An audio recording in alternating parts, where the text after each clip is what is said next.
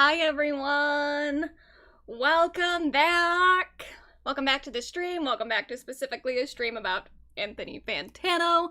Well, it's not all about him, obviously. We're going to talk about other stuff too, and we're going to start with other stuff, but this is the third stream with him in the thumbnail, which is pretty remarkable. I don't think we've had any, non-pop girly become this prominent in our thumbnails, in our headlines. Good for him. He's really broken ground. He's shattered a glass ceiling of a sort. So, good job, Anthony. But we're going to talk about other stuff first. I do want to first put up, because this is a notification that I got from YouTube. I don't know how many people it's going to be relevant toward, and I also don't know how big of a deal it is. But YouTube gave me a notification that they are updating the prices for memberships. If you want to become a member on this channel, it is, if you're in the US, $3.99 a month. $1 more if you go through iOS, so don't do that because the money is not going to me. Promise you that. But on a non-iOS device in the United States, it's $3.99, and that was already like the prices change depending on where you are.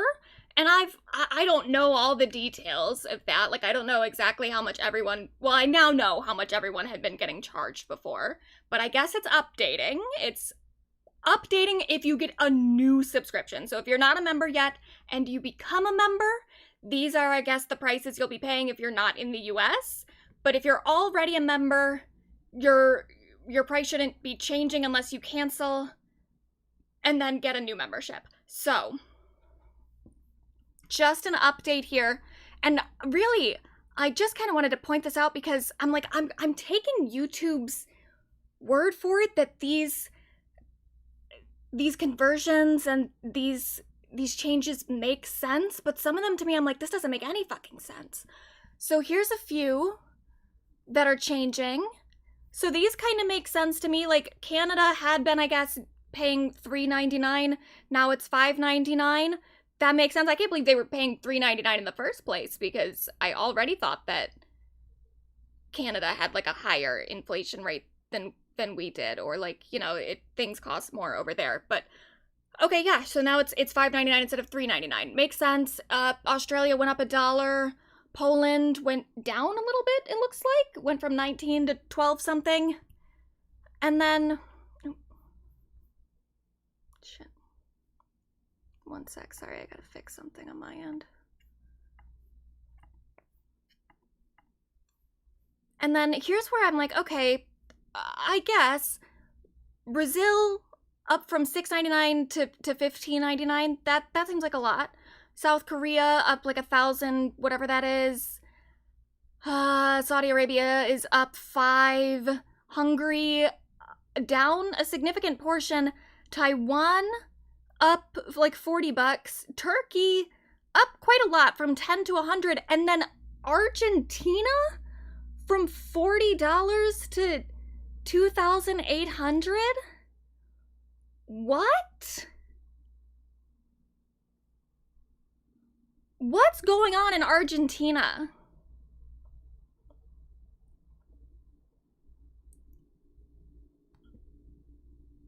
That doesn't make any sense to me. I don't understand. If you are in, because these are the ones that I already, I guess, have people who have memberships from these countries. I think I had like maybe 1 or 2 people from Argentina, but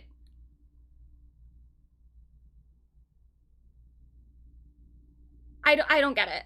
If you're already a member and you're from Argentina, I think you're going to continue paying that $40, so that's a steal, I guess. But I don't know why it's jumped up that amount. That's just a lot. It's a lot.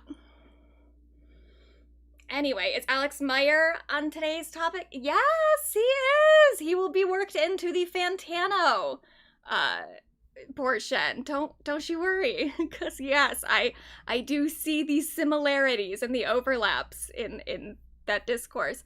But we'll get to it eventually. We have other stuff to talk about first. But I just wanted to mention that. If you're from Argentina, sorry. Anyway, I do want to acknowledge we did lose a pop girlie recently. Ms. Bonnie Tyler has passed, which is very sad. She had been, it's not totally a shock, she had some sort of, I don't remember, it was like some sort of illness or something that came on fairly suddenly, and then she got put into a medically induced coma, And she was in that coma for a while. And then I think she came out of the coma for a little bit, but still wasn't doing well. And then she did pass. So it's very sad. But she was an icon. She was a diva. And she will be missed. Also, another, not death, but a thing that has now ended. Apparently, oh my god, and I just got a notification about a copyright claim, and I wonder if it was from just showing the Bonnie Tyler video on screen without the audio. Whatever, I'll be fighting that later, I guess. But another thing that has ended. Apparently Jack Antonoff and Margaret Qualley have separated. That's real sad. Did not see that one coming. I mean, a few days before the actual announcement, I think she had like privated or archived all of her photos with Jack. So there was some indication that something was happening. But still sad. Real sad. And they gave a statement. Margaret Qualley's team gave a statement that says, the narratives running in the press about Margaret and Jack are categorically untrue. There are no trust issues. There was no infidelity or anything outside of respect and partnership in this relationship. They have deep love and care for one another. There are only two people in this marriage, and the sources who are talking to the press and commenting on their relationship are not people who know them. Please respect their privacy. Okay. I mean, they're still definitely separating. If you weren't separating, you would say so. But okay, the narratives being run are not true. There's no infidelity. I guess Margaret's team probably wanted to get that out there because I think there were some rumors about her and like a co-star or something. But then there were also rumors about, I mean, a lot of the discourse is about Jack's history and like him maybe cheating on Lena Dunham with Lorde, which I don't know that I believe in the first place, but some people think that. And so, I don't know. I don't know what happened between the two of them, but, you know, bummer. They seem nice together. Glad that they're still friends or whatever. And I'm happy for Margaret that she is now free, as people have pointed out, especially not even just free of Jack, but free of questions about Taylor Swift. Because if you were paying attention during the lead up for Life of a Showgirl, Margaret got asked this question on the Today Show about Taylor's new album, despite the fact that not only did she not work on the album, because she is not a music producer, she's an actor who happens to be married to a music producer. Her music producer husband didn't even produce that album. It was being made with somebody else, and Margaret still couldn't get away with it. And it was kind of crazy. I mean, look at her response. She clearly is annoyed, as she should have been. I don't know anything, but we'll all be excited to listen to the music. Okay, all right. Okay. I don't know anything, but... Good for her. Never has to answer that dumbass question again. We do have another update from last week. I did mention, we didn't talk about it a whole lot because we had to talk about that woman's wedding, but I did mention the diarrhea parasite. It's continued to get pretty bad, specifically in Michigan. So, yeah, cyclosporiasis cases in Michigan surpassed 2,600. So far, 44 people have been hospitalized. Pretty bad. And so we had already had a bit of an outbreak, because this is a map from before. So this is pre-July. This is from May 1st to June 16th. Most of the cases were in New York, which kind of makes sense because New York just has such a large population, so it makes sense that they would have a large amount of people who get this parasite. But now Michigan has jumped up to the point that, look at this new map. Cases of cyclosporiasis are now... Oh, that's us.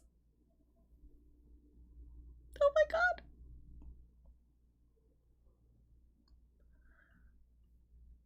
And they don't know what's causing it, so it's like, it's a parasite that, first of all, here's the big problem. Here's the big fucking problem.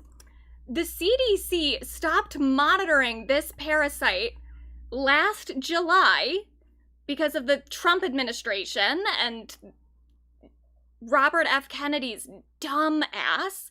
They stopped tracking this parasite. Now we've had a huge outbreak, and it's not even, I didn't even realize this. I knew that, like, the FDA is not doing a whole bunch of shit that it used to be doing. I didn't realize how bad the problem was. Apparently, they've scaled back a surveillance program for foodborne illnesses and they are now monitoring only 2 pathogens instead of the usual 8. Cyclosporiasis being one of the ones that is no longer being tracked. So, this is bad. This is really bad.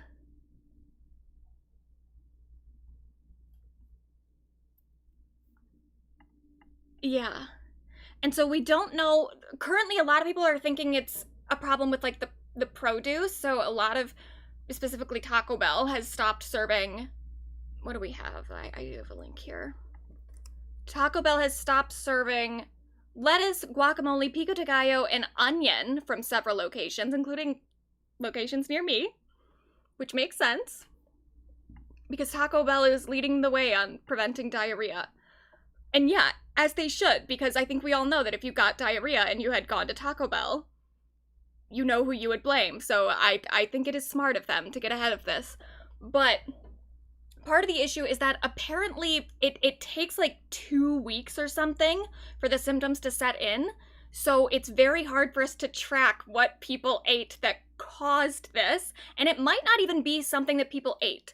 The more and more people are looking into this, the more it seems like it actually could be coming from water. And specifically because the outbreak is in, and here's the thing too, is like those maps of all the places that it's happening in, I'm not sure, because this is a parasite that's already existed, I'm not sure if that's totally unusual for all of those other places. Maybe it is, I'm not sure, but for sure it's unusual in Michigan for us to have like over 2,000, but it's not even just Michigan. It's Michigan and also I think parts of Ohio. So what I believe people are thinking now, or where like people are looking into this, it could be something with water and maybe specifically Lake Erie. But at that point I'm like, why would we get it more than any other state? Like I understand the connection with Lake Erie and Ohio and Michigan, but to be honest, like Lake Erie, it's a larger part of Ohio than it is Michigan in the first place. So I don't know why we would be getting it so much more, but I guess maybe that would make sense if it was like a Great Lakes thing, if it's in the water.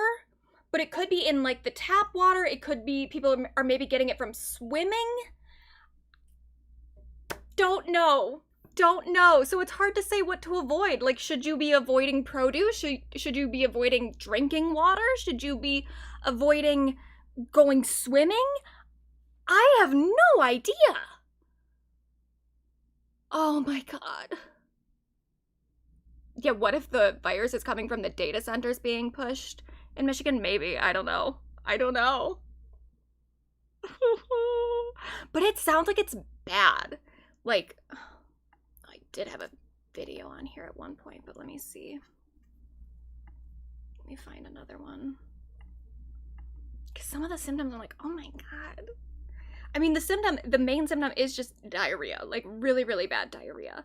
But it sounds like it's like really bad. Let me see if I can find the video. Here's a video.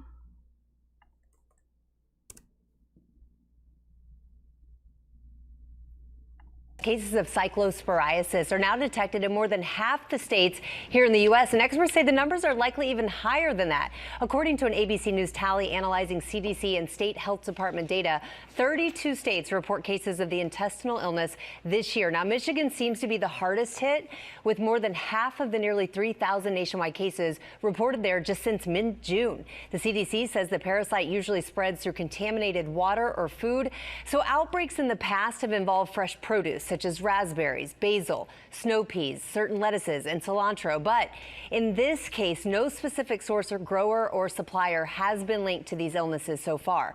The most common symptom here, sorry to tell you, severe diarrhea. Yeah, it could also include nausea, vomiting, abdominal pain, and bloating. And the CDC says the best way to avoid infection is to thoroughly wash your fruits and vegetables, cutting away bruised or damaged parts, and then promptly refrigerating anything left over. Cooking your produce is also an effective way to avoid getting sick. And all right, we want to get to some breaking news right now involving the cyclosporiasis outbreak. New guidance from the state indicates lettuce or salad greens may be the possible source of the outbreak. The state is now reporting 2,640 cases of cyclosporiasis connected to this outbreak. And Michigan is one of at least 26 states from Maine to Oregon connected to this outbreak. But here's what makes what's happening in Michigan different. Yeah, our state has way more cases than any other state. New York is the closest with 470. Let's go live to Pamela Osborne with new information we just got from the state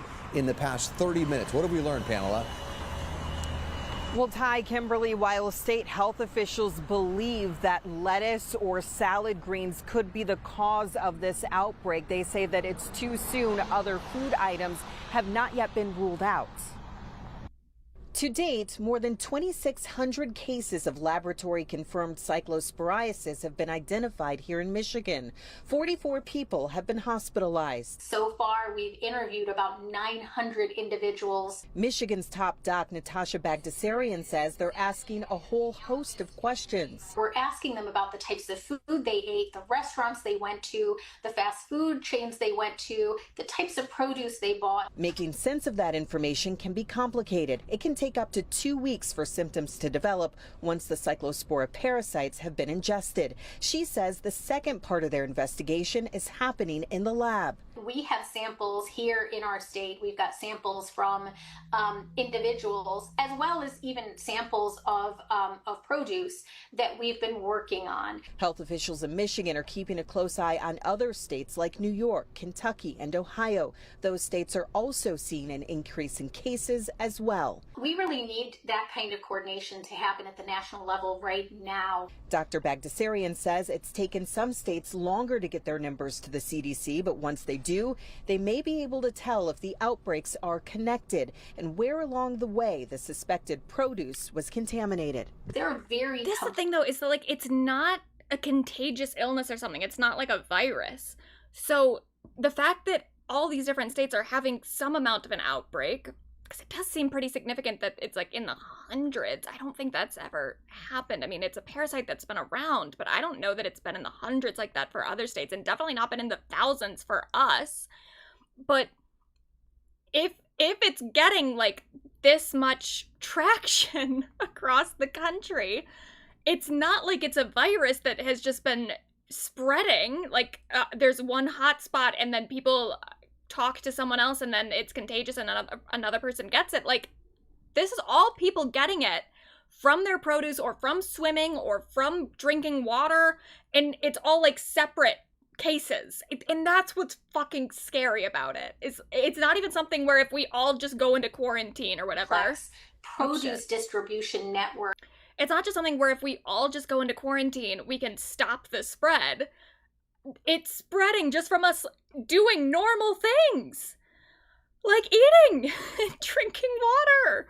Oh my God, we're so fucked. In our country. So that means that where produce is grown, where it is washed and treated, sometimes is very far away from where we are located as consumers. And so what we're really talking about is produce that may have been grown on the other side of the country, possibly even in other countries, is then processed somewhere else and then comes into Michigan. But only Michigan? Why is ours so much worse? And I did notice, because she said that they've been interviewing all those people and asking them what they're eating. I'm like, I think we need to start asking people, did you go swimming?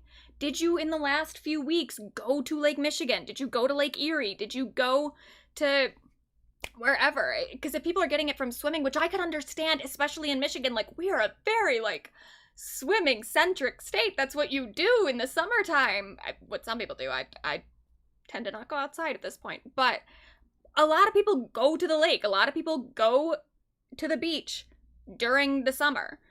And so it would make sense to me if we had such a bad outbreak because so many of us are just going swimming.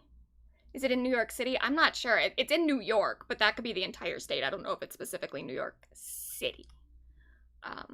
So I don't know. Doesn't it have to be digested? Well, if you're going swimming, you're probably going to get some water in your mouth at some point. I mean, I don't think you have to, like, gulp a whole big thing of it. If you go underneath the water, like, it can still get into your body. Fuck. So don't eat any produce. Don't drink any water. Don't go swimming. Don't do anything. Fuck.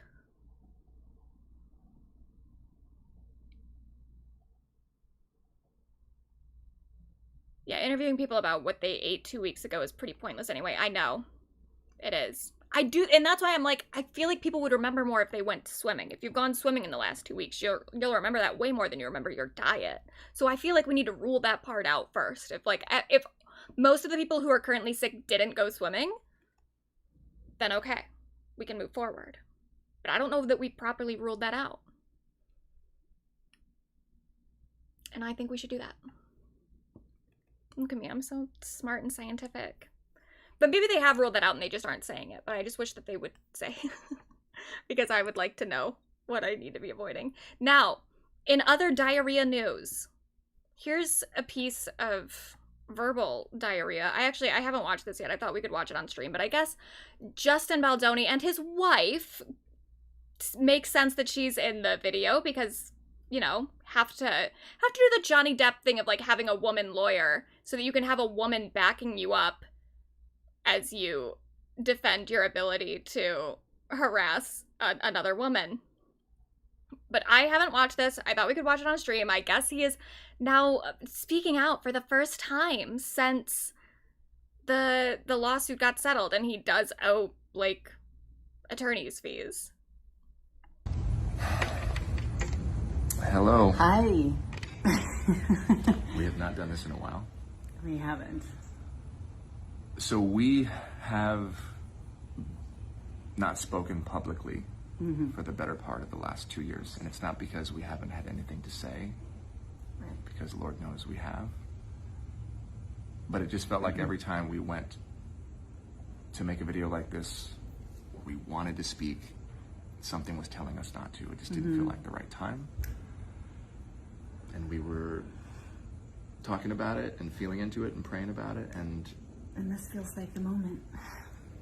so here we are. That being said, She's already speaking more than she did in her proposal video. there is so much to say, and it makes it hard to speak. It makes it hard to figure out what is right for. And we're not going to say it all for in this this specific video. moment. Yeah, of course not. But what does feel important is that we can genuinely say that we are sitting here today feeling immense gratitude for so many things. And She's talking so much. I thought that she would just kind of be there and just be sitting there nodding or something, especially because of the proposal video that we had watched like over a year ago. She barely talks in that. It's all about Justin. Interesting that she is now taking the lead here. Huh. so many people and so many things that have happened to us. Gratitude has saved us. It has. And I also feel that it's important as we say that, in that gratitude, it doesn't negate the injustice and the pain that we have also felt in the last few years. And we've had to wrestle with so many things and try to understand so many things, like how could something like this even happen? Let alone disguised as a fight for women. So much to unpack. Of course they had to get the woman to say that part. That's very interesting. Now she speaks. And the truth is, reality is that there's been a lot of trauma for us to move through as a family, which also makes it hard to speak.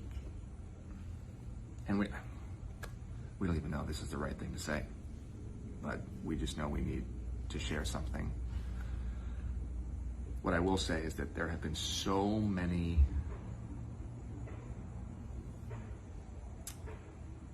painful things that have been spoken into existence. Untruthful.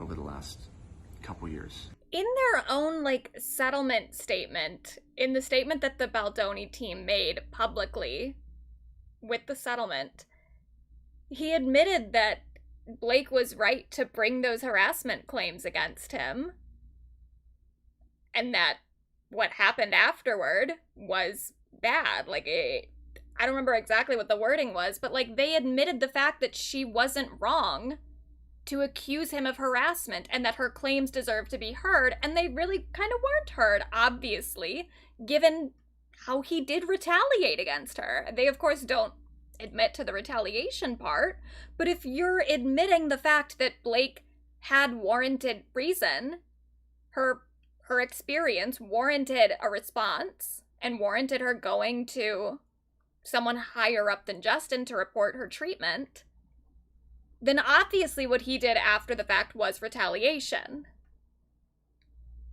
Like, he's already kind of admitted wrongdoing, and even all the stuff that he was using against Blake prior to this point, he never really even denied the sexual harassment. He was just trying to lobby other claims at her, like that she took over his movie or whatever. It's like, okay, well, that's not really illegal, and she's accusing you of a crime, so interesting that you're not defending yourself from those allegations. You're just making different allegations against her. And that created so much noise, and we didn't want to add to the noise. So we just wanted to let the justice system... You didn't want to add to the noise. What are you talking about? You were so a part of the noise. That's crazy. Run its course. And the truth and the facts have spoken for themselves. No, they haven't. The facts have spoken for... Yeah, well, actually they have. The truth and the facts have spoken for themselves, but not in your favor. At all.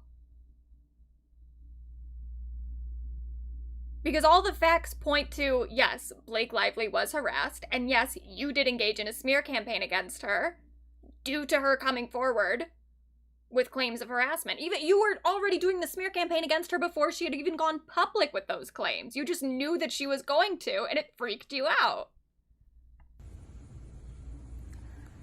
And here we are. All right, so how are we doing? How are we when people doing? see us on the street, how are you? We are... People see you on the street, and what do they recognize you from, too? That's what's still so crazy about this entire thing. I mean, ultimately, he didn't totally get away with it the way that, like, Johnny Depp did, because he did end up having to settle with Blake, and he is going to be paying her attorney's fees. But, like, he still got so far for a man who prior to this was so irrelevant. The amount of people that were defending Justin Baldoni and acting like Justin Baldoni's always been such a champion for women. It's like, how do you know that? You didn't know who that man was. None of us knew who he was prior to this. But now apparently he's being recognized on the street. We are healing. Mm-hmm. And if you've ever been through something traumatic, you know that healing isn't linear. It looks different every day. And we have had to rethink for ourselves what is real and what matters. And It's this. it's this. It's the kids. It's our family. Yeah. It's our friends. It's our community Our who have faith. been there for us. It's our faith. Mm-hmm. I think we're closer and more devoted and steadfast in our faith than we've ever been. Mm-hmm.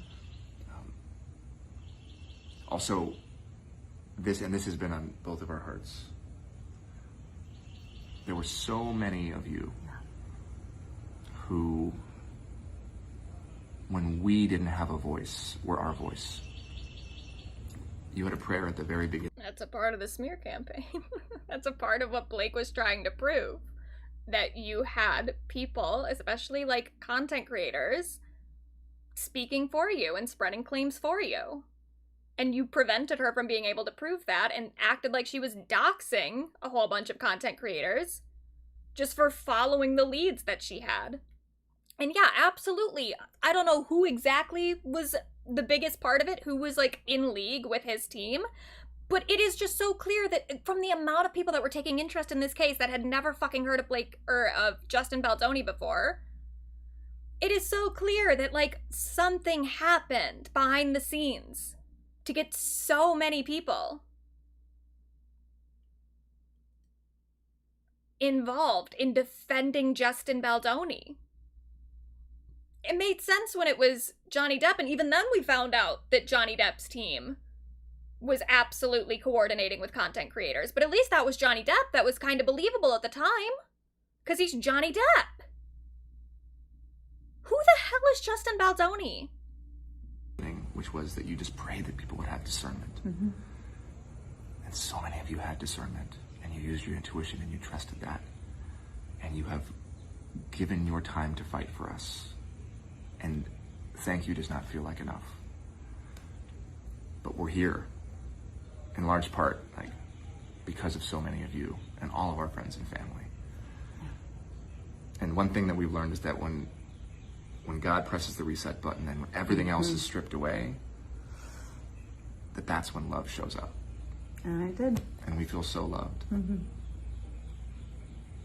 And there is so much more to say. And we'll say that time will come.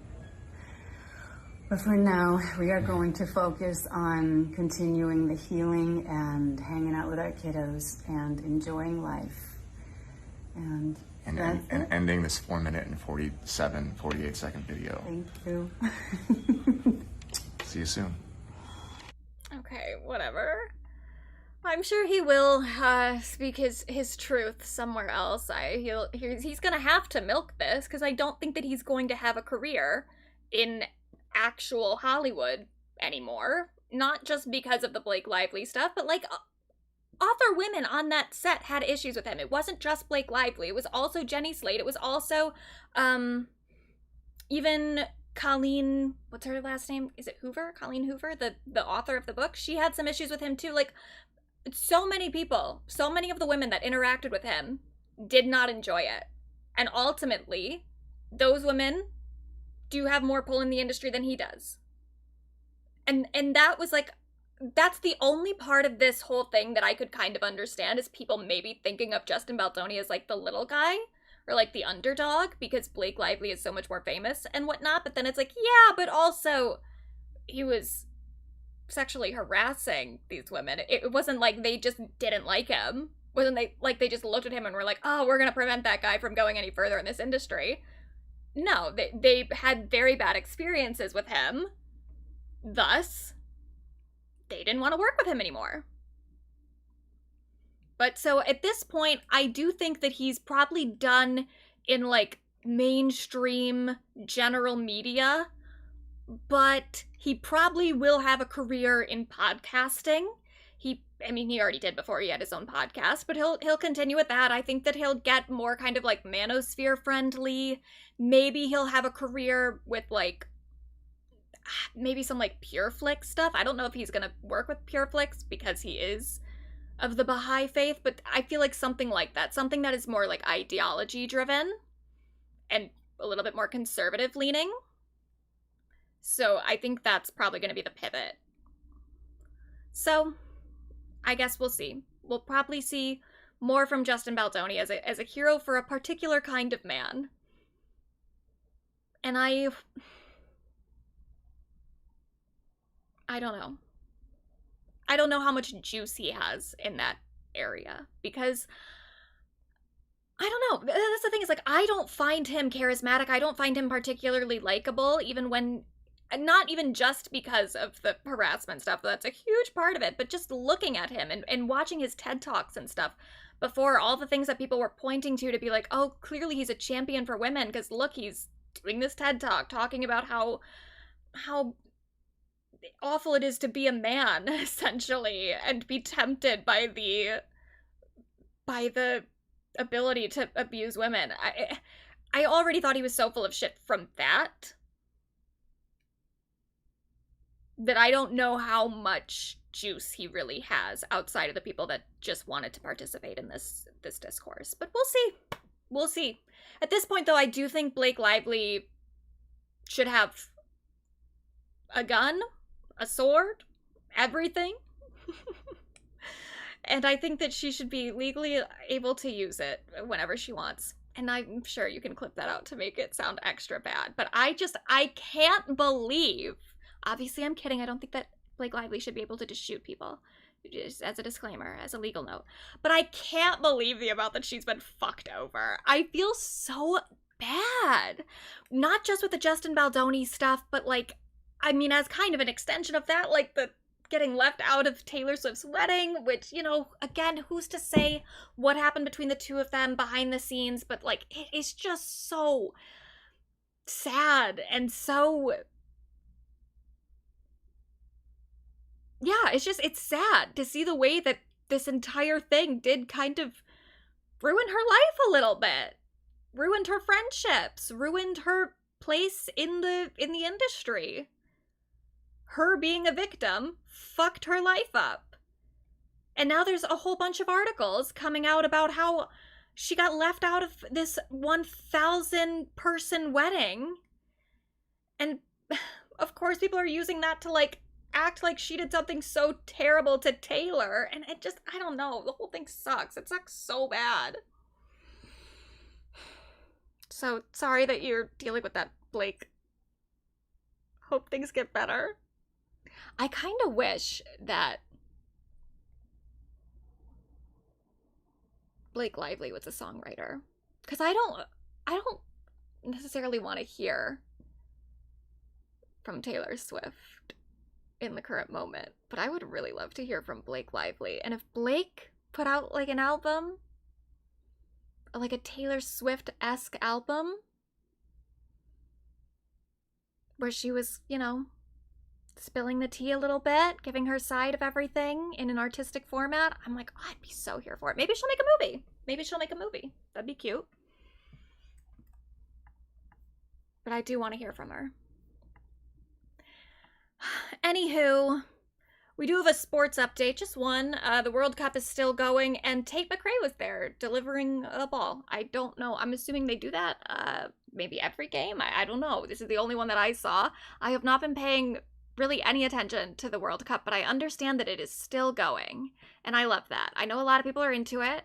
I have not been paying attention, but I love the spirit that everyone has around it. I do think that there has been some like controversies that are a little worrying. Like I think there was like a racism thing with iShowSpeed. I'm not caught up on all that, but for the most part, it does seem like the vibes are good other than the racism stuff. I don't know how like big that was in the grand scheme of everything, so I'm not keeping up with it, but for the most part I feel like people have, you know, felt kind of united around the World Cup. I guess that's what sports are for. People like to root for people in a group setting, so I love that. Really cool. I'm just not personally participating in those celebrations because I just don't have time. It's so much too. It's like so many games all the time. But good on people who are paying attention. I'm glad that this is happening for you. Argentina fans were being racist? Well, then it's a good thing that, well, no, it's not a good thing that they're being priced out of shit. But I guess those are now the two things that I know about Argentina.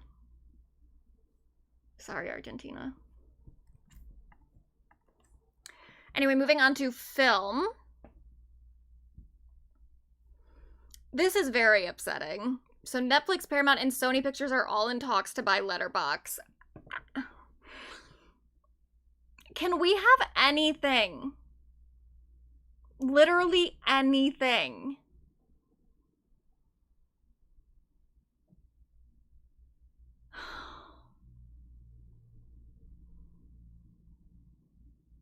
Why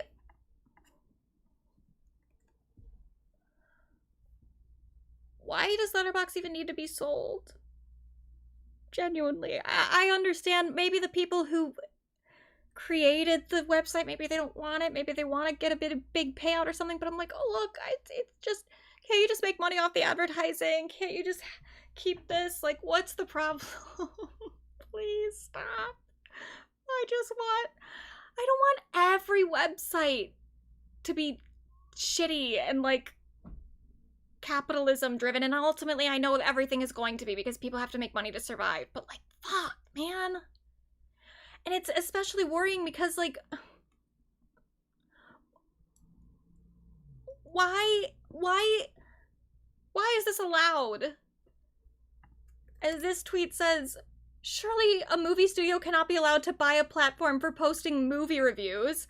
Yeah, you would really think that wouldn't be like legal or something. That seems like a huge conflict of interest. And I guess maybe there are no laws around that, but yeah, they should not be able to just buy a website for movie reviews. That doesn't seem fair at all.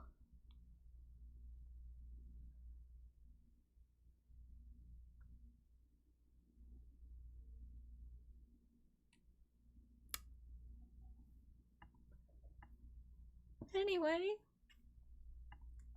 There's a new Cheetah Girls movie coming out, apparently. I think it's just a Disney Plus thing. But it's Cheetah Girls 4, the next gen. So it says, story picks up when Cheetah Girls Galleria and Chanel, alongside Galleria's daughter Faith and her 3 friends, travel to Africa to volunteer at a wildlife sanctuary. Along the way, these 4 teen girls test their friendship, find their voice, and discover the true cheetah spirit as they save and preserve preserve and ultimately take the stage as the new Cheetah Girls. So that's exciting. I think everyone is involved except for the girl who played, what was her name? Keely Williams? I don't even remember what the character's name is. But her. I guess she's not involved, which she apparently has some beef with Adrian Bailon. I guess that's still going because Adrian didn't go to her dad's funeral or something. I'm not entirely sure, but I don't know. Look, none of my business. Don't know what happened between the two of them. Don't know what's going on behind the scenes, but like, girl, are you doing anything else that's that important? Just like career-wise, I feel like it would be worth it to just maybe bury some of those issues a little bit. Maybe you don't need to be on the set at the same time or something, but like, if I were you, I'd probably still want to be involved. Just, you know, a thought. But yeah, as some people are pointing out, I love how it's just Africa, not a specific country. Yeah, I don't know exactly what, and if it's anything like the India movie, which I never even watched that entire thing, though I was still watching Disney Channel around that time, we have things to be a little concerned about here in terms of the depiction of another country and another culture. But in this case, it's like, what country? Just Africa, period? At a wildlife sanctuary. So it has to be rooted in one specific place, right? I guess we'll find out. But here are the new girls. We do have some footage of them. There they are. I feel like I'm gonna get cleaned. But that'll be cute, I guess. I suppose. It really kind of does bring to your attention, though, how much, like, 2000s style has come back into fashion. Because it's like they're dressed in a way that's somewhat similar to the original film, because it's all just come right back around.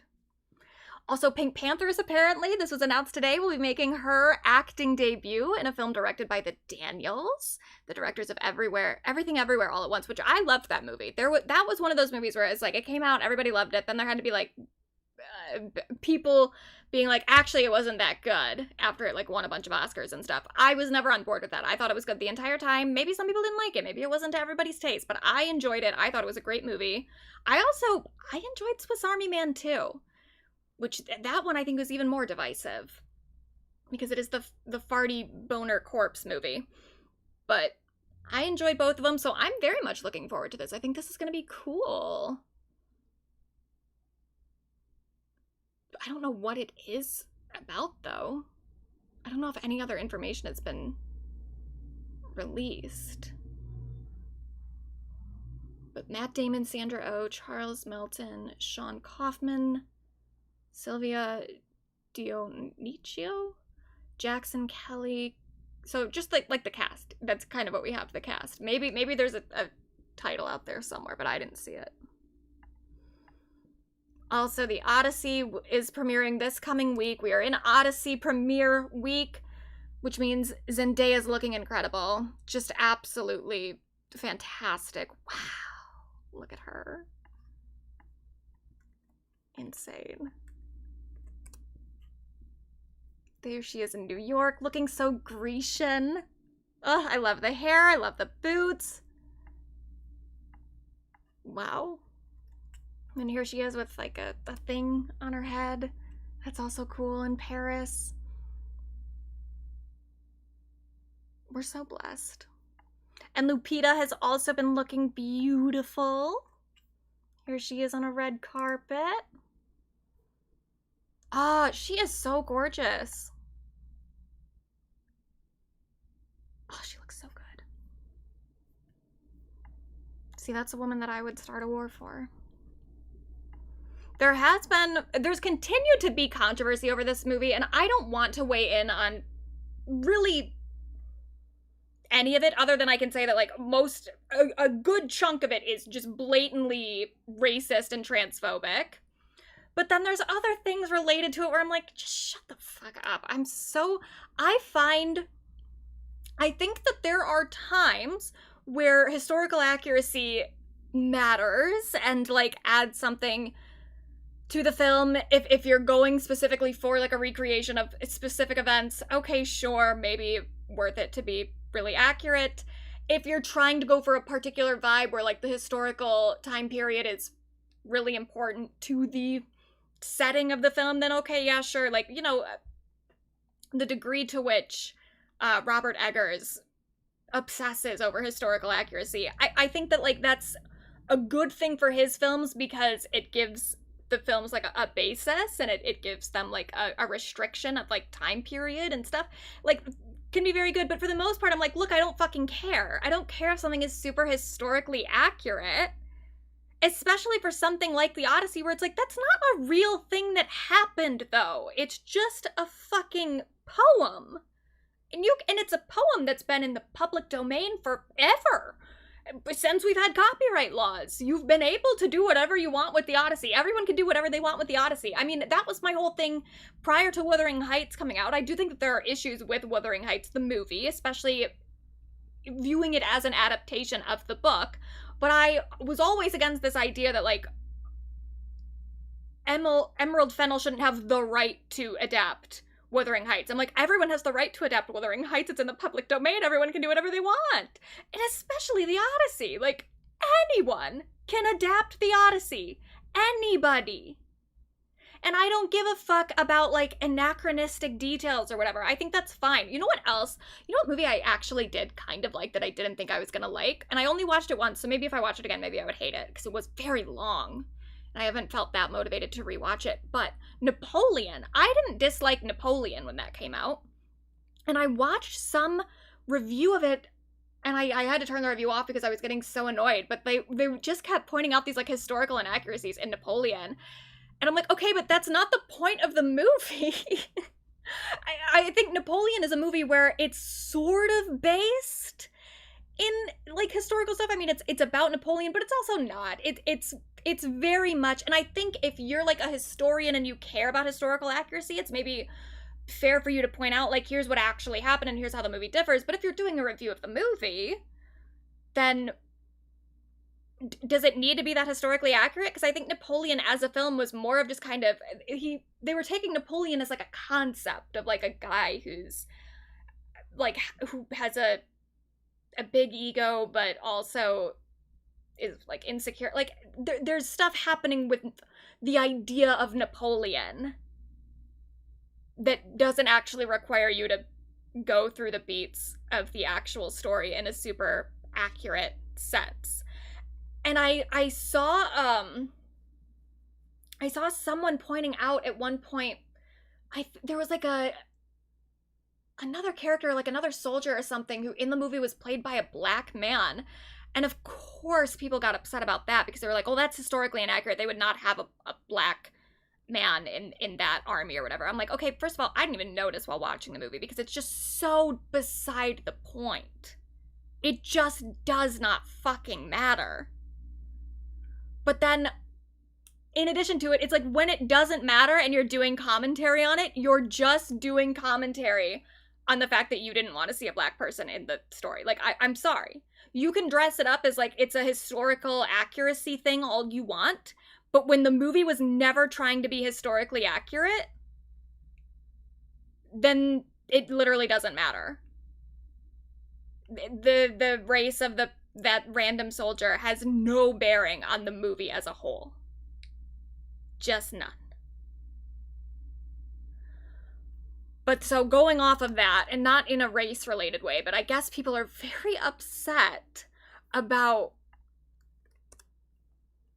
the dialogue in it because I guess Tom Holland says dad in the trailer instead of father. And then he defended that by saying, I wouldn't have said father back then anyway, it would have been in Greek. And like, yeah, ultimately, if you want like the most historically accurate version of the Odyssey, which again, it's not based on real facts anyway, but if you want it to be super accurate to like whatever the original poem was, which who even is, it's an oral story, like it's not whatever. If you want it to be super accurate, then yeah, the whole thing should be in Greek and they should not be speaking English at all. And that's no fun. It's fine. It's fine that he says dad instead of father. It's fine to like modernize it and have modern lingo and language. It is what it is. It literally does not matter. Now, if you watch the film and it's like, and the rest of the movie is in a certain vernacular and then they just have dad in there, maybe that's different. But that's the thing is like, we haven't seen the whole fucking movie yet. It's not out. It's not out yet. Why is everyone talking about a movie that they haven't fucking seen?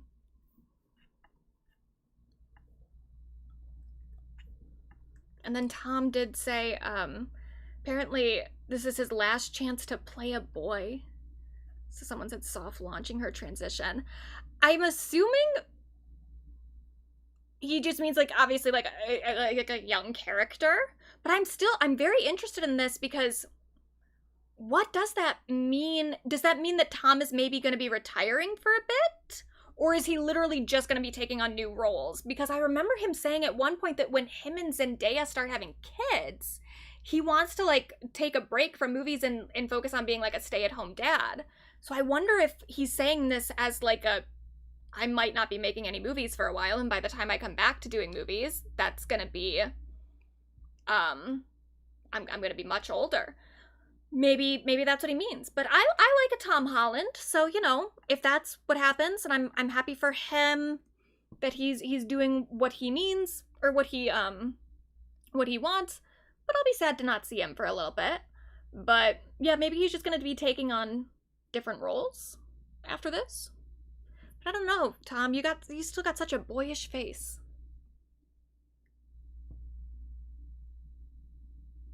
I don't know.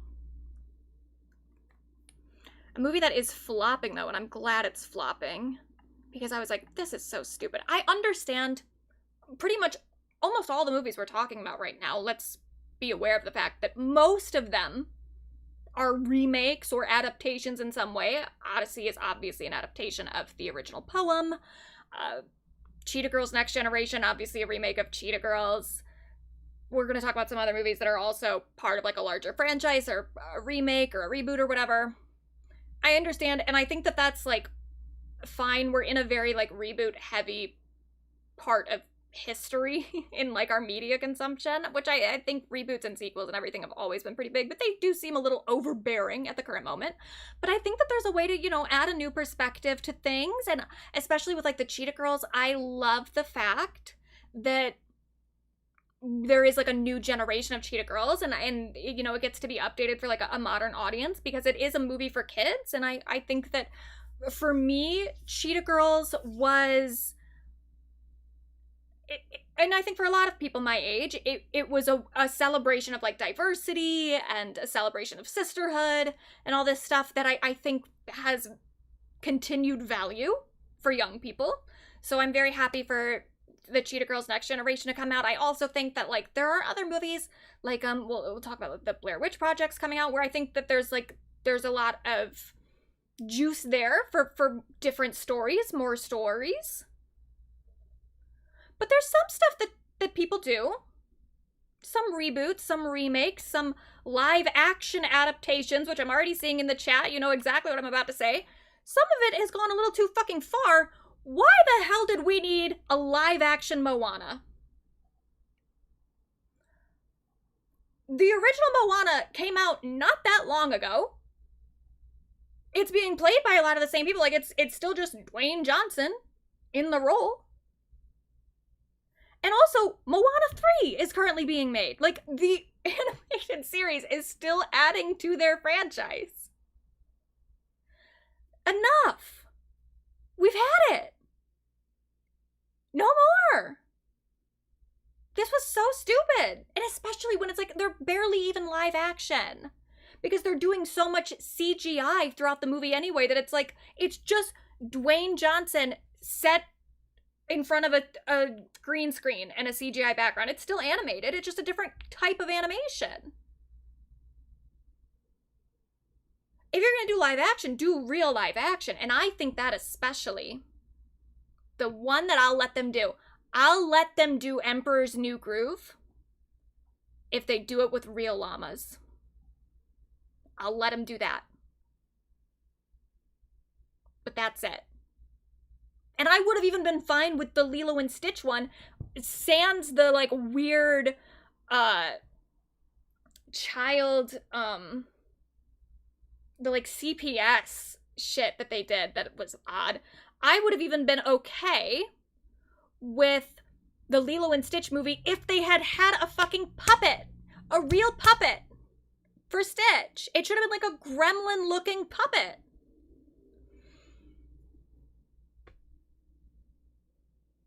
These are not really live action. It's just a CGI movie with some real people thrown on top of it. It's annoying.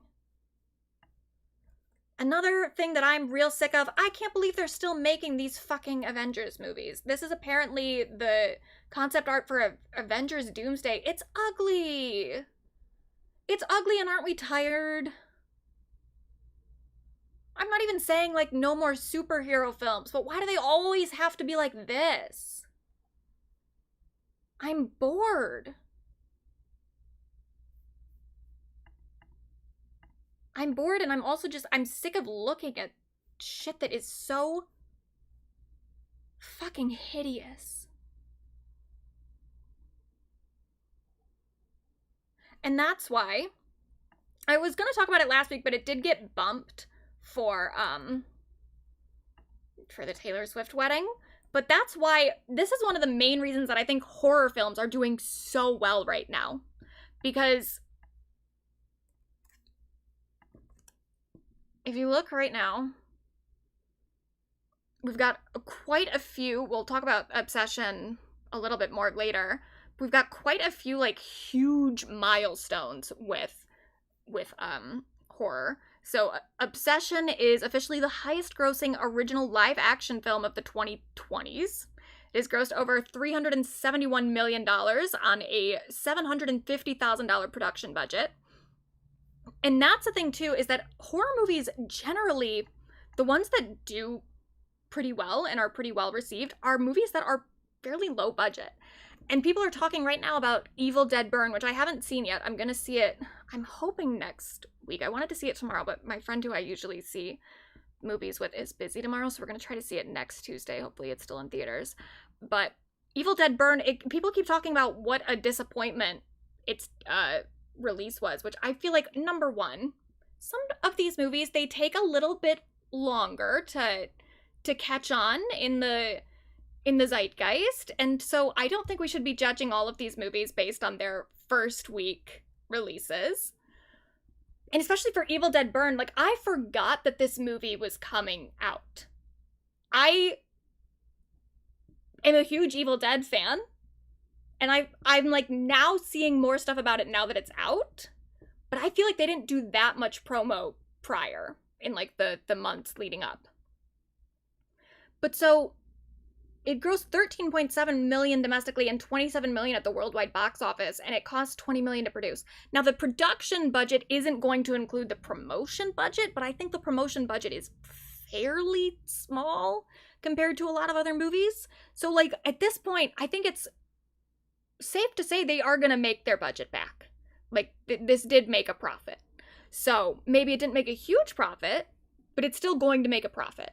And I think that's one reason that horror movies do well, just because they are very profitable, because you can get a pretty big return on them without putting in a lot of money. But I also think that in itself, the fact that they can be made with smaller productions and smaller budgets, I think that that's something people are looking for, that they don't just want they don't want Avengers Doomsday. They don't want something that just feels like it's a big corporate thing that people put together that they thought would do well, that they are doing based on some sort of like calculation of which characters are the most important and which ones are the like which characters and which plot lines fans like the most.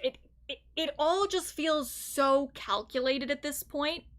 Big movies like that come out, whereas horror feels like there's still people taking risks. There's still people making like smaller movies on a small budget that they just wanted to make, that was the motive. It wasn't based on like a checklist of we have to have this, this, and this. And they also look better. So not only is Obsession doing really well. Oh, that's the...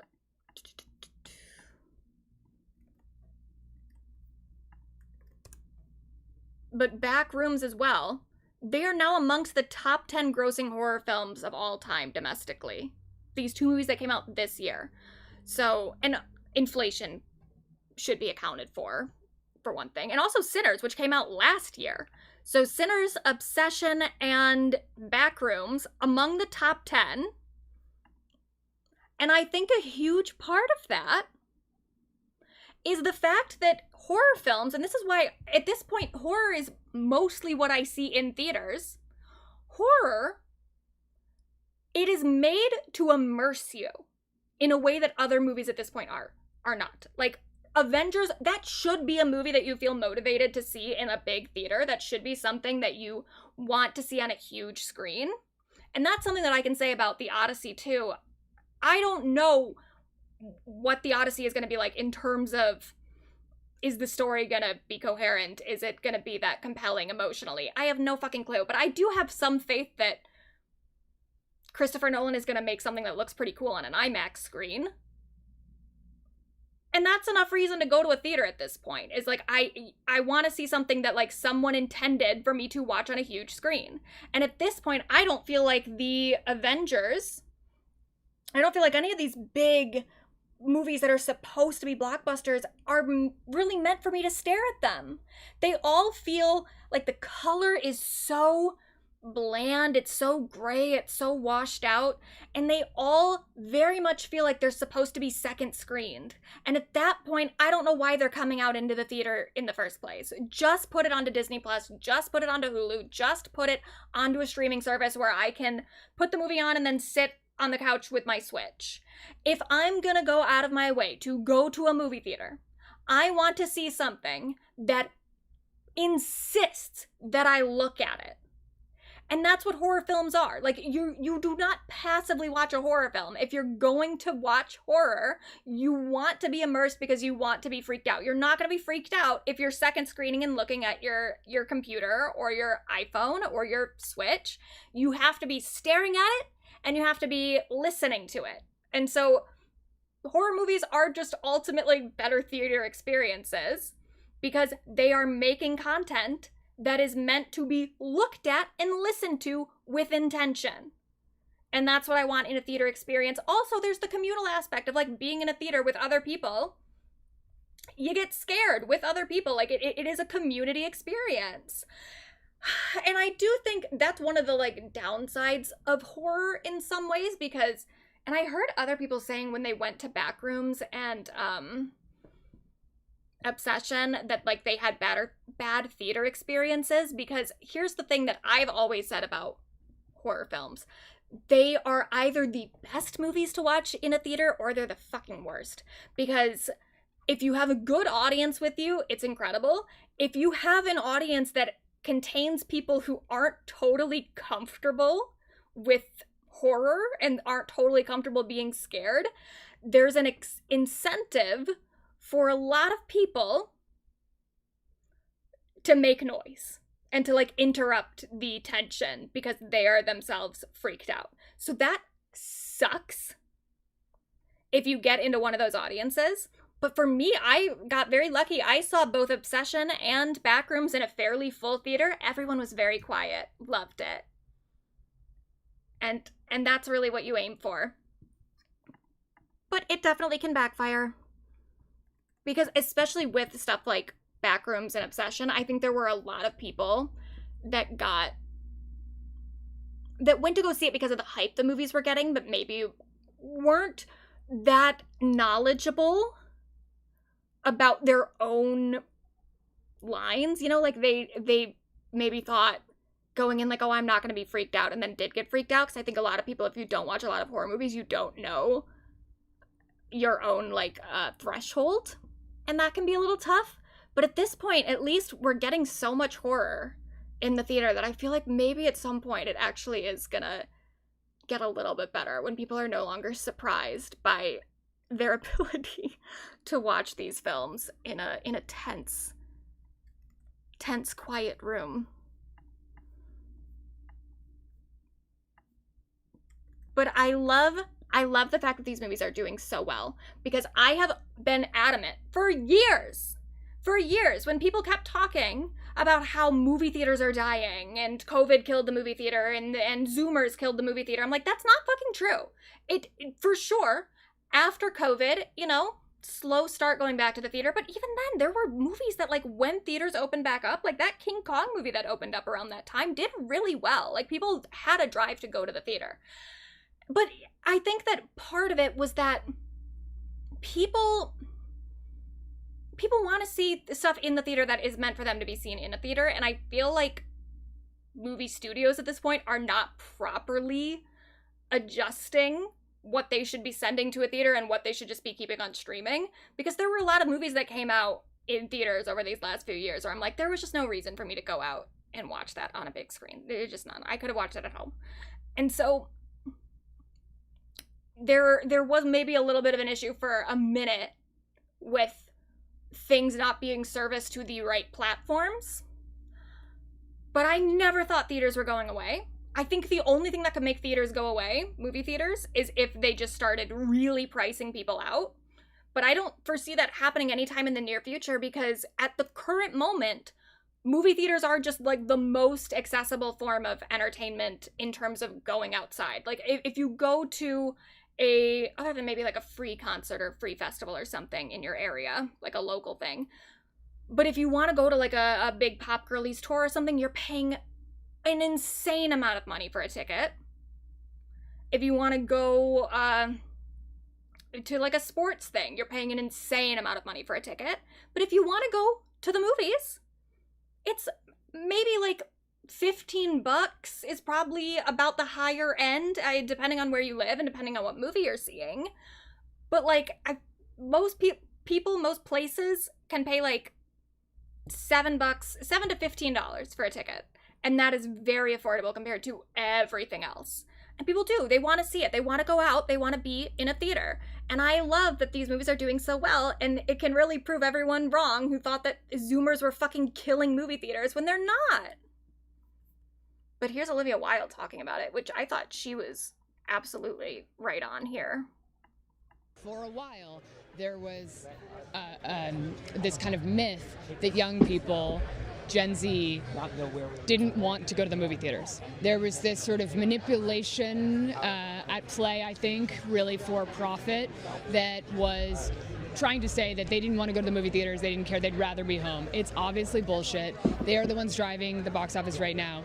They are driving this enthusiasm for authorship in filmmaking. They love backrooms obsession.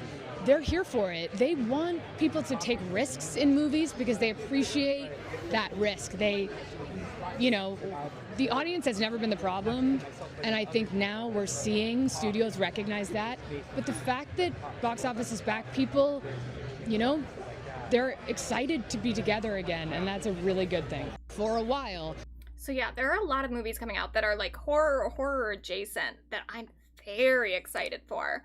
So Siren Head, I'm confused about this because it says Warner Bros. Has acquired the rights to Siren Head, a viral horror meme that centers on a tall, rotting skeletal figure with two sirens as a head.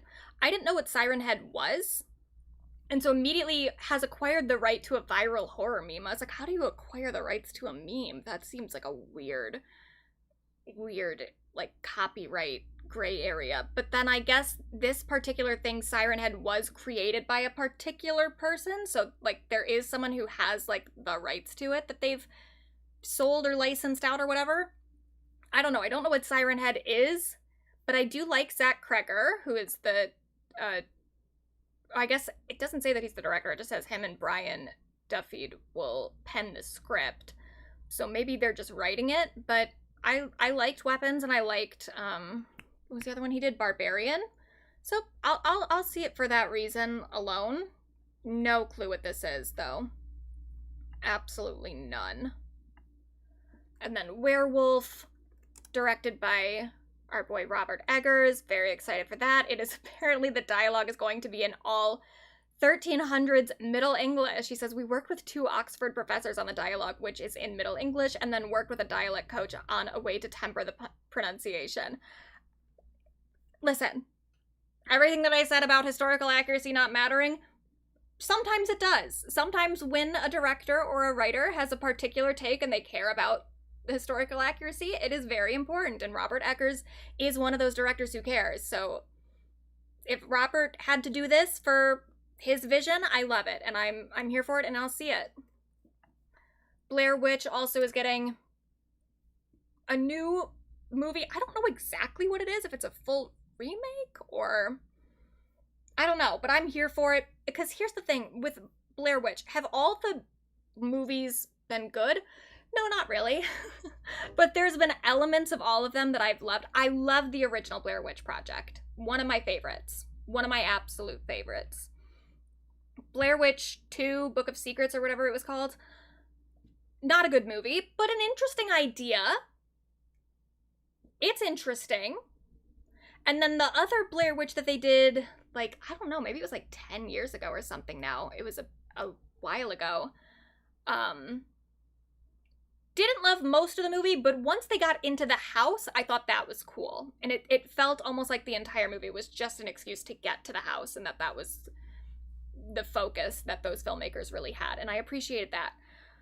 Did the original cast agree? I think they're involved somehow, because I know there was some sort of dispute, and there was also something with like Blu-rays or DVDs where like there's now going to be a release of the actual original cut or the actual like aspect ratio or something to do with the original, because the entire, not just the actors, but like the directors, the original producers, they all got really screwed over by whatever like development deal or studio distribution deal or whatever the fuck it was. I don't know all the details on that, but I know everybody got fucked over on that one. And so I think this new movie that's coming out is coming out in a way that the original filmmakers, including the cast, approved of. So that makes me very excited. And I'm just excited to see another Blair Witch. There's also apparently going to be another Nightmare on Elm Street, which this, to me, I don't know. Nightmare on Elm Street has never really been, like, one of my franchises. So, I don't know. Maybe this is, like, really exciting for other people. It's just not exciting for me. And this is where I almost feel like, are we getting into a point where we're way too excited to remake old horror films? Did we need a new Nightmare on Elm Street? I'm not sure, but I don't know. Maybe there's a vision. Where I'm really skeptical, though, is a Friday the 13th prequel called, it's a series called Crystal Lake that's going to be on Peacock, and I don't know about that. I mean, a horror series could be okay, but on Peacock, I don't know.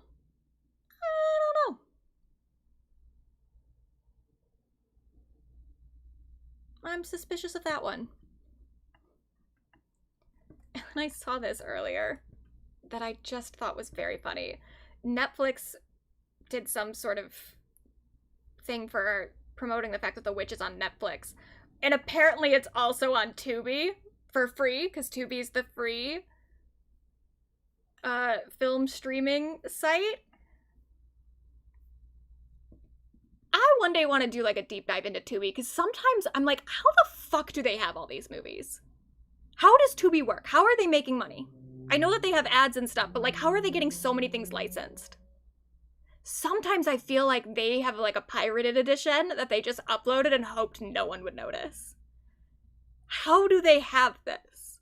Especially when Netflix has it. Like, you would think that there would be like a specific deal that Netflix had that it is only on their site and on no other website.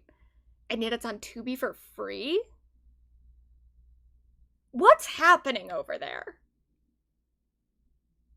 They've got some good shit, though. Like, they've got some really good documentaries that I've never seen anywhere else, including they had one that I watched a bit ago when I was still working on the Ed Gein video.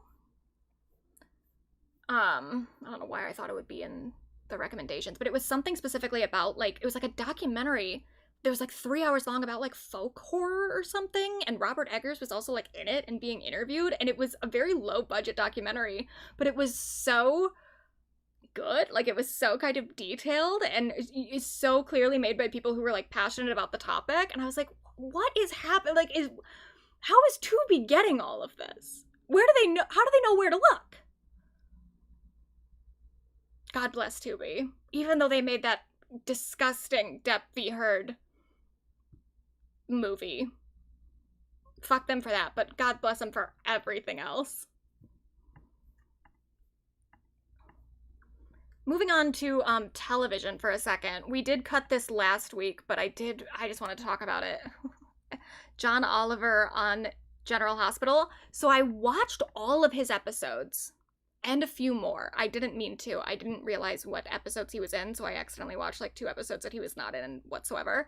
And like got to the end of the episode, I was like, wait, John Oliver wasn't even in that. And then watched another one where he wasn't in it either. And I was like, at this point, I think maybe you should probably just look up what episodes he's in. Instead of just assuming I know which ones.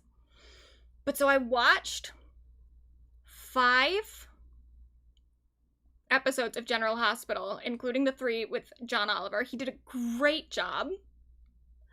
But also, I was a little shook. I mean, I did the entire Desperate Housewives video where I talked a lot about soap operas and the fact that, like, soap operas are so, denigrated. People don't properly appreciate them. And even then, still, 2 years later, I'm like, I was surprised by how much is still happening on soap operas and how successful they actually still are, because they have so General Hospital is on ABC, which John Oliver, by the way, if you're wondering why he was on General Hospital, he's not just on General Hospital. He was on 3 episodes of General Hospital. He's going to be, or maybe he already was, I'm not sure what the broadcast schedule is, but I know that he's also filmed for, I believe, Days of Our Lives, which is now on Peacock? Yeah, because it's the NBC one. So he's going to be on Days of Our Lives as well, because I guess he did an interview or something where he just said that he really wanted to be on a soap opera. He saw Stephen A. Smith do an episode of General Hospital or some other soap opera, and he was like, oh, if Stephen A. Smith can do it, I can do it too. Please call me if you're running a soap opera. I want to be on the show. So General Hospital called, Days of Our Lives called, and the only network at this point that has not called would be CBS, which CBS is currently the lead in the soap opera wars. Like, they have the most popular soap operas, including even, and I don't think this accounts for John Oliver's new ratings. I don't know when those ratings come out, but The Bold and the Beautiful is ranked #1 currently. General Hospital is not the biggest soap opera on television at the moment. It is The Bold and the Beautiful on CBS. But also, so General Hospital follows pretty closely, as does Beyond the Gates, which is a new soap opera. It is a Black-led soap opera on CBS. And it's doing very well. It only started like 1 or 2 years ago. And that was, I didn't realize how much is still happening on soap operas in terms of like new stuff coming out, like Beyond the Gates. I didn't even know about that. I don't think that had come out when I was working on the Desperate Housewives video yet. But it's doing well. And also, I was shook watching those 5 episodes of General Hospital. I was shook by the amount of young characters that are on it. Like, they have a lot of, like, Zoomer characters, which they've always had, like, younger characters on those shows because that's part of how they, like, get the new generation. They get, like, Zoomers watching. I mean, not always Zoomers, but, like, you know, the next generation watching. And then those people become regular viewers. And I just kind of would have thought at this point that they maybe would have given up on trying to get Zoomers to start watching. But no, they're putting a lot of stock into these younger characters. And I don't know, I mean, this says that Bold and the Beautiful ranks #1 among soaps and women 18 to 49. So they still have a young-ish demographic, but 18 to 49, that's still just so large. So I don't know. I don't know how many young people specifically are watching soaps, but it doesn't seem like enough for them to go away. Like, it doesn't seem like people have stopped watching enough for them to just go away, which is very exciting and kind of nice to know that, like, some things never change. Even the ever-evolving media landscape cannot completely kill daytime soaps. Like, The Bold and the Beautiful is ranking above The View for women 18 to 49. Price is Right is doing really well, too. Didn't realize people were watching that. But that's incredible. And I almost feel like they could be doing better. I feel like General Hospital and some of these other shows too, I feel like they do need to get on their social media marketing a little bit more. Because what I feel like they really could do that could help is like just maybe loosening up some of their copyright claim restrictions so that other people could make content about the episodes. Because I found some people who do like weekly podcasts and stuff talking about the shows, and there's definitely still like a very passionate audience around it. But they can't use any like clips or anything, and I do feel like if they loosened it up a little bit, let people make more content, there are people who would just like watch the shows fairly passively because they want to like be updated for when their next person, like for when like whatever person they follow makes like their next update video, if they do it like once a week, because that's really all you need to do. I mean, over the course of a week, not that much happens on the shows individually, like episode by episode, but by the end of the week, a good amount of stuff did happen across all 5 episodes. And so people do like recaps, and I think that the recap soap opera sphere of like that entire ecosystem has mostly to this point still been kind of concentrated around like Soap Digest and stuff. I feel like they could be doing more outreach with content creators, but that's just me. That's just what I think. But I'm curious to see if the John Oliver effect, if the John Oliver cameo has an effect on General Hospital's ratings whenever those ratings drop. Because I think those ratings are still from like maybe the end of June or something. They haven't accounted for a possible John Oliver boost, but he did a very good job. I'll play this little clip. Hopefully I don't get claimed for that, but here he is, just killing it. An oversight. I'll have your name added to the list of approved visitors. I don't want to be added to the list. I want my daughter back. Then let me put this in language that you will understand. That ain't gonna happen.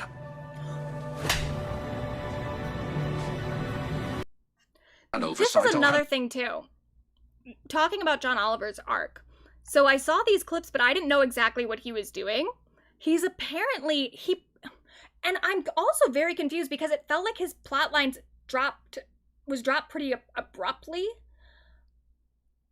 Because like the last scene that he's in, I'm like, that doesn't feel like that's the last scene of that character. So I don't know if they're planning on having him come back, because he was only supposed to be in 3 episodes, but it just feels like they left it open where he could very easily come back, and very easily come back very soon. They didn't write him like going off. He didn't like leave Port Charles on screen.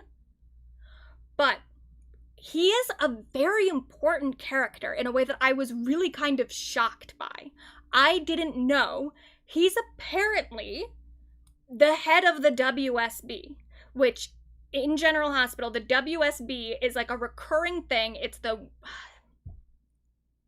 I want to say World Secret Bureau or something. It's basically like the CIA, but like for the entire world. And it is really important. It's like a spy network that comes up pretty regularly. A lot of like the characters get involved with the WSB at some point. Apparently Carly's daughter has been involved with the WSB for a little bit. And it's a very important part of the show, and I'm like, they made him the head of the entire organization, which feels very significant for a character that's only in 3 episodes. So I don't know. I feel like John Oliver might be coming back at some point. But how could he? I mean, he's so busy, he has his own show. But they didn't write him off as like a small character. I mean, he wasn't written in as a small character. And he wasn't completely written off at this point either. His character, theoretically, is still active on the show. Just not visible. And I find that interesting. I wonder if they're planning for him to come back, which would be really exciting. But I wonder what he'll do on Days of Our Lives. Anywho, American Horror Story Season 13 is apparently going to be premiering September 24th. Now, this is an announcement that came out like less than a week ago. It says the season will serve as a continuation of Coven, starring Ariana Grande, Sarah Paulson, Jessica Lange, Angela Bassett, Kathy Bates, Emma Roberts, Billy Lord, Gabourey Sidibe, Leslie Grossman, and Evan Peters. So like a lot of the OG actors from the more popular seasons of American Horror Story, specifically Coven, are coming back. But it's supposed to air in September, and then it was announced like a few days later that Ariana is no longer coming back for season 13 due to scheduling conflicts. And so I'm like, oh, okay, so they haven't filmed it yet, and it's coming out in September?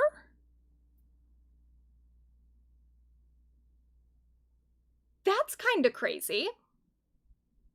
How are they gonna get the show together that quickly? This season's gonna be a whole ass mess.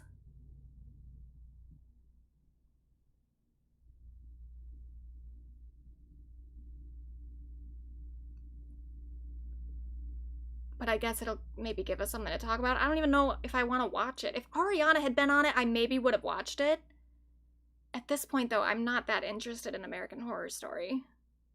But if it's gonna be this bad of a train wreck, maybe I am?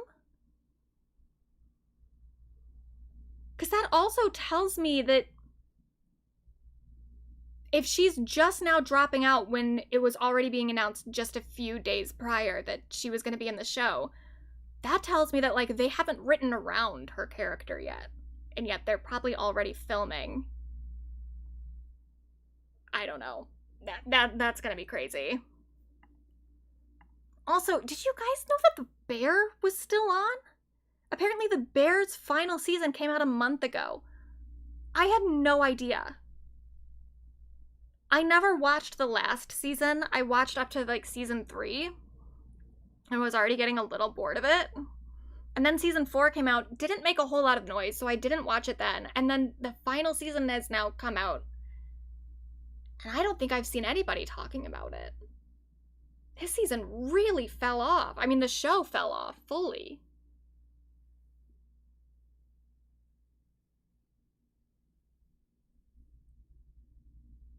I mean, good luck to him.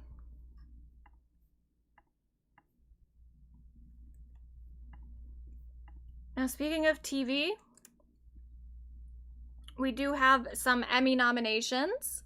Some of our pop girls got nominated. I looked through the Emmy nominations and I'm like, I don't know what, not even half, a majority of this shit is. Like, there are shows that are getting nominated for Emmys that I've never heard of before.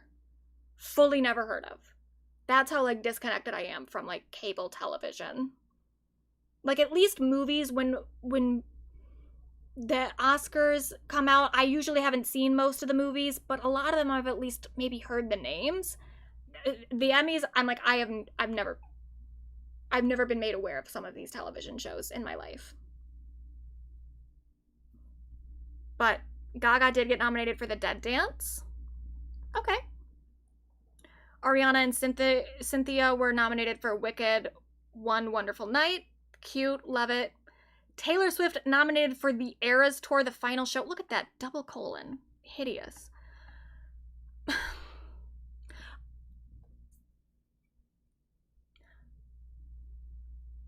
I've obviously, like, had some criticisms of Taylor Swift recently. However, if I thought that she was deserving of something, I would absolutely support a nomination of some kind. The Eras Tour final show, awful. Badly edited, not very good, like, visually, it just looks bland. It's not a good special. It's not a good concert special at all. And it's nominated for multiple things. So it's nominated for Outstanding Variety Special, Pre-Recorded, Directing for a Variety Special, Picture Editing for a Variety Program, Sound Mixing for a Variety Series or Special, Technical Direction, and Camera Work for a Special. None of which it deserves. It deserves none of this. Absolutely none. I'm sorry. I would say if it did. It doesn't. And then Selena Gomez, Only Murders in the Building. I believe she's nominated just as an executive producer. But then also Sabrina Carpenter, Muppets. I don't know what category that's nominated in, but I hope she wins. I'm a little confused, though, on Selena's because I've seen different things. I've seen... Oh, shit. Is that already deleted? I've seen a different amount of nominations that she's received. It's either 6 or 10. This one says 10. I've seen other people say that she's been nominated for 6. I wonder if maybe it's including non-primetime Emmy nominations. Because at this point, and this was an issue that I talked about in the Desperate Housewives videos when it comes to adding Emmy nominations and wins and stuff up, that people leave soap operas completely out of certain conversations because they're the daytime Emmys. They're not the primetime Emmys, and the daytime Emmys don't count. So there's that issue. And then also Gaga, she is already just a Tony away from her EGOT because she hasn't won a primetime Emmy, but she did win a sports Emmy last year. So maybe that's what we're counting here with Selena's 10th career Emmy. But I'm getting so frustrated with the way that Emmy nominations and awards get counted. I'm like, can someone please just add up all the different categories of Emmys so that we can have, like, one unified count instead of just counting primetime all the time, except for the occasions that we're not. It's just annoying. But then something that this other tweet left off of the pop girls nominated at the 2026 Emmys, there's a pop girlie they forgot. It might be a male pop girlie, but it's a pop girlie nonetheless. Bad Bunny's Super Bowl is the most nominated halftime show in Emmys history with 9 nominations, all of which are deserved. All of which. Yes, it's 10th career. The other one said 6th career as well. It was like her 6th career nomination. And I'm like, how does she have 10 or 6? That's so specific. It's not like 9 or 10, it's 6 or 10. What are the other 4? But whatever. Bad Bunny is nominated for 9. And yeah, I do think it was the best Super Bowl halftime show ever. And I'm saying that as a little monster, which, okay, Gaga was a part of it, but Gaga's part to me is the least interesting part of that entire Super Bowl performance, if I'm being honest. But, like, Gaga had her own Super Bowl performance, and I'm like, no, still Bad Bunny's was better. So it's nominated for Variety Special, Production Design for a Variety Special, Directing for a Variety Special, Hairstyling for a Variety Nonfiction or Reality Program, Music Direction, Choreography for Variety or Reality Programming, Lighting Design, Lighting Direction for a Special, Technical Direction, and Camera Work for a Special, Sound Mixing for a Variety Series or Special. Now what I'm a little, I guess the difference is that, because the one that Taylor got nominated for was pre-recorded, so I guess those are different categories, but like Outstanding Variety Special pre-recorded and then just Variety Special live. I guess that's the distinction that is being made. But the directing for a Variety Special, if it goes to fucking whoever directed the Taylor Swift special, I'm gonna be so pissed off. It needs to go for this. And that's just how I feel.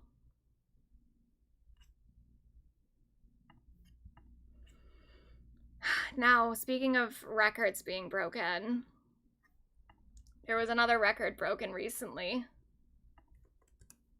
And it's sort of been a long time coming. So if you don't know, Pitbull has this thing at his concerts where, and this is not something he did originally, he has embraced it, but fans on their own have been doing this thing for a minute where they wear bald caps to his shows because he is bald, and then they put on sunglasses and like a little suit to look like Pitbull.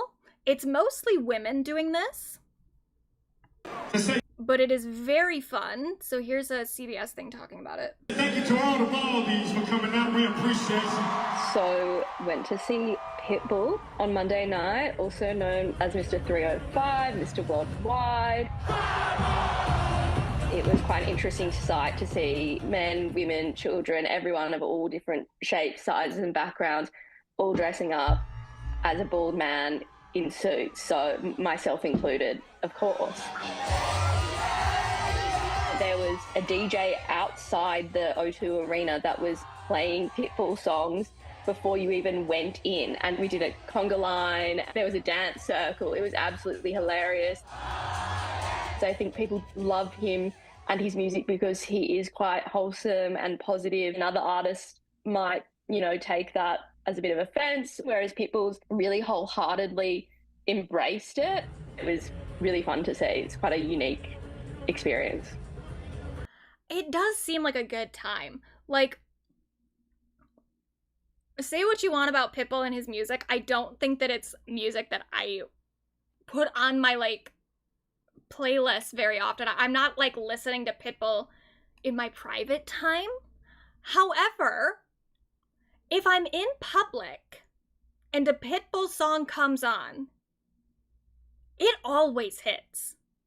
There is something about Pitbull where, you know, like if you're at a wedding, if you're at any sort of like public outing where there's other people dancing and music is a big component, like a Pitbull song is always gonna get people moving.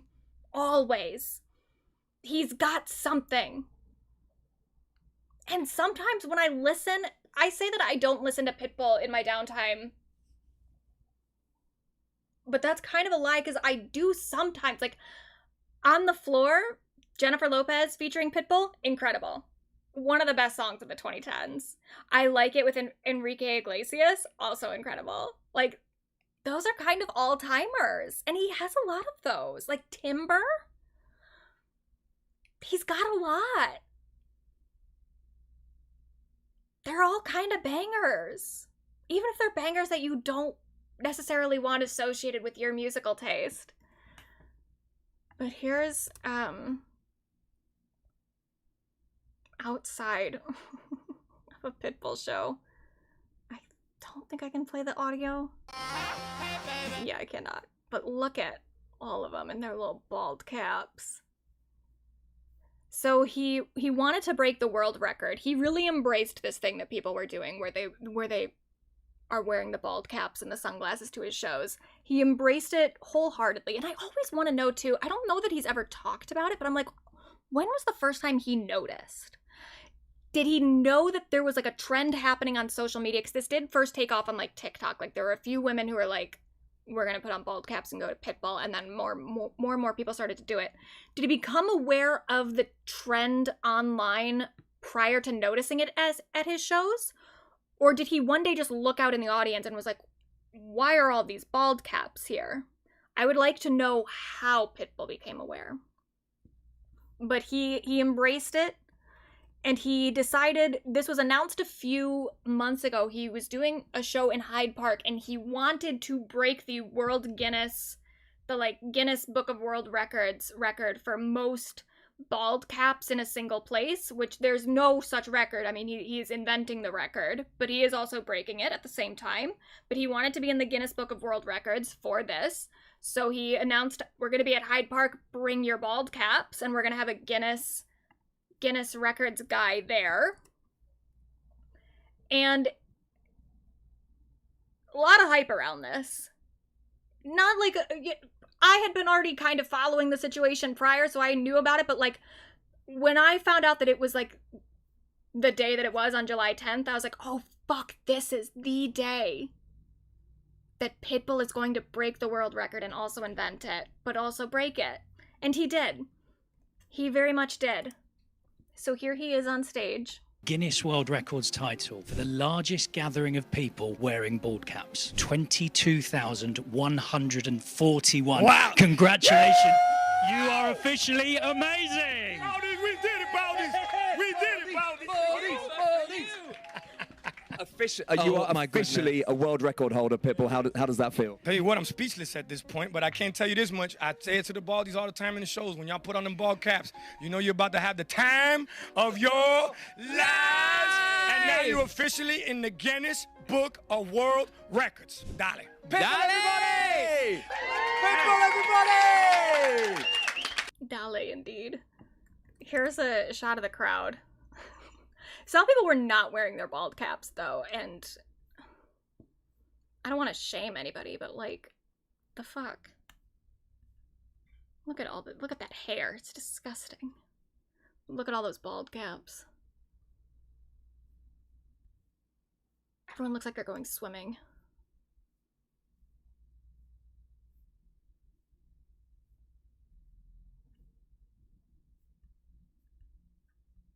I also wonder too, like, if people who manufacture bald caps, are they keeping track of Pitbull concerts at this point? Are they like, we need to have an extra supply for when he goes to whatever city he's going to? Because he's gotta be, his fans have to be making up a significant portion of that market at this point. How beautiful. There is still beauty in the world, you guys. Kesha was also there. She performed. Her ass looked incredible. Now, she did something that I do think is a cop-out. I think if you're going to put the bald cap on, you do have to put all of your hair into the bald cap. You cannot just have it on top of your hair. But she took it off at some point during the performance, so I think that she was just putting it on for a second as like a little gag. And hers also sparkled. So I'm like, it's not really a bald cap. But, you know, she tried. And she looked cute. And there's some other footage.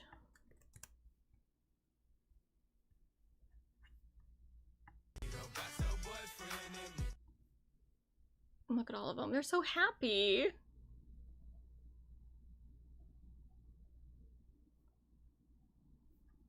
So cute. And this was afterward. People going home with their bald caps on.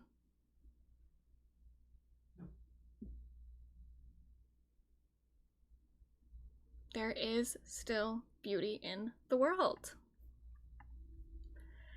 Anywho, I have a few things from last week that we didn't talk about because of the thing that happened. But Megan Thee Stallion has a new fragrance that just came out called Hot Girl Summer. Coconut milk, orchid, and vetiver oil. I'm sure it smells amazing. This is all kind of like new merch stuff that's coming out. New promotional material. Miley also has a new Barbie doll. Love it. Madonna, this was announced a little bit ago, has a new like photo book coming out from the Virgin Tour era. It says it will chronicle the pop icon's massive 1985, during which she embarked on her Virgin Tour, played Live Aid, and starred in Desperately Seeking Susan. So I think it's interesting that the photo book is not going to be like a current thing, but stuff that's like being pulled out of the archive.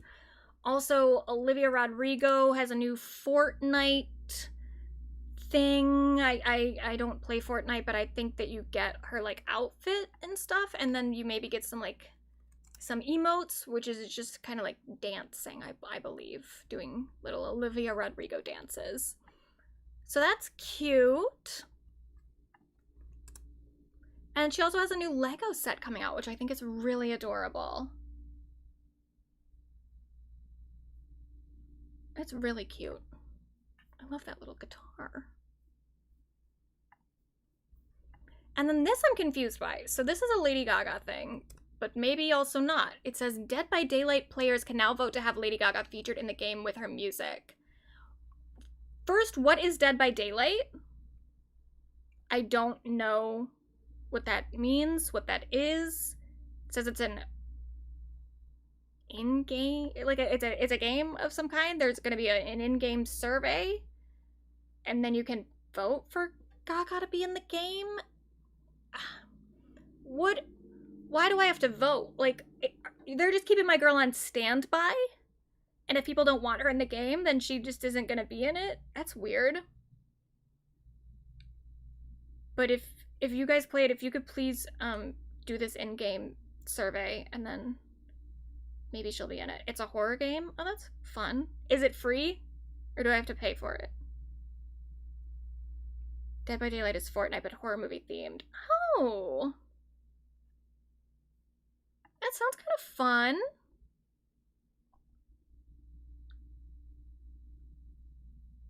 I don't like that they're putting my girl on hold, though. I think that they should just put her in the game and not make people vote on it. Because what if people don't vote on it? And, like, what are the alternatives? Are there other people that could be in the game? Are we voting on, like, who is joining the game? Or is it Lady Gaga or no one? I don't know. But if she's in it, maybe I'll play it. I don't know. Anyway, some new music. Tyla's album is coming out soon. I'm confused. I'm always confused by Tyla, period. And I don't want it to sound like disrespectful, because I don't have any real, like, she's a good performer, she's a good singer, I like some of her music, and I don't want to, like, be too harsh on some of these younger girls, but I'm always confused by, like, the amount that her work is referencing older stuff. Like, this is definitely, this kind of bikini was very big with, it was very big in, like, a certain era, and it was an era that I grew up in, but it's not an era that Tyla grew up in at all. Like, she was not a teenager when these bikinis were popular. And sometimes the ways that she talks, I'm not sure that this sounds very condescending, but, like, I'm not sure that she understands the references. Because there was that one time where she was definitely wearing an outfit that looked very Britney Slave for You adjacent. And then she denied the Britney inspiration, and I was like, okay, but clearly, like, your stylist was probably inspired by Britney, and if you didn't get the reference, I feel like that maybe is just implying something about your references, which is fine, but I'm just confused at this point. Why, when I hear Tyla talk, do I not understand her references, and I don't understand the amount to which she knows about, like, millennial culture? I'm not sure why I can't tell in the way that she speaks how much she knows, and yet her career is so centered around these references. I just am confused. Is it someone else putting her into these clothes and putting her into, like, videos that look very 2000s and she doesn't know? Or is she just bad at talking about her references in interviews. I don't understand. Because it's like that, the Britney thing, I think there was some plausible deniability of like, it just happened to look like a Britney Spears outfit and she didn't notice, even though I thought that it still looked so specific that I was like, there's no way that her stylist didn't know. But this bikini is like, okay, you cannot tell me that she just came across this bikini. You can't tell me that this was an accident. This is very specific. There's a very specific time in which this bikini was popular. She didn't just come across this swimsuit by mistake. Someone definitely put this on her for a particular reason, but does she know? I don't know. I don't know with Tyla. I don't know what she knows or doesn't know. Rebecca Black also has a new album coming out in September. She released a new music video called Hot, Wet, Delirious, which was a good video. It's a cute video. It is choreographed by Richie Jackson again, and he is like the creative director, one of the creative directors, which is just, I mean, it's still a good video, but it does make me feel a little bad for her just because of the opinions that I already have of Richie Jackson, not just as a choreographer, which I don't think he's a very good choreographer, but just as like a person. I just don't think that he's a very good person, and I kind of want him to get away from all of our girls, but here he is. He's still here. He's still around. Benny Blanco also has a new album coming out. I don't know if that's of interest to anybody, but here it is. He seems like a nice man. I don't know that I need to hear a whole album from him though, but maybe I'll give it a shot. Carly Rae Jepsen will be having a new single coming soon on July 16th for her new album. Looking forward to that. Pink Pantheress was also in a song by Kalila, who I'm not that familiar with, but I do kind of follow. Pink Pantheress is such a, like, she's such a tastemaker, where I'm like, well, if Kalila's got the Pink Pantheress stamp of approval, then I guess I have to check it out, because there's a whole new album. It's not just this song. She's got a whole new album called New Avatar, and I'm like, well, maybe I should listen to the album if Pink Pantheress is on one of the songs. It's got an 82 so far on Album of the Year, so maybe I'll give it a listen. And then Suki Waterhouse also had a new album come out. I haven't listened to a whole lot of Suki historically, but I thought I'd give it a listen. It was okay. I put it on in the background as I was doing stuff. I enjoyed it at that time. I don't know that I'm going to be listening to it that much, but I thought it was a good listen in the moment. SZA released a clip of an old video for Scorsese Baby Daddy, which she filmed this video a while ago and is just now, like, not even teasing, but just releasing a small amount of the footage for it with the caption, "When your concept scares you too much," which I've seen a little bit of commentary on the darker skin tone that she has here, though it doesn't look to me, I can't quite tell if it's supposed to be, I don't know what it's supposed to be, because it definitely has like a kind of bluish hue to it. So I don't know if it's supposed to be like an alien. I don't know. But I think maybe that's the issue. Also, like, it is definitely not the vibe that I pictured for that song. But I would be interested in seeing the rest of the video for sure. But very fascinating to film all of this. And it's clearly already been edited fairly. I mean, this part at least looks complete. I don't know about the rest of the video, but this is professionally edited. And to just not release the video, it is kind of crazy. Someone said, she'd just be wasting people's money. I'm crying so bad. Yeah, it is a huge waste of money, but, you know, good for her. Someone else who's wasted a lot of money, Zara Larsson apparently filmed a video with Shakira that she is not releasing, and I believe it is just never going to be released from what Zara is saying here. It sounds like she wants to reshoot it, but I don't know what the chances are of getting Shakira to shoot another video with her, but this is what Zara had to say about the version they did film. That's a hard question to answer. Why? Because it's like a yes and a no. Okay. Right, we're not really putting the room into bed, are we here? What do you mean it's a yes and a no? Either there is or there isn't. Well, in the sense that it's something has been filmed. Okay. But also, it didn't really come out well. Okay. And I don't think that's anyone's fault. I know that's not anyone's fault. Yeah. That's a soup of failure. We've had the soup of success, and Yes. sometimes there's a soup of Because failure. sometimes it's about like all the things coming together that just didn't like make it taste amazing. Yeah. And it's like the scheduling, the people making it, the commissioner, the play. It just didn't like. She's such a star. She's a mega icon. Yeah. Legend. Actually, like I'm very honored to have her on a girls trip. Yeah. And I think she deserves a really, really good video to be in.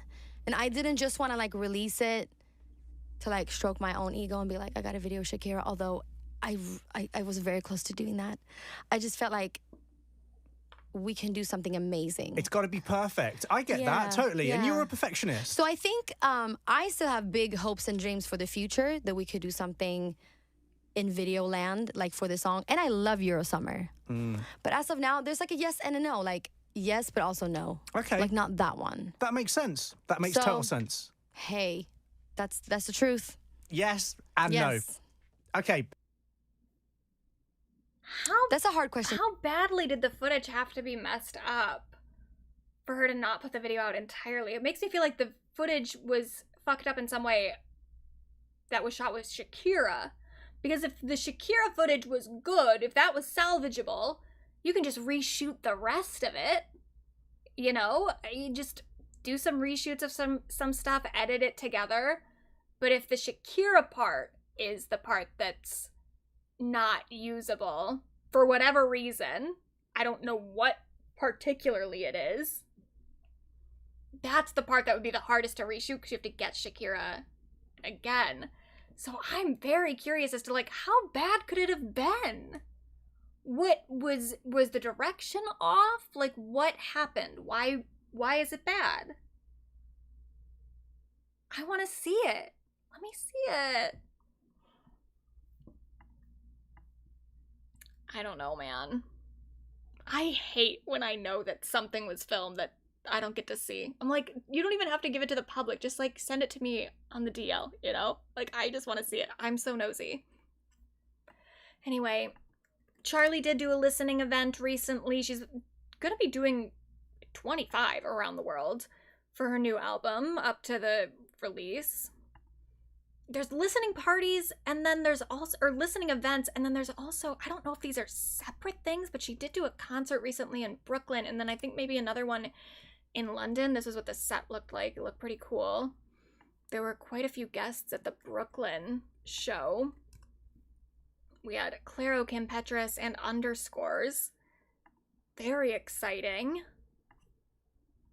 So I'm surprised, like, not only that Charlie is releasing another album so quickly, especially after doing Wuthering Heights, but, like, she's doing a full promo campaign. We are being fed very well this year. I complain sometimes about a lot of stuff, but, like, ultimately, some of the girls are really putting in work. Hilary Duff is apparently also filming it says DVD for her new Lucky tour.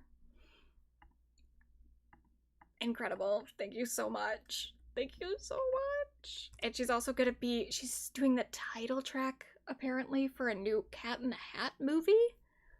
Okay. Now another concert that is worth mentioning, unfortunately, because this is brought to us by a man, and a man who is a little questionable at the current moment. But Jay-Z has been doing some sort of show for a bit. I think it's all at this one stadium in London. I believe it's all. Like, he's got a residency or something. And he also has a London concert on September 4th for Beyonce's birthday, which makes me wonder if there's... Maybe that's where the Act 3 is going to get announced? I don't know. I hate for things Beyonce related to be brought to me by Jay-Z. But he's been doing these live shows for a bit. I don't know if it was in London or if it was somewhere else, but he's been doing these live shows, and for the most part, I've been kind of ignoring it because it's mostly been, like, men coming up and doing songs with him, which who cares? But the other night, last night, I believe, Yankee Stadium. Okay, so this is not London for sure, but Yankee Stadium last night, he brought up Rihanna and Beyonce. Now I have to pay attention. And I saw someone on one of my recent highlight things on the second channel when I was talking about Taylor Swift's wedding, being like, oh, well, Jay-Z and Rihanna and Beyonce, which Beyonce actually is not a billionaire, but Jay-Z is, or maybe they have it like an accumulated net worth that makes them both billionaires, I don't know. But Jay-Z is definitely a billionaire, Rihanna's definitely a billionaire, and so this whole thing about like, well, why don't you call them out instead of always just focusing on Taylor Swift? Well, because they didn't have a wedding in the middle of Manhattan, for one thing. But since we're here, yeah, fuck them for being billionaires too. But also in this moment, they're still giving me music, which is all I really wanted. So it's a little fucking different. But yeah, they're all evil billionaires, all of them. Yeah, all of them. And at least with Taylor, she got her billions, for the most part, just selling music. Rihanna, there's a lot of other stuff involved there. Stuff that is a little bit more ripe for exploitation. The makeup industry, the clothing industry. Sure, Rihanna's kind of been a piece of shit for a minute because of the billionaire thing. And maybe some other things too. Jay-Z also piece of shit, and Beyonce is married to him, so I guess fuck her for that too. But like, what? Well, I'm not supposed to... I have to list all the billionaires every time I want to criticize Taylor Swift? Shut up. But look, they still do make good music. Or they did. Rihanna has been out of the game for a minute, but she came back. She said, y'all know I'm a little rusty on stage, which people did say that. She is not getting the best reviews for this performance. Someone said, goodness, there is no album because she can't sing. She literally gives up singing mid-song. Oh no. I will point out, Rihanna's never been like the greatest live singer. She definitely had improved throughout her career, and I think not performing for a long time maybe caused a little bit of a backslide. Possibly. I do think the biggest issue here is not the,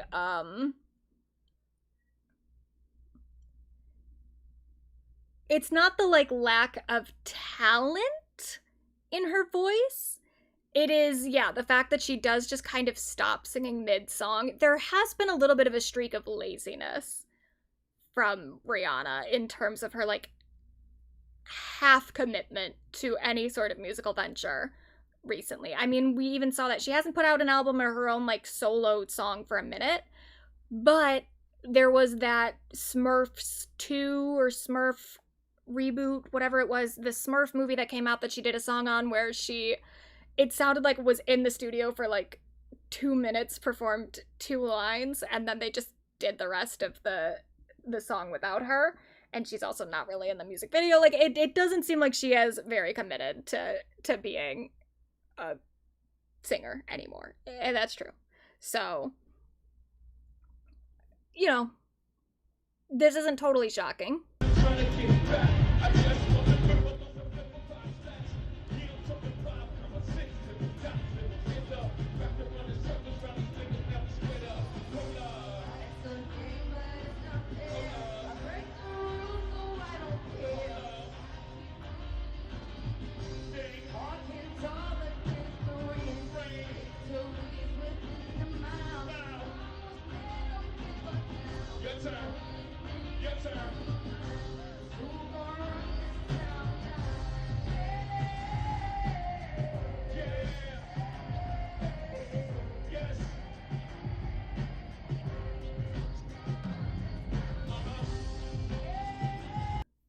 But is it worse than Justin Timberlake's performances during his last tour? The clips that we saw of that, where she sang more than he did.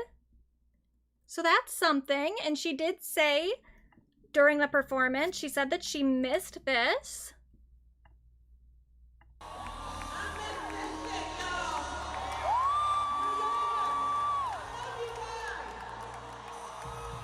So maybe she'll get a little bit of a bug.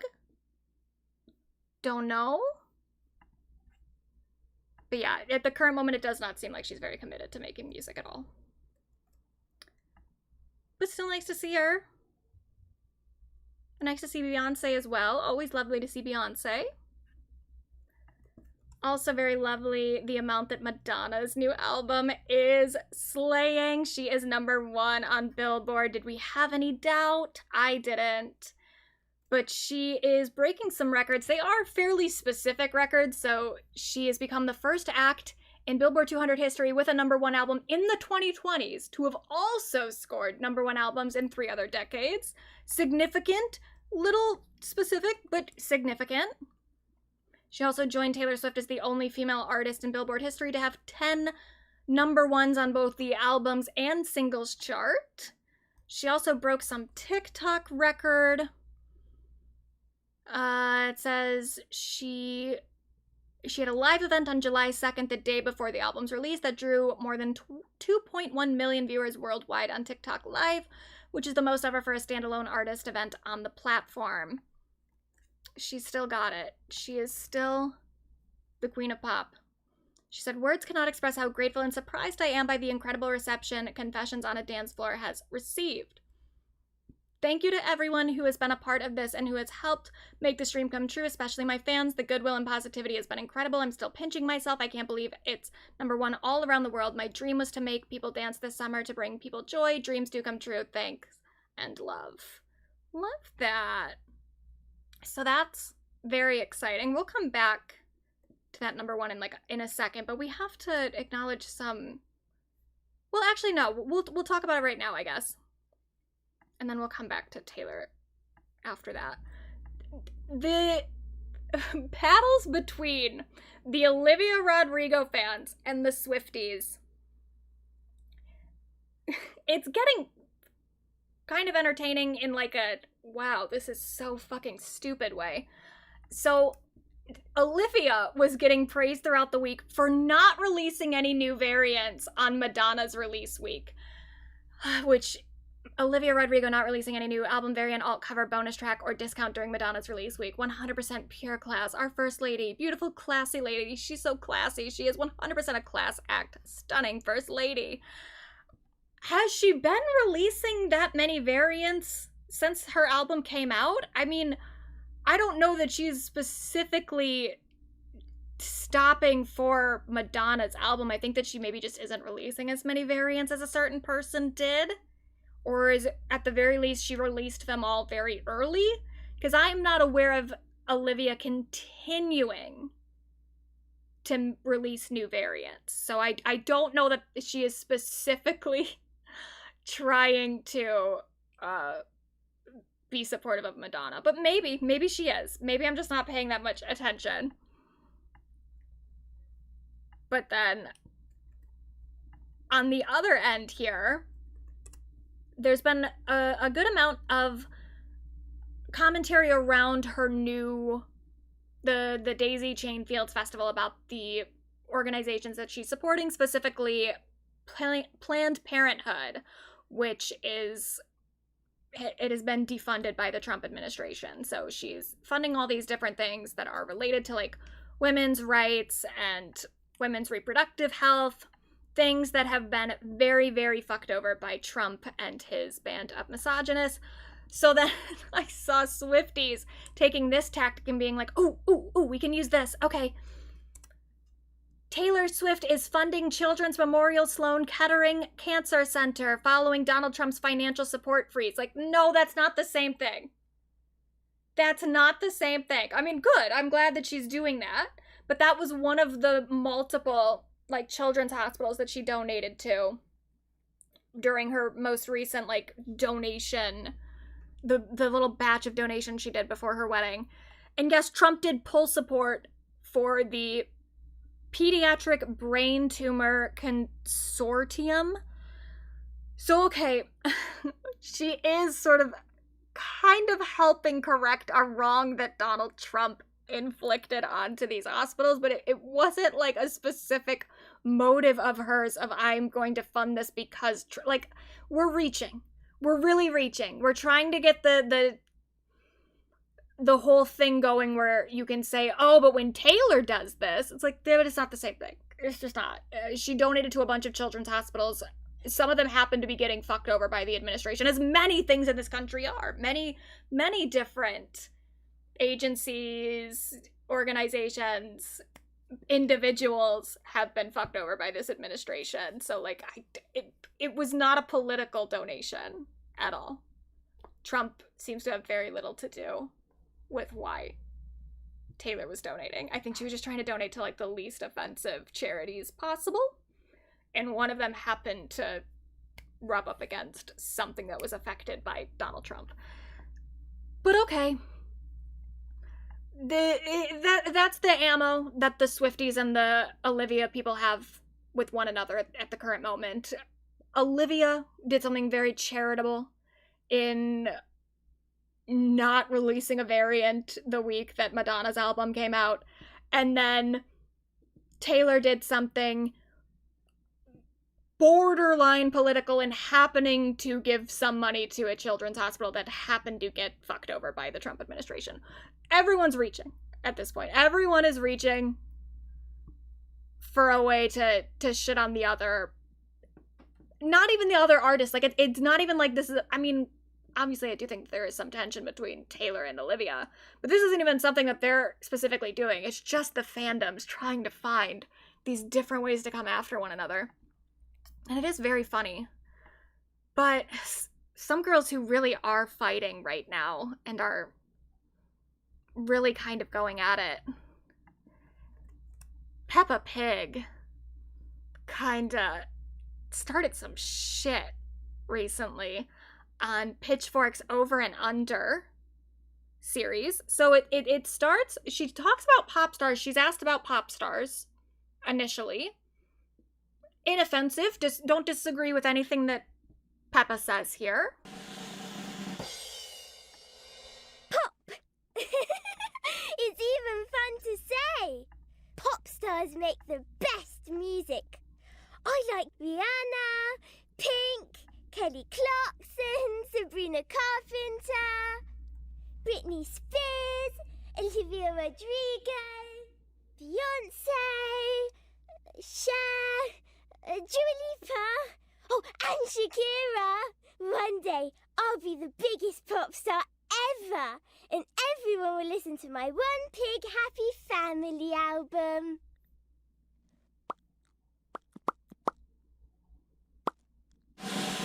We love the confidence, and all the girls she listed, no problems there. Those are all icons. But then she did call out, she was asked about two specific women. First, Pink Pantheress. Her name is Pink! That's the best name ever! Does she like animals? Maybe she would like me because I'm pink too. And everyone likes me. Underrated! A little full of herself, but you know what? We love the confidence. Then she's asked about another pop girlie. I don't know her.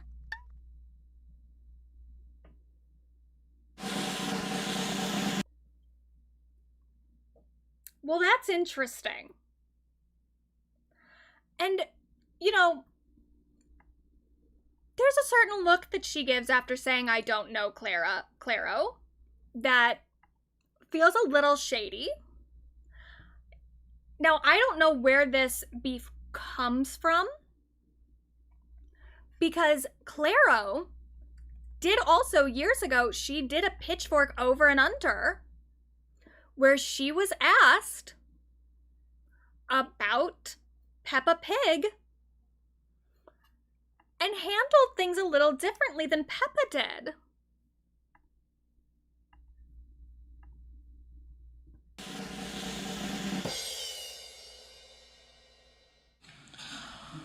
Oh my God, I can't believe you just asked me. Can I tell you something about Peppa Pig? Just a fun fact, she's 7'1". You look up Peppa Pig, she's literally the tallest person ever. She's the tallest pig. This was a thing on Google. If you Googled Peppa Pig's height for a little bit, Google would come up with a thing that said she was 7'1". I don't know that that was accurate, but that's also not Claro's fault. That's what Google said, so like take it up with them if you have an issue with it. In the world. So I'm gonna say underrated just because I don't know any taller pigs. Because then if she's 7'1", how tall is her mom? How tall is all the other pigs? Who's keeping track? What are the proportions of this whole show? And so that's all she said, and she did say that Peppa was underrated, so like ultimately a positive commentary on Peppa. Maybe Peppa was offended by the comment about her size. Maybe that's something she's sensitive about. I don't know. But it definitely feels like it's not a coincidence that Claro has spoken of Peppa on the Pitchfork Over and Under series before. And then Peppa was a little shady toward Claro on that same series. I don't know. I don't know what it was that Peppa found offensive. I don't know why she decided to take this shot at Claro. But the other girls are not having it. So even though Peppa was positive about Pink Pantheress said, "Ain't shit sweet until you put respect on Claro," which a lot of integrity for Pink. She is standing by her girl. Also, Charlie on Instagram posted a photo with Claro, both giving the bird, which, is that directed at Peppa? I don't know. I did see Pop Crave say that Charlie mentioned Peppa in a new post, but I didn't see this post where she was actually adding Peppa Pig. I don't know if that happened on Instagram. I looked at Instagram. I didn't see her adding anybody. Maybe she did it on like her story and I missed it. I'm not sure, but Peppa, I think she fucked up a little bit, but maybe they can work it out on the remix. Maybe this is salvageable, but there's something happening behind the scenes that we don't know about. Something is happening. You thought it did happen? I mean, I'm not shocked. Charlie is definitely, I don't think she's like above naming people if she needs to. But I hope the girls work it out because we don't really need this. Unless there's good reason. Maybe there'll be some diss tracks, maybe we can get some good content out of this. But I don't like to see the girls just shading each other for no reason. And Peppa had gotten shaded by Adele before. And did it feel good? No. I would assume not. So maybe she should know better. But, you know, again, I don't know what happened behind the scenes. Maybe there's stuff we don't know. Now going back to Miss Taylor for a second. Mamdani has... I'm still a little confused about this, but he did address whether or not Taylor had paid for the police overtime, because that was a big point of conversation. It's like, is Taylor taking advantage of like tax funded institutions for security for her own wedding? Was the NYPD being paid by New York City taxpayers, or were they being paid by Taylor Swift for security outside of the venue? He kind of, it seems, answers the question here, but I'm still a little confused with the way that he phrases it. And could you also confirm that Taylor Swift will be paying the city back any and all money for police overtime, and if so, how much and to whom? So, yeah. quite a few there. Taylor Swift has paid already the cost of the permit that was lodged, which was over $160,000 for that event and for the response to that event. And that was a permit that was finalized, I think, in just the days before the event itself. Now, when it comes to this summer, as you heard it from State Senator Gonzalez, as being a summer where we've not only had the Knicks' first championship in 53 years, the World Cup, our nation's 250th anniversary, a number of what are both historical and generational events. We have made clear that there would be limitations in terms of what the city would be able to do. However, that would not actually limit New Yorkers' ability to go to the park, to have a barbecue, to have a lot of the things that were feared about at first. And then I will be following up on the earlier questions around Snap. All right, So, like, he says that Taylor has paid for the cost of the permit that was lodged, which was over $160,000. I can buy that the permit for closing those streets was $160,000, though that even seems fairly low. Like, it only costs $160,000 to close, like, entrances to the subway. That seems a little low for what it probably should be, but okay. I can buy that maybe that's the cost of the permits. But I definitely don't buy that that's also the cost of the NYPD.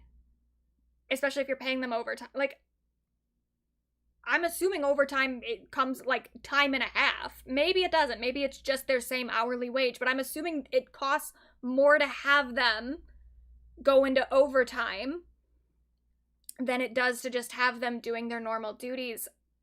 So I'm like, I'm still a little confused. I'm very confused about what she is or isn't paying for, which ultimately it's kind of none of my business because I don't pay taxes in New York, so oh well. I think it's fucked up if she didn't pay for the security herself, but it is none of my business. But it is still a little crazy that, like, we don't have full clarity on it, and that this statement, and I'm not totally blaming Mamdani for it, because it's like, from his end, if MSG was already hosting the wedding and all these celebrities were coming to Madison Square Garden, like, at that point, yeah, you have to approve the permits because it's already happening. Like, maybe he could have gotten in the way of a big event like that happening at Madison Square Garden, but I kind of doubt it. It was something worked out with, like, a private organization. So, yeah, I guess at that point approve the permits to ensure the safety of everyone involved. But, like, how do we still not have full clarity on what is and isn't being paid for from taxpayers? Like, this statement is still a little weird, but I guess that he wasn't prepared to answer that at that moment, maybe. Because he was there, if you notice, he's in a gym. They were there, he was announcing some, like, new law about subscription payments, which I do. I very much approve of that law being passed, because fucking Planet Fitness is still fucking me over. So, okay, maybe we'll go forward with the assumption that Taylor paid for those police officers and that taxpayers weren't funding that at all. Maybe that's a fair assessment. I still don't think that it removes the other criticisms of that event and the fact that, like, it just didn't need to happen. She didn't need to have it in the middle of Manhattan. It did inconvenience people to a degree that I just think was not reasonable for what she could have possibly gotten out of that particular venue. But fine. There's some other stuff. We still haven't gotten photos of the dress, for one thing, which annoys me. It's like, you put everyone through so much shit and you're not even giving us photos of the dress and the hair yet. I want to know what the hair looked like. But then the one real update we've gotten is that apparently some guy is selling cubes of garbage from the wedding, and it sold out after 24 hours, $25 each for cubes of garbage. And look, I am supportive of everybody in their own, like, weird ways. Like, everyone has a weird collection. Not everybody, but a lot of people have, like, weird collections that mean something to them. And I don't want to judge people on, like, what is meaningful in their lives. But dude, if you're paying for garbage just because it happened to be garbage from a famous woman's wedding, there's no dignity in that. You're paying for literal garbage and you don't even know what you're gonna get. If you could ensure that, like, oh, this garbage can was full of, like, even then I'm like, what could be in the garbage that I think is worth it?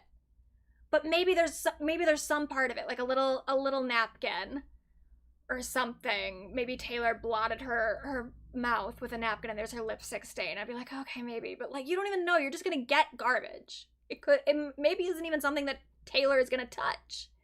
It could just be fucking food, leftover food from the guests.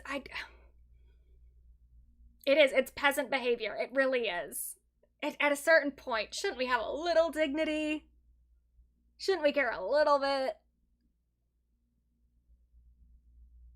I don't know, man.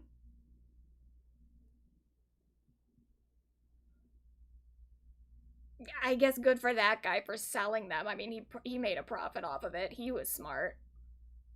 But anyone who bought that, look inward. Look inward.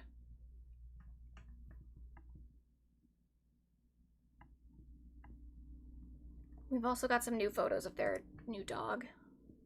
Their alleged new dog. It is cute. Happy for him.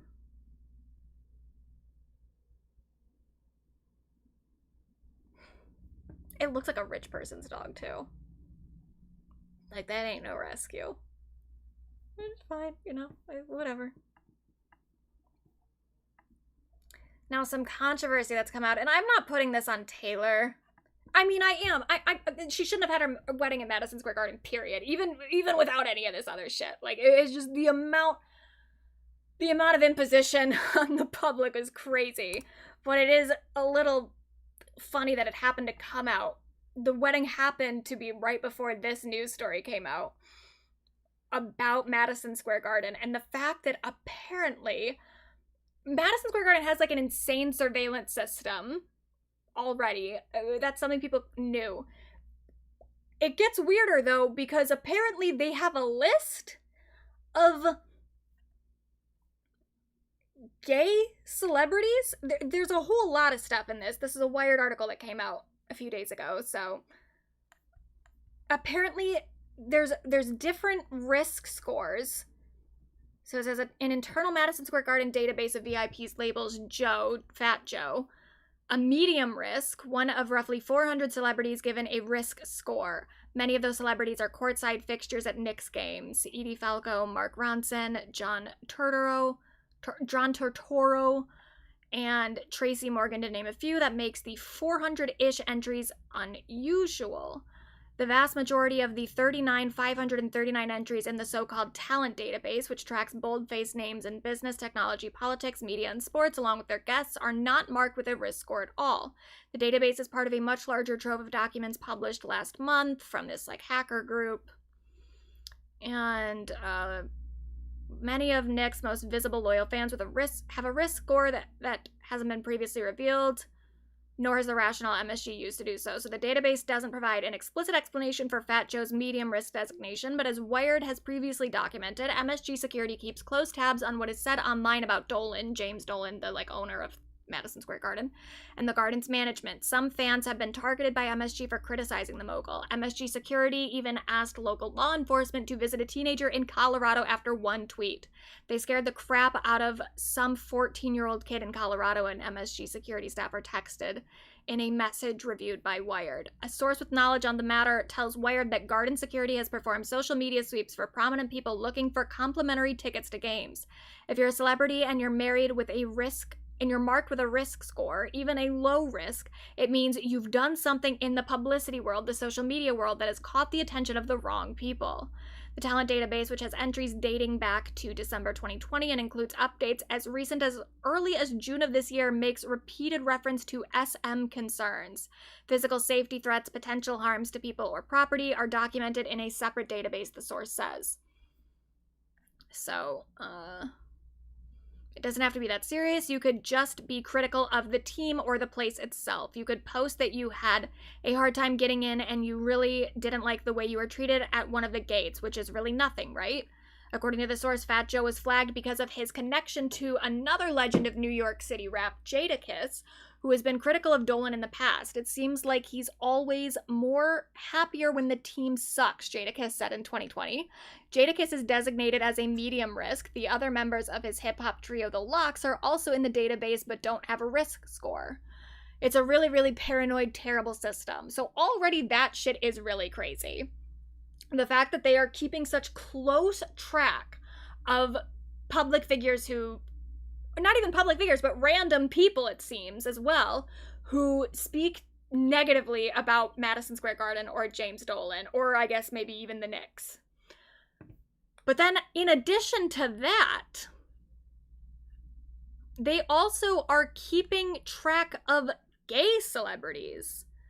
So, let's see. The talent database also tracks some celebrities' race, gender identity, and sexual orientation. 93 entries are marked as LGBTQI. Why MSG felt the need to label Ricky Martin or Phoebe Bridgers or Geese's Emily Green in this way is unclear. I've never met James Dolan. I don't know the higher up leadership at Madison Square Garden, but like there does seem to be a pattern here. They just seem overly interested in queer and trans people in their venue. Yeah, just weird. Like, what do they plan on doing with this information? Why are they collecting this? Kaylor denied, I guess. Yeah, I guess so. She was allowed to have a wedding there. I mean, maybe that's why they let her do it. They were like, good, now we have confirmation that she's not gay. Weird. Weird as hell.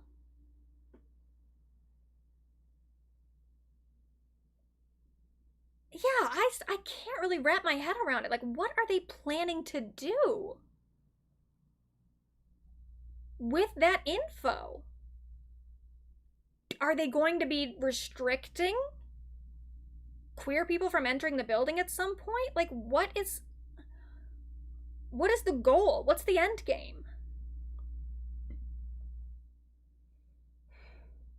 Yeah, and exactly. Isn't this information already public? Why do they need to track it? The only reason I can think they would want to track it is like they want it for some sort of purpose in their data system. Like they want to start restricting LGBTQ people from like maybe being courtside. They want the information for some reason. They want to keep track of it for some reason.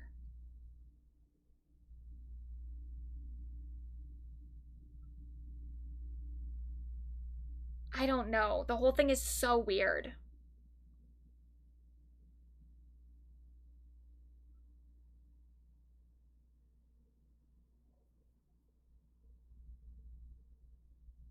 And it's like, it does feel, and Taylor I don't think could have known that this was going to happen before she had her wedding there, but it does still feel kind of symbolic for her, like, tolerance of things that are happening in this country, you know? The fact that she is at this point kind of not closely, but like she has pleased people in this country that have an obviously bigoted and fascist ideology. James Dolan would not have allowed Taylor Swift to have her wedding at Madison Square Garden if he didn't feel like what her public image represented wasn't something that aligned with his values, you know? Like, far about whatever we can say about Taylor's decision to have it there, James Dolan's decision to allow her to have it there says something about her current public image.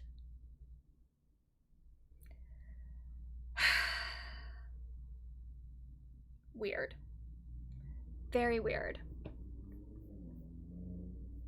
Now we're gonna get to our main event, but I need to pee. So I'm gonna go pee. I'm gonna put the puppies on for a second, and then we'll come back and we'll talk about Mr. Anthony Fantano and also the other guy, Alex whatever his name is, Alex Meyers.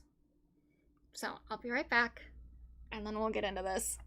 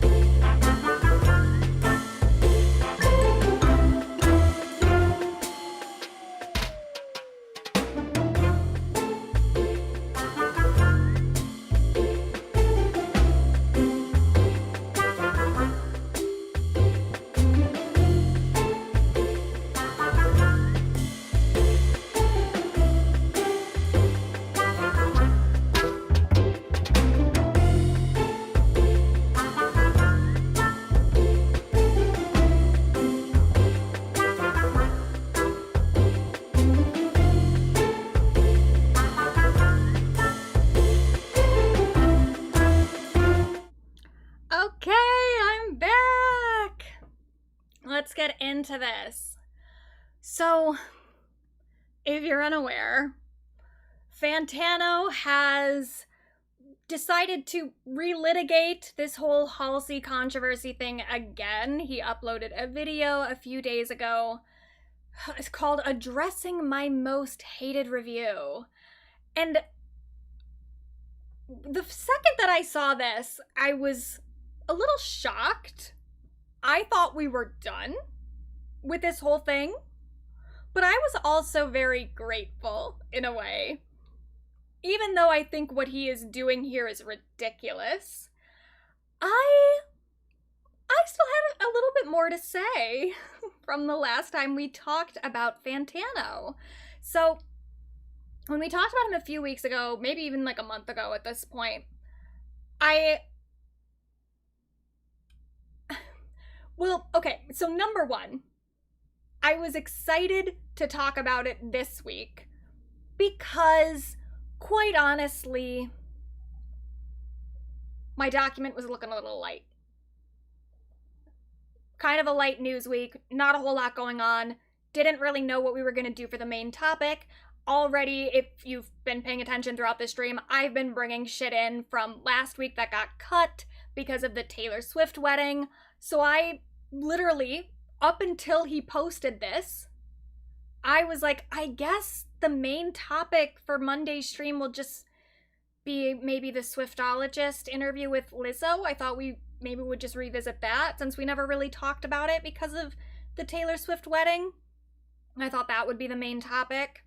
And then he posted this and I was like, okay, perfect. I have something else that's a little bit more current and I don't have to dip back into last week's list of topics. And to be honest, that is kind of a similar reason to why I talked about him 3 or 4 weeks ago as well.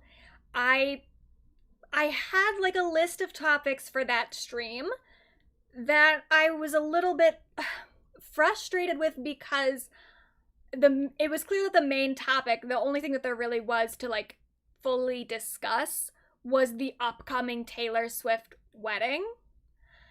And I didn't really want to talk about that because we had talked about Taylor Swift. Taylor had been a lot of our headline stories like a few weeks in a row. And I knew that when I was going to take a week off of the Pop Girlie news to do the member stream, and I knew that when we came back from the member stream, her wedding would have had happened already. So I figured there was a big chance that when we came back, Taylor would be the main event again, which is what ended up happening. And I was like, this is just so many Taylor-centric topics in a row. But unfortunately, even though other girls are making more music, Taylor is still making more headlines. She is more like relevant to discourse. So I was like, fuck, I really wish we weren't just talking about Taylor Swift again and again and again and again. And so when the Halsey Fantano thing happened, where she tweeted at him, he had an extended crash out, I was like, excellent. I can talk about Fantano as the main topic instead of Taylor. And so a similar thing this week where it's like we just didn't have a whole lot to talk about, and then he decided to reignite this. So I'm like, oh my god, he really is. It almost feels at this point that he's doing it for me. That he knew that when my list was getting a little dry, he knew that he needed to say something ridiculous again so that I could talk about it and fill a gap in my own, like, notes. And I was glad that he kind of reignited this, because since I covered the topic a few weeks ago, more stuff did happen. Well, not even afterward, like literally during. While we were live talking about Anthony Fantano's ridiculous Halsey review, he was live on Twitch making the issue worse. And so I was like, at this point, I feel like the whole conversation is so played out that I don't really want to come back with another update with his Twitch stream. We did talk about it a bit during the member stream. We watched a little bit of it. But even then, I still haven't watched the entirety of his Twitch stream because it was just kind of pathetic and dumb. And I was like, I don't want to bring Fantano back up on the main Pop Girlie news streams because it's... what else is there to say? But I felt like because I covered that topic fairly early into his crash out, there was more to say about his actions and how he was dealing with it going forward. But then also, I think that I had been so excited to talk about something other than Taylor Swift that I didn't fully cover the entire conversation. And especially a lot of that also had to do with the fact that we had already talked about Fantano and talked about his issues reviewing women. And specifically, we did talk a little bit about the Halsey review 3 months ago after his Slater review came out. So I was fairly familiar with the topic. I think a lot of people in the chat were fairly familiar with the topic. So it didn't feel like we needed to like recover everything. However, because this conversation got so large a few weeks ago, and because it's specifically centered around an album and a review that came out 2 years ago, I think that Fantano was really, really benefited by the lack of understanding a lot of people had about the controversy in the first place because it happened so long ago, you know? Like, he was able to kind of obfuscate some details and frame it in a particular way that I think a lot of people did still realize that he was full of shit. But there's a lot of people that have a kind of warped opinion on what this controversy centers around and have a warped opinion on what the discourse actually involves that he has been able to use to his advantage. And I wish that I had like really been paying attention to all the different things that people were inferring from the discourse, if that makes sense. I'll kind of explain it in a minute. But I think that like he was able to kind of decontextualize things a little bit and put them into a different context that other people were more receptive toward. And I kind of had wished that I had addressed some of that stuff in my last stream, but I was like, well, what am I going to do? I'm going to talk about Fantano again? No, the whole thing is played out at this point. It's not like an ongoing news story. But then he uploaded this and it's like, okay, cool. So now I have another excuse to like go back and correct what I was, well, not correct, but like to add to my commentary from a few weeks ago because I was just a little dissatisfied with the scope of it. So I do, of course, have a PowerPoint. So properly contextualizing the great impersonator needle drop discourse, let's rewind a little bit. Let's get caught up on what it is people are talking about, period. Because some of the things that I'm seeing, for one thing, one of the big sticking points for a lot of people, one of the things that people are interpreting incorrectly is people think that people are mad at Anthony Fantano, a music critic, because he gave a low score to an album that those other people enjoyed. Like, people think that the issue... how did I even phrase it here? People are mad at a music critic. People are mad at that a music critic gave a low score to an album. I phrase that weirdly in this PowerPoint. Fucking ignore the wording there. But people think that we're mad at Fantano for giving a bad score to an album. That's not it at all. It is not about the low score. And this is something that I do feel, this is one of the points of discourse here where I am kind of sympathetic with the idea of this point, because I do think that by decontextualizing the conversation about the specific Halsey review, by removing the actual discourse that happened in real time in 2024 that is getting relitigated now, by decontextualizing that, people are seeing this as a part of a larger cultural problem in just like music criticism overall. And I'm sympathetic to that. I'm sympathetic to the idea that there is an overall backlash toward music critics that is kind of damaging. I think that there is a reason to feel protective over a critic's right to shit on work they didn't enjoy. Fully am down with that. I'm very pro-critic. I'm very supportive of Anthony Fantano's right to exist as a person who talks shit about music. That's not really the issue. I agree that there is a problem in mainstream music journalism. However, I think that the ways that some people are blaming stan culture as like the problem is a little reductive, because I think it kind of avoids acknowledging some of the larger problems in the current media ecosystem, specifically like how writers at big publications, how they get compensated, and the switch from like having staff critics to having more like freelance people contributing reviews. There's a lot of other stuff going on that is just not captured by this specific idea that stans and backlash on the internet is ruining music criticism. I think that's a very reductive way to put it. But okay, agreed, there's a problem. There are problems in the larger media criticism ecosystem. Got it. Agree. It's not really relevant to the discourse around the Halsey review, though, because the discourse around the Halsey review was never rooted in the fact that Fantano didn't like the album. It was rooted in the fact that the review that he gave of the album was incredibly mean-spirited.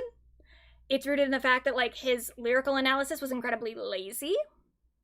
And specifically, it is rooted in the fact that he accused Halsey of being whiny and exhibiting main character syndrome, while never acknowledging what the album he was talking about was actually about, what the subject matter was that he was associating with a whininess and with a main character syndrome.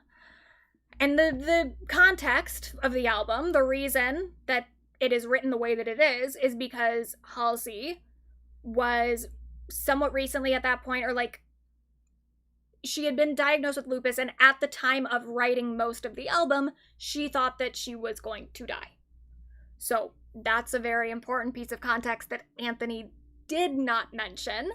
And so I've seen some people using this excuse of like, you shouldn't have to do a bunch of background research to review an album. That like, oh, well, he just reviewed the album. He didn't look into why Halsey wrote it the way that she did. And this is where I think, again, Fantano is really benefited by the lack of context people have for his review and for the album. Because number one, he spent a lot of the review talking about things that weren't so specific to the actual product of the music, you know?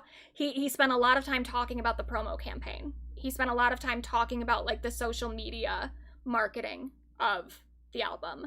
And I think at one point he maybe even said that he got a press package or something. Maybe I'm making that part up, but he went into it. Like he talked about the marketing for the album to a degree in which I would say I don't believe that it's totally reasonable to think that he just missed the fact that she wrote the album following a diagnosis, and she wrote the album from a place of like questioning her mortality. I think if you were paying enough attention to the marketing to talk about it the way that you did in that review, then you would know other information about the album's circumstances.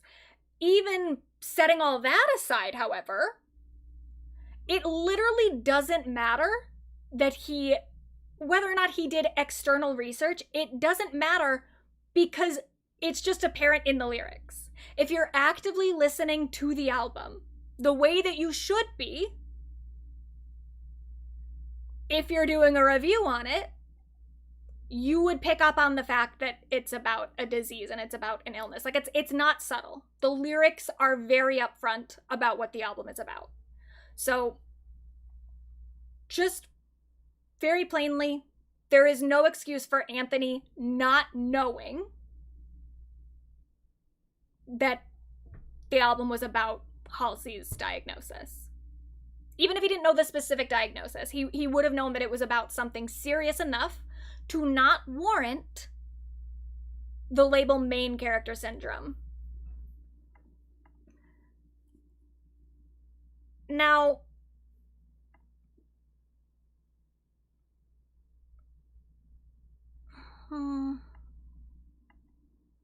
so like, there's an idea here as well. Well, okay, let me go to the next point, actually. So one of the things that he says in the review, to kind of clarify this part of it, that like you can't ignore the context of what Halsey is singing about.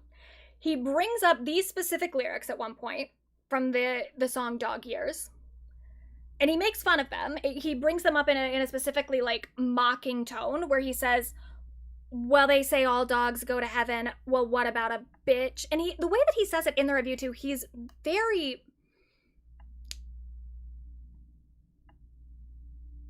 just mocking in his tone. And he gives even just the word bitch an emphasis that Halsey does not give in the song. So that's one thing, that he's even just portraying the tone of how the lyrics come up just melodically very different from how they appear in the song.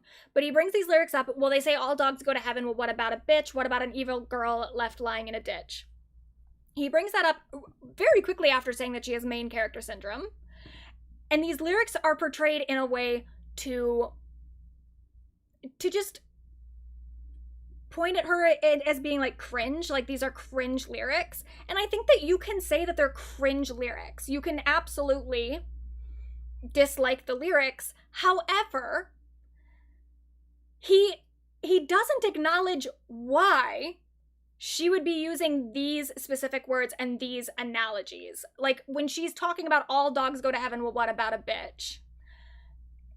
He's leaving out the part where a dog is very, very important to the context of the song, because the song is about Halsey dealing with her mortality from her illness, from her disease. She is dealing with that, but also in this additional context of the fact that her dog had recently died. Her dog had died like a year before, and she had to put the dog down, as many pet owners do when you have a dog that's like really sick or injured, or not just a dog, but like a cat, any sort of pet, where there's not much medical remedy for what they're dealing with. And you have to make the decision of like, okay, well, they're not going to survive that much longer. Should I put them out of their misery now, or should I allow them to continue suffering because I'm going to miss them if they're gone? Like, that is a very, very hard thing that people have to deal with as pet parents. And Halsey is also then relating it to her own illness and thinking like, I had to humanely euthanize my dog. I kind of wish someone would humanely euthanize me. So that's why she's making this analogy of like, well, they say all dogs go to heaven, but what about a bitch? Like, she's using this kind of double entendre for bitch being like a female dog, but also herself being like an evil girl or whatever, like being a bitch. Like, there's a lot of layers happening in this song that is not being addressed by just bringing up these lyrics to be like, look at how dumb and cringe they are.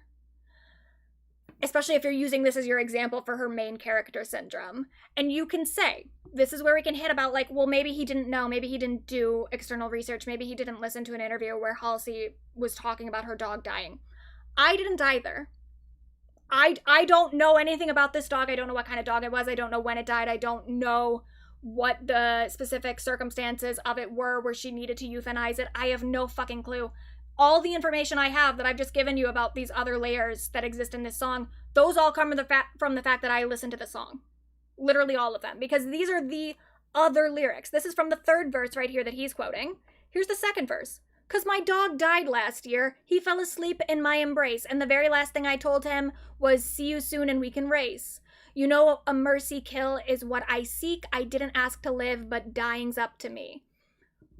Fairly clear what this song is about. And even if you go to the first verse, she's specifically talking about her like blood work and the fact that she couldn't find anyone who was a match to her blood, and so that was complicating her medical issues. So there's no excuse for him not knowing the context of this music. If he was actually listening to it, if he was actually listening to the song, he would know what it was about. And so then you can move to this idea of he doesn't have to be nice about the album just because it's about something sad. Sure, absolutely. He doesn't have to be nice. He can be blunt, he can be shitty. That's beside the point though. Because the problem is not that he was just like being super blunt and like not graceful with the way that he expressed himself. The problem is that he wasn't taking Halsey's illness and her circumstances into account when making the specific claim that she has main character syndrome. The lyrics that he is portraying as being overdramatic are a lot less overdramatic when you recognize the context that they exist within. So like last time I had made this like Titanic comparison that it would be reviewing the greatest impersonator or the great impersonator and not mentioning the fact that Halsey had an illness, or not mentioning like all these different themes that come up in the album about her thinking about her mortality. Not acknowledging that is akin to reviewing Titanic and not mentioning the ship sinking. Even then, I think that analogy is a little too generous to Fantano. Because could you review the Titanic, or not the Titanic, but could you review Titanic without mentioning the ship sinking? Yeah, I guess you could. It would be a little weird. But if you were focusing specifically on like the performances, if you were focusing on like the score, if you were focusing on the mise en scène, specific like film elements without getting much into the plot, I guess you could do it. But so a more accurate statement would be, it's like he was reviewing Titanic and spent a not insignificant amount of time talking about how overdramatic he thought Rose was, specifically in scenes in which the ship was sinking or after it had sank, and he was like pulling out particular bits of dialogue specifically related to the ship sinking or having sunk, and using that to paint Rose as overdramatic while never acknowledging the fact that she just witnessed and was a part of a tragedy. Like, that is the more kind of apt comparison. It's not just that he said she had main character syndrome. It's not just that he ignored the context of the album. It is the fact that he said she had main character syndrome within a context that he omitted. That's sort of the problem. I also saw this. This is from this is from my like earlier video from my earlier stream highlight talking about Anthony's misogyny problem, where I brought up both the Halsey review and the Ariana Grande review. And so this person says, Medusini, when it comes to Fantano criticizing Grande, can't you leave the real life drama out? It's just music. Medusini, when it's Halsey, oh my god, there's so much real life drama you need to consider before you criticize her lyricism. She was sick. I don't want to pick on this person too much, but quite frankly, this is just like bad media literacy, because there's a difference here. It is absolutely fine to take a piece of work as like an independent project without thinking too much about the real life events. It's fine. Doesn't really make a difference to the Halsey review though, because again, even if you didn't do any sort of external research, the context is very clear in the lyrics. Again, if we're making like a Titanic comparison, you could absolutely review Titanic without mentioning the fact that it's based on real events. But the fact that the ship sank is still core to the story. So you don't have to look up why Halsey wrote the songs that way. You could just listen to the songs and understand what the album is about. It also is fine to put a song into a larger context of the artist's life, like he was doing with Ariana. I think it is fine for the context of her life to even impact his opinion of the work.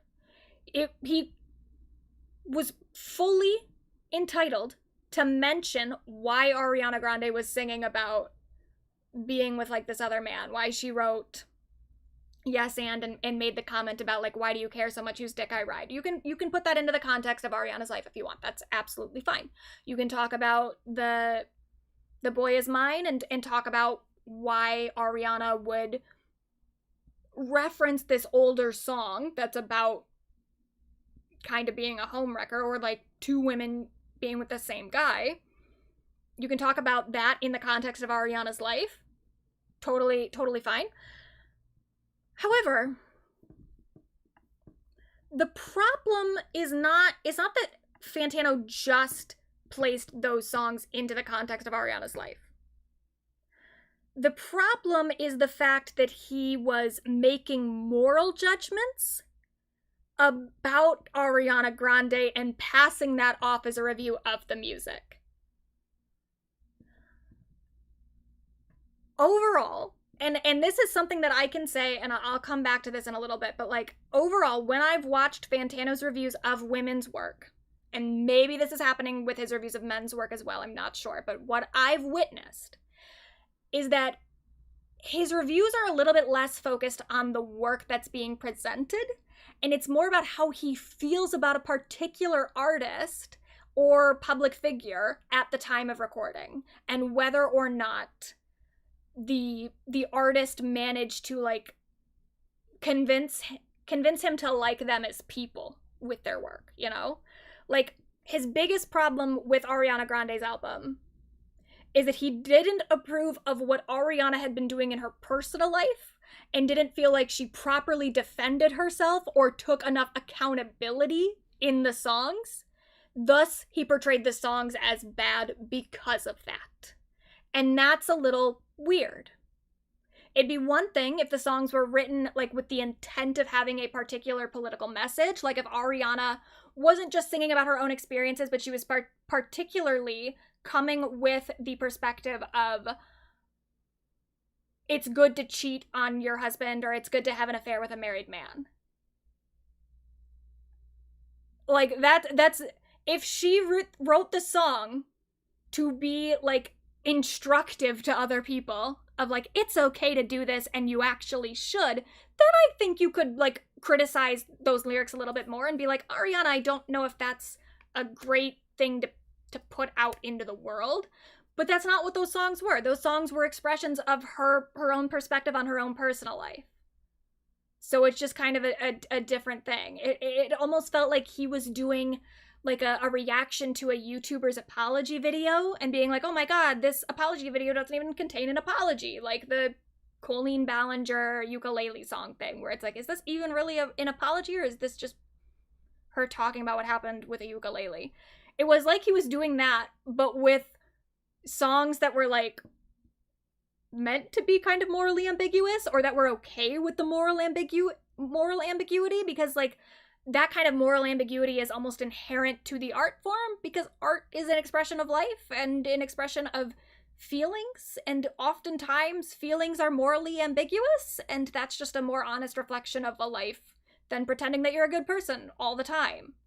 So his critiques of Ariana were still fucking weird, even if it wasn't inherently wrong for him to contextualize her songs in her real life.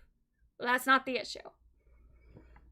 And so to give you an example of how you can have conflicting opinions in regards to the real life context of a song and how you feel about the song's contents as an artistic expression, here's an example from my own streams.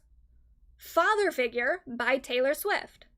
If you've been in these streams long enough and you've been paying attention to the things that I'm saying, you'll know that I do think that Father Figure is a song that is in part about Taylor Swift's relationship with Olivia Rodrigo and about the credits dispute on Deja Vu. I do think that the song is informed by that context.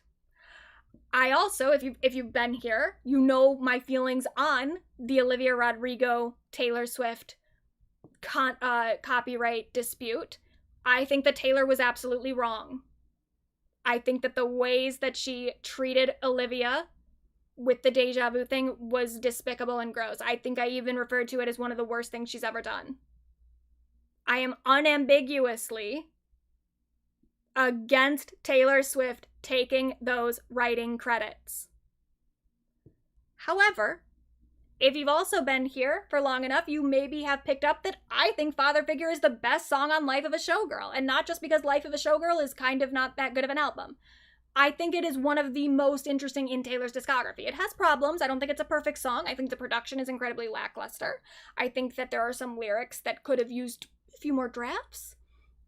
But overall, I think that it is a very, very interesting song. In part because of the real life context. In part because Taylor Swift is taking on such a sinister role in the narrative of the music in a way that we haven't totally seen elsewhere in her work. I think it is interesting that she is willing to come across as such a bad person on this track, especially when it relates to something that she actually did do. My feelings on Taylor Swift, the person, and her decisions is not the exact same opinion that I have on her work. There's a disconnect that's happening here where he seems to think that reviewing a piece of work just means reviewing the artist and their personal decisions and their personal life. Because if I was reviewing Fantano's, or if I was reviewing Father Figure the way that Fantano reviews music, then I would just say that, I don't like what Taylor Swift did to Olivia Rodrigo, therefore I think the song is bad. And I think that that's just bad media analysis, period. Now, something that I've seen a lot of people say, and this one I'll give a little bit more... I'll give this one some credit that maybe it's true.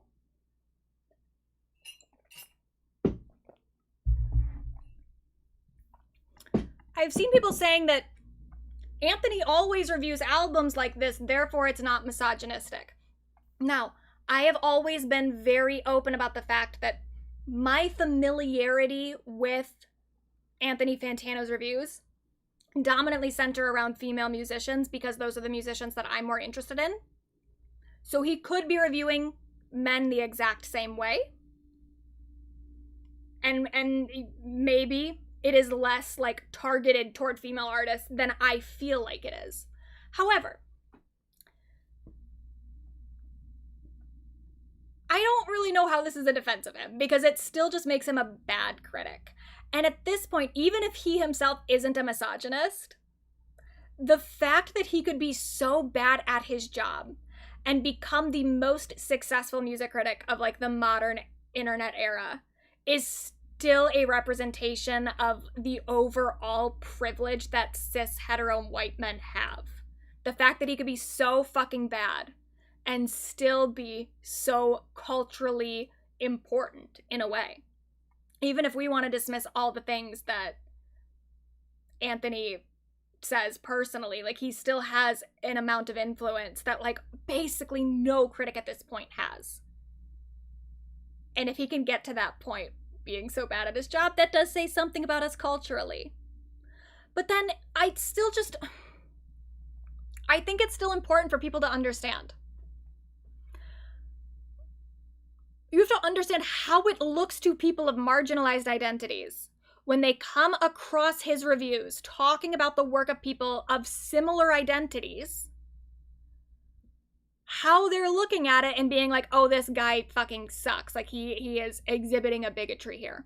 Even if he is moralizing everybody's work like this, as a woman, I am familiar with the patterns of how women's work typically gets reviewed in misogynistic ways. Thus, when I watch Fantano's videos and I recognize signs of those same patterns, I'm going to infer some misogyny, even if it's just a more general incompetence. And I know that there are people of color who are doing the exact same thing with Fantano. I know that he has gotten a lot of criticism from Black people in particular with the ways that he reviews black artists. So maybe he is just this bad overall, but I find it a little hard to believe that he's reviewing the work of straight men in the exact same ways because I know how sensitive straight white men are, and I feel like if he was being this annoying about work that is important to them, I don't know how he would have any audience at this point. If he wasn't pleasing one demographic, I don't know how he would be this successful. So I have to imagine that there is a curve that he's grading people on, but if there's not, it still doesn't change the perception that a lot of people are going to have, and that's fine. However, there's clearly an issue that needs to be addressed, even if that issue is that he needs to just say, no, I review everybody's music this poorly. I mean, he would never say that, but like, if the issue was just that he's just bad overall, then that's something that should be addressed in a way that is different from how he addresses the criticisms against him. Because how he's addressed the criticisms against him are bad. And that's kind of the main problem for me. It's not even just that like his reviews are insufficient to me. It's the fact that when he's been called out for some amount of like perceived misogyny or perceived racism, he responds in a way that is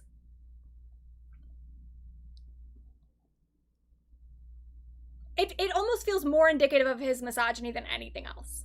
He uses a lot of straw man tactics. He starts appealing to like statistical reviews of his scores by saying that, well, I review women's work more positively overall, which is just so beside the point about what you actually say in the reviews. He is extremely dramatic in how he characterizes the criticisms against him, which we very much saw in the Variety interview where he did the whole thing about like, people think I'm the devil, people think that I'm like evil incarnate. It's like, no, actually people just said that they didn't like your review and that you should maybe think about reviewing things differently. That's not, I didn't see anybody say that he's the worst human being that's ever existed. And the fact that he is dramatizing it in that way, there's clearly a sensitivity around particular criticisms that he receives that is a little worrisome. If you can't take people saying, hey dude, this seems a little misogynistic, the way that you called a woman who wrote an album about her own personal experiences someone with main character syndrome, if he can't take that criticism and just make a reasonable response of like, oh, I didn't mean it that way, I'm sorry that it came across like that.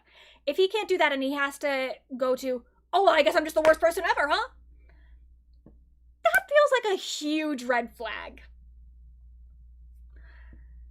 And he also, he tokenizes women in his defenses of himself. Like, he'll talk about specific women that he's defended before and act like that gives him like a pass. He'll also weaponize the misogyny of other men and say like, oh, but these men are more misogynistic than me. Like, he'll bring up the Doechii thing and be like, well, but Aiden Ross was being so misogynistic to Doechii and I was nice to her. It's like, okay, well, that doesn't, cool, thank you for being one of the good ones, but if you're still not open to any amount of criticism against you, that doesn't make you that good.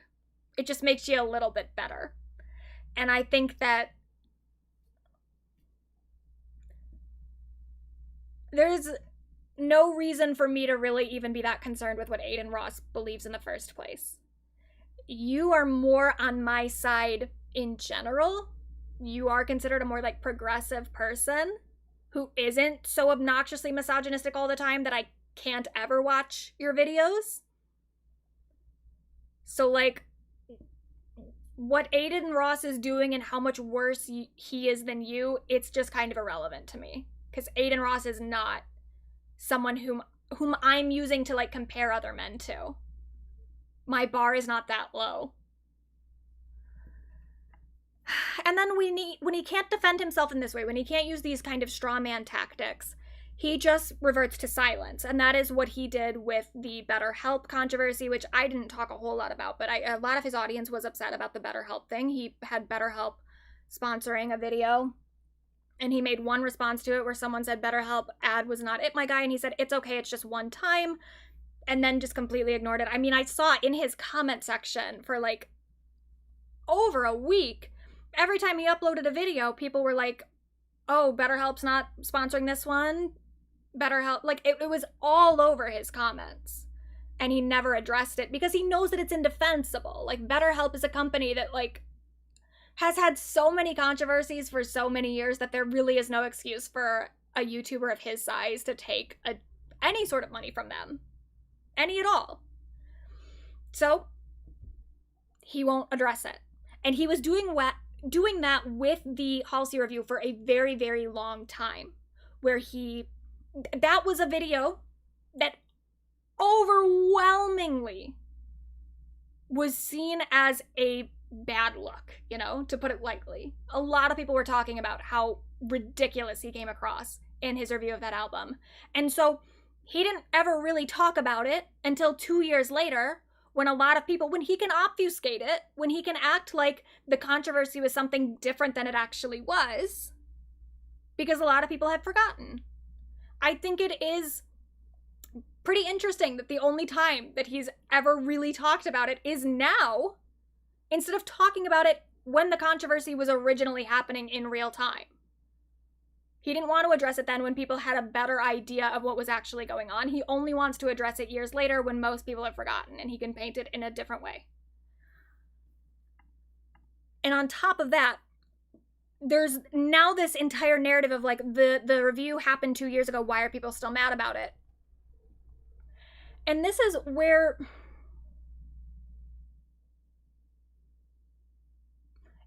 I think it's very hard, especially for men and for people who aren't actively involved in like stan culture. It's very hard for them to understand that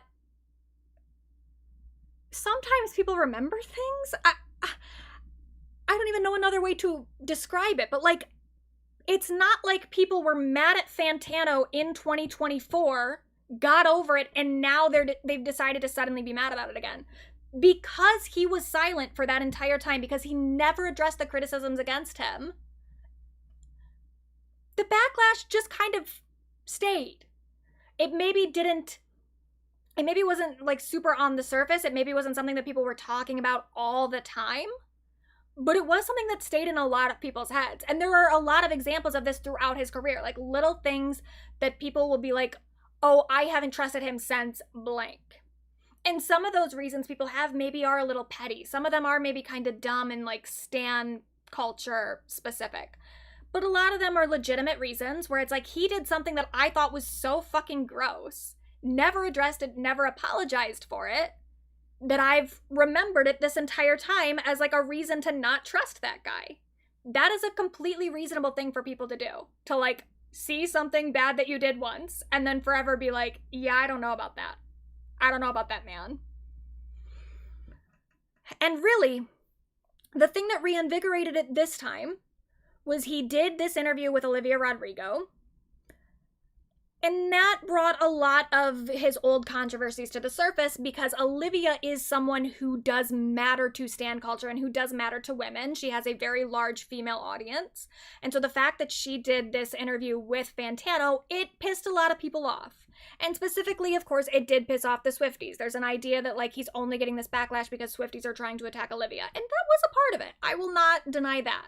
I will not deny the fact that the Swifties were definitely taking advantage of this, because Olivia went and did an interview with him pretty soon. I mean, it's hard to say when the interview was filmed, but like it was uploaded pretty soon after he had made a video talking about the Taylor Swift Olivia Deja Vu credits dispute and defending Olivia, which I think I agreed with him on. And I even played parts of his video on this stream to point out the good points that he was making.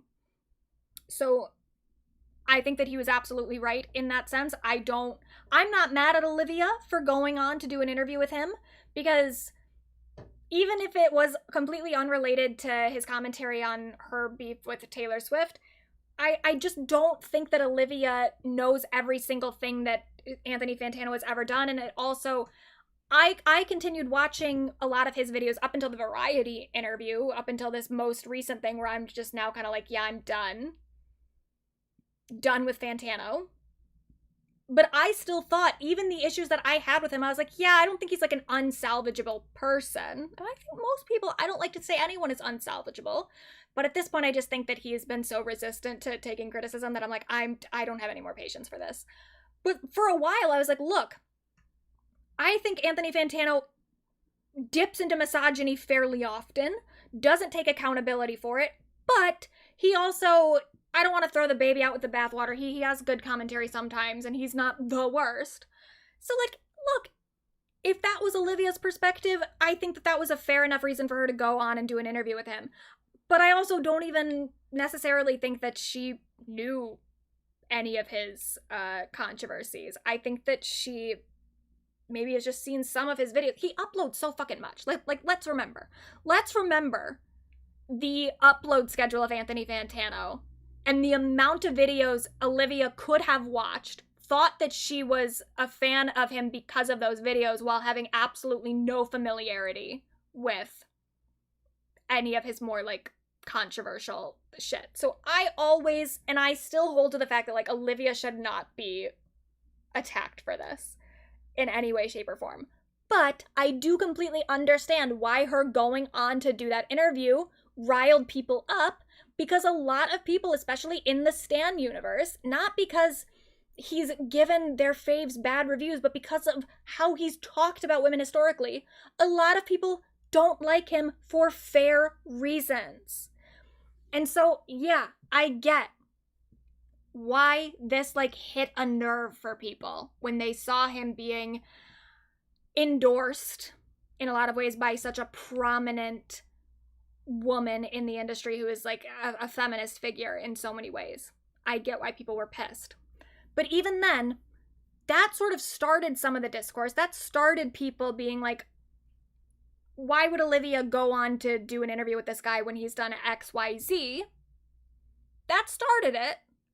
he then very personally escalated it. Oh, here's just like, there are other issues that I have highlighted, not just the Halsey shit, but like there were other things that came up. But he escalated it further by quote tweeting this person and making a pretty personal hit at Halsey and saying that his review was more like culturally relevant than her album. So that's the thing too with my video talking about his misogyny. It wasn't precipitated by his review of Slater's album. It was precipitated by his response to people on Twitter that actually like precipitated my talking about his misogyny. I didn't really care that much about the review. I cared about what he was doing on Twitter and how he was interacting with people there. And that's exactly what happened here, where like a lot of people were talking about Fantano's past, but Halsey didn't tweet at him until after he already tweeted something about her album. And it was clearly something meant to like personally insult her. Even if he didn't think that she was going to specifically see it, it was meant to be an insult to Halsey as an artist. That her album matters less than his review. So that's a huge part of this, is the way that he has responded to criticism.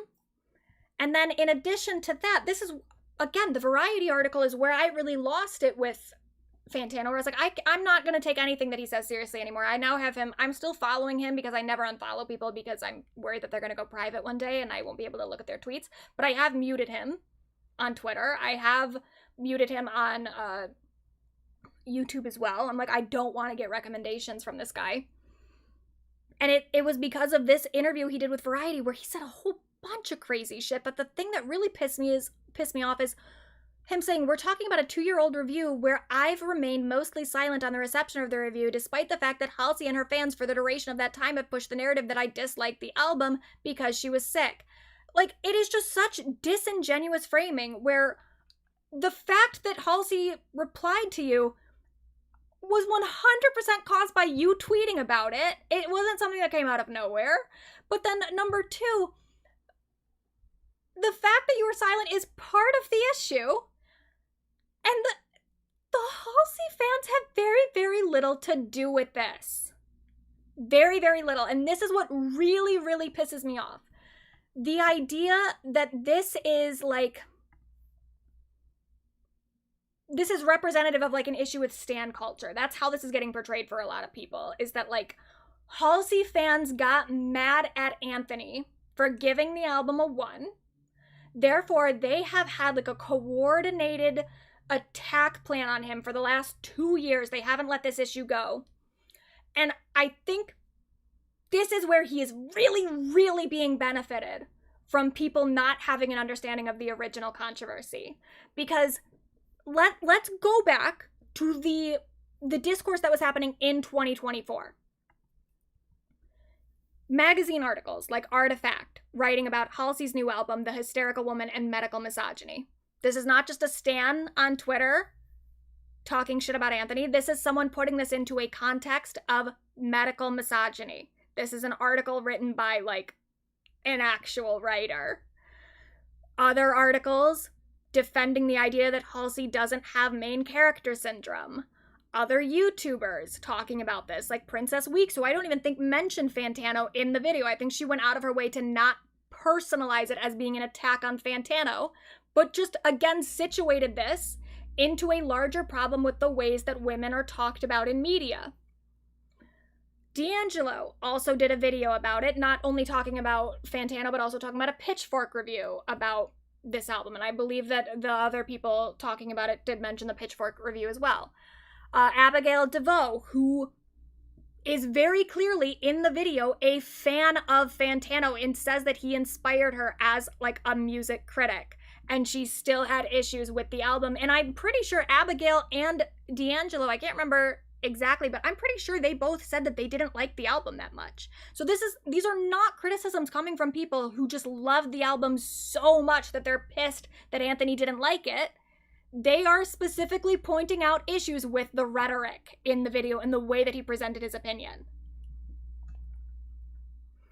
his own comment section as well. If you go to the review right now, there's still comments from when it was uploaded kind of just tearing him apart. Like, it's all the comments. And a lot of it is specifically about, like, the issues with him not addressing the medical problems that were happening, because a lot of people connect to that. Even if you're taking the misogyny aspect out of it, a lot of people have had experiences with cancer, with other sort of chronic or terminal illnesses, either personally or with a loved one. So this is something that a lot of people take seriously. As this person says, my daughter has one of the chronic conditions Halsey has. It left her unable to walk for 2 years, and half of that time was spent convincing doctors that she was sick, not insane. She was 8. Her world shrunk to a few feet she could move around the house. We did what we could to get her out of her head, but sometimes we just had to talk through constant pain and loss and broken dreams. I can't believe I gave her all of that attention when it was main character syndrome the entire time. Imagine making an album where you talk about how your cancer wasn't taken seriously by doctors. Why is this not? Wasn't taken seriously by doctors because they thought you were just being over dramatic about your symptoms. And then a music reviewer says he didn't like the album because you're being over dramatic about your cancer. Totally fine to dislike an album regardless of the heavy subject matter. Not fine to dismiss someone as being melodramatic and a self-important main character simply for discussing their pain and trauma. The former is a matter of opinion, the latter is a matter of empathy. Main character syndrome. Anthony, this is a Halsey album. It's gonna be about Halsey.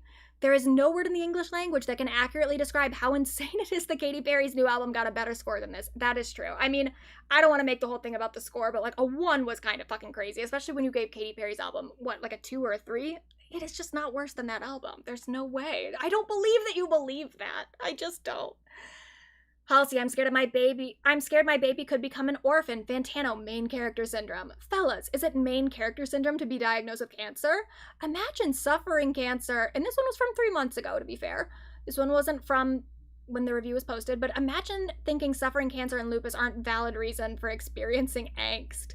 I will echo the other sentiments here and say that this is really cruel to the point of being misogynistic, I think. I'm not a Halsey fan by any stretch, but I think the honesty on this album is super vulnerable and brave. Considering the subject matter here, the best course would have been to just not review this. It's pretty uncool to shit all over someone so openly struggling with chronic illness. It's like laughing at someone in a wheelchair.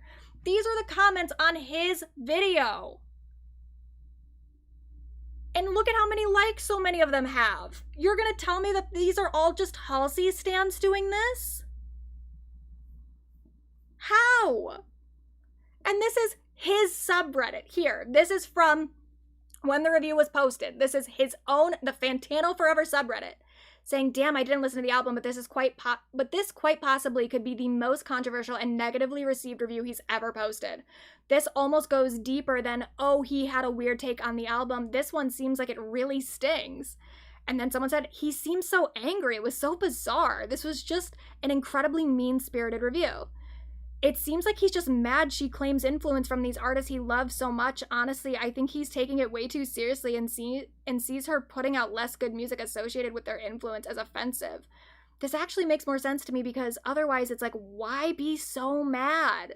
Dude really hates obvious influence too. Like, even if a song gives off a hint of Radiohead, he'll automatically red flannel it.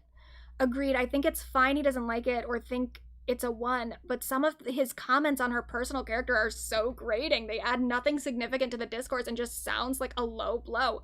This is his fucking audience!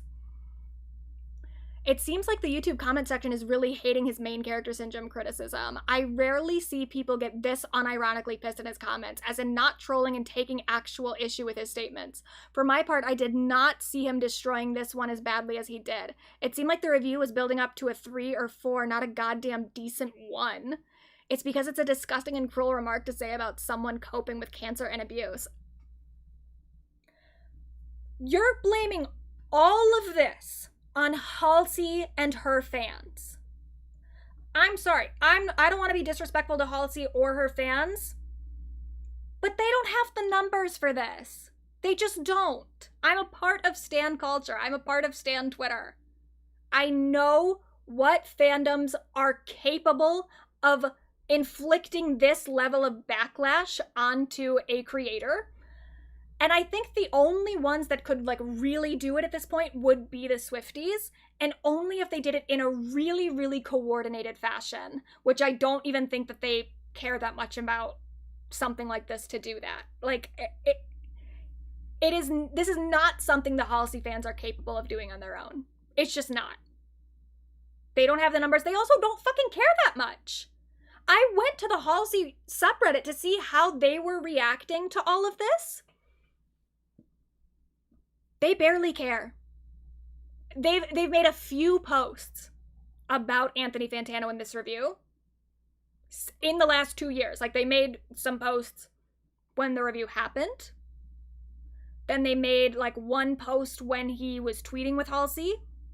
And then they made another post more recently about this new video that he put out. But overall, Halsey fans are just talking about Halsey. They're not talking about Anthony Fantano. They do not care. And yet, he is... Oh, fuck, here's another one, too. So there's more from the subreddit. But he has been fairly successful in some realms of the internet in framing this as an issue with stan culture. That this is something that a stan base did as a coordinated effort to take out Anthony Fantano. And it's just so fucking stupid because it's not what happened, but also it's stupid because in what way was the Halsey stan base going to be the one to do this?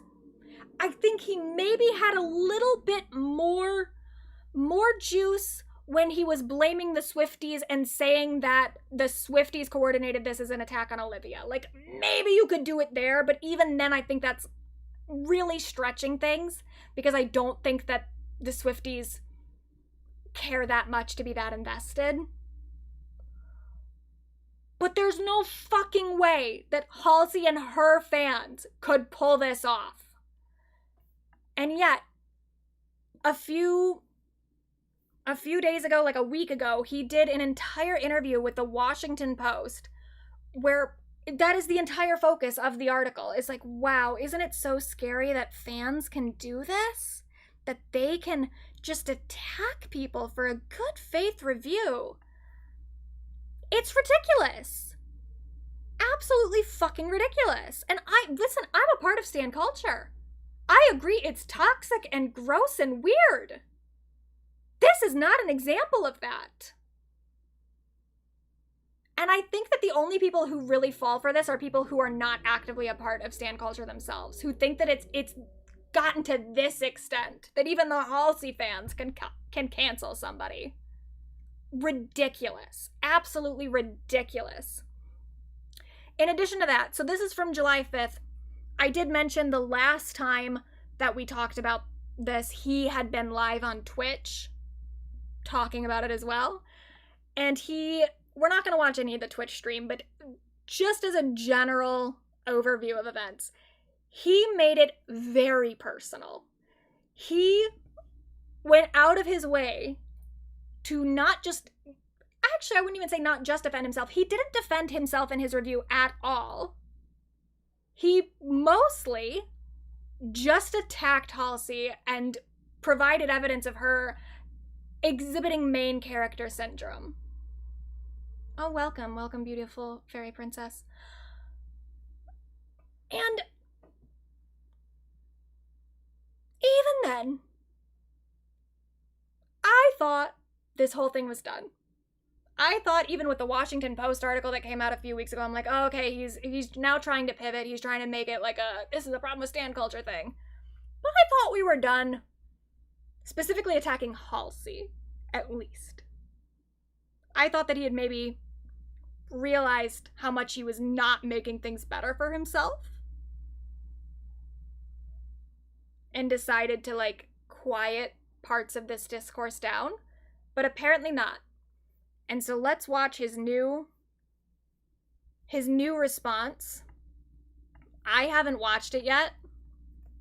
I know some of the things that are in it, but I have not personally watched the entire thing, so we're gonna do it together.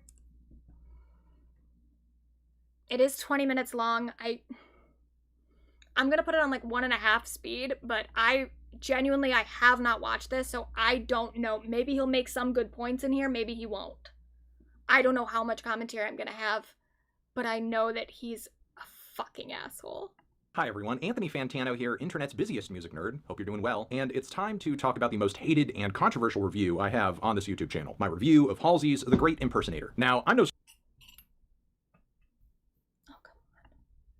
stranger to takes I've given on this channel dogging me for years, and sometimes the very persistent fan comments and reactions will cause me to go back and listen to the record again. This can result in reactions where I more or less feel justified in my feelings and circle back around to give my thoughts more thoroughly, but sometimes I do actually change my mind with a little or a lot of audience pressure. Generally speaking though, this is a pretty rare occasion, as I've put out thousands of reviews over the years on this channel literally, and I still stand 10 toes down for the vast majority of all of them. My point is there have been lots and lots of examples.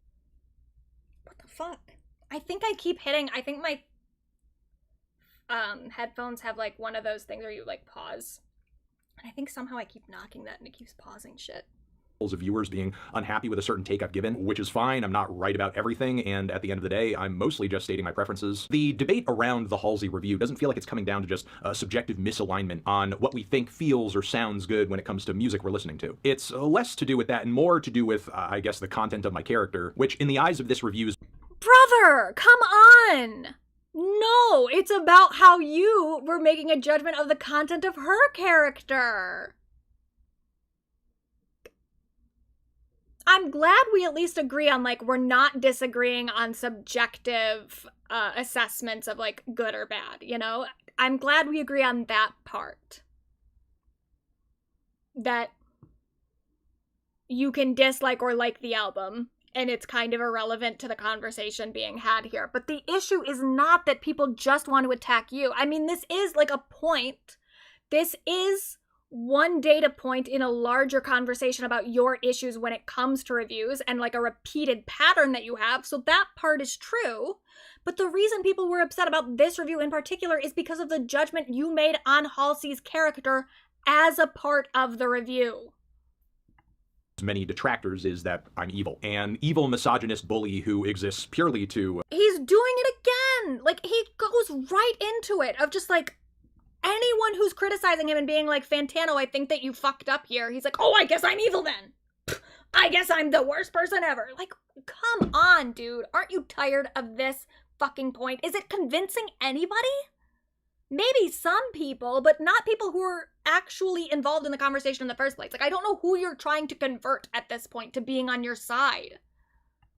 Attack women, or a woman dealing with a severe illness, specifically in this case. For context, Halsey recently commendably fought lupus, a process she says took 8 years from those initial symptoms that regularly impacted her well-being and health, to finally getting the diagnosis and chemo treatments needed for a more stable and comfortable life. Now, attacks on my character over a music review are also nothing new to me. For more times than I can count, people have tried to put my musical preferences onto something severely wrong with me. He's not mentally all there, he's a misogynist, he's a bigot, he's Italian, which is not something I usually get too in the weeds on, but this is one of the few occasions where it has made headlines. I'm not just simply coming on here to inflate the importance of a few unhinged Twitter stands, because these are now sentiments that have been echoed by Halsey herself. Who cares he gave a bad review? She can't have an opinion on it? And also she said he's a raised by 4chan edgelord bully. That does not equal he's the most evil man in the world. Like, you can think that her tweet was a little harsh or something, but then I would say that, like, you're pretty harsh a lot of the time too. Halsey has every right to voice her own opinion. And the one thing where I can see people taking his side more without knowing anything else about the conversation, I can see people being put off by the fact that Halsey is like a huge celebrity, not like that huge, but like an A-lister at one point. I think Halsey would even say herself that her popularity has gone down, that she is not like at the level that Taylor Swift is currently at, even if she kind of was more in that league at one point. I mean, she has specifically talked about that experience of going from being like one of the main pop girls to someone with like a more kind of niche audience. So I guess you could say that she's very famous, and so her tweeting at a critic, it's inviting more harassment onto that critic than like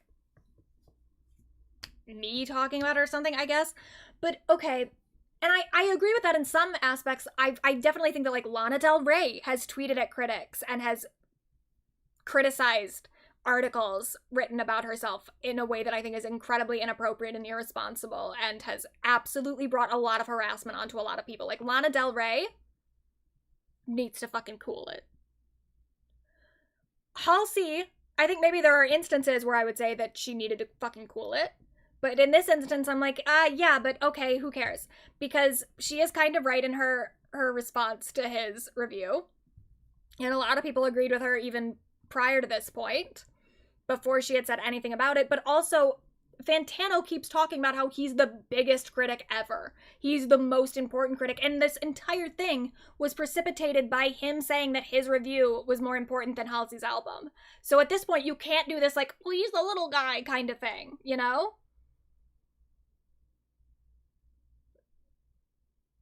Is he more important than Halsey, or is he not?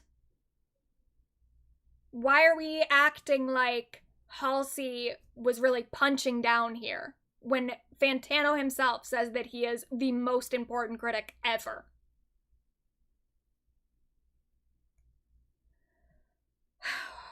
Stupid. But also, okay, I do think that, like, she said...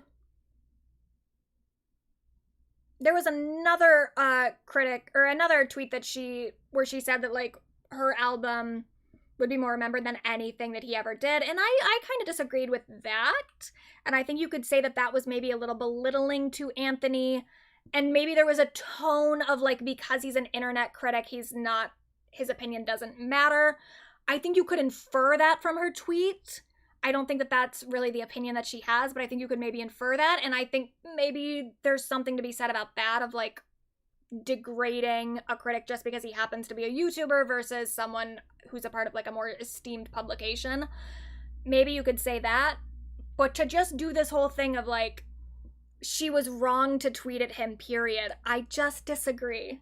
And I disagree specifically because I actually do agree with Fantano to an extent that he is an absurdly famous critic. He has an amount of influence that most other critics don't have, to the point that I think it makes him more worthy of criticism from artists themselves if they feel like it, if they feel like responding to him. He has set himself up to be talked about by other people. I care that a pay-for-clicks reaction YouTuber can facade as a pro-critic and say it's main character syndrome for an artist to lament her medical suffering on an album about her own life. He's a raised by 4chan edgelord bully. Yuck. So I'm an edgelord bully raised by 4chan who... I mean, kinda, yeah. You were kind of raised by 4chan, and you are kind of a bully, and you are definitely an edgelord. I don't see how any of that equals he's the worst person in the world. He's the most evil man ever. The fact that you are catastrophizing that says something. Who said it was main character syndrome to lament your sickness. Let's get directly into that last one there, since it deals in the review itself, and also saves me and you the time of having to go over the entire video, because for a few years now... Yeah, don't actually watch the entire video. Please don't do that. Please just listen to what I'm saying about it right now. Fans have been making a very clear black and white statement about what I say in this piece of content. That I said the music on this album reflected a main character syndrome, a self-obsession or overinflation of one's abilities due to or because of Halsey's decision to sing about her own medical suffering. So let's watch the clip together where I say that specific phrase to verify that. All right, here we are, ready to watch this clip, so let's do it. When she sings about needing to kill her ego because it may in fact kill her, she was not kidding, because this entire record has the worst case of main character syndrome I've heard on any pop album in 2024. Not only due to the fact, okay, it is true, around the 7-minute mark in the review, I do actually say that phrase. Lock him up, throw away the key, I'm guilty. And look, it's totally fair for you as a viewer to decide whether or not that's a fair assessment of the album and its writing, or even if that's language that's too harsh for a review generally. But what you can't do is tell me why I'm saying the things I'm saying, especially when I have told you guys why I've said them, because I didn't Yeah, you did tell us why you said them, and you said that she was being whiny. You said that she had, like, a childish angst. You said that she was just being edgy. Like, you can pull out this one clip and maybe justify the main character syndrome thing if you put it into a completely different context than it actually exists in the review. But I watched the review and I know what you said and I know why you said it and I know all the things that surrounded you saying it. And you absolutely were saying that she had main character syndrome because she was, like, complaining about her life. Otherwise, why would you have called her whiny? Why would you say that she has childish angst? Girl.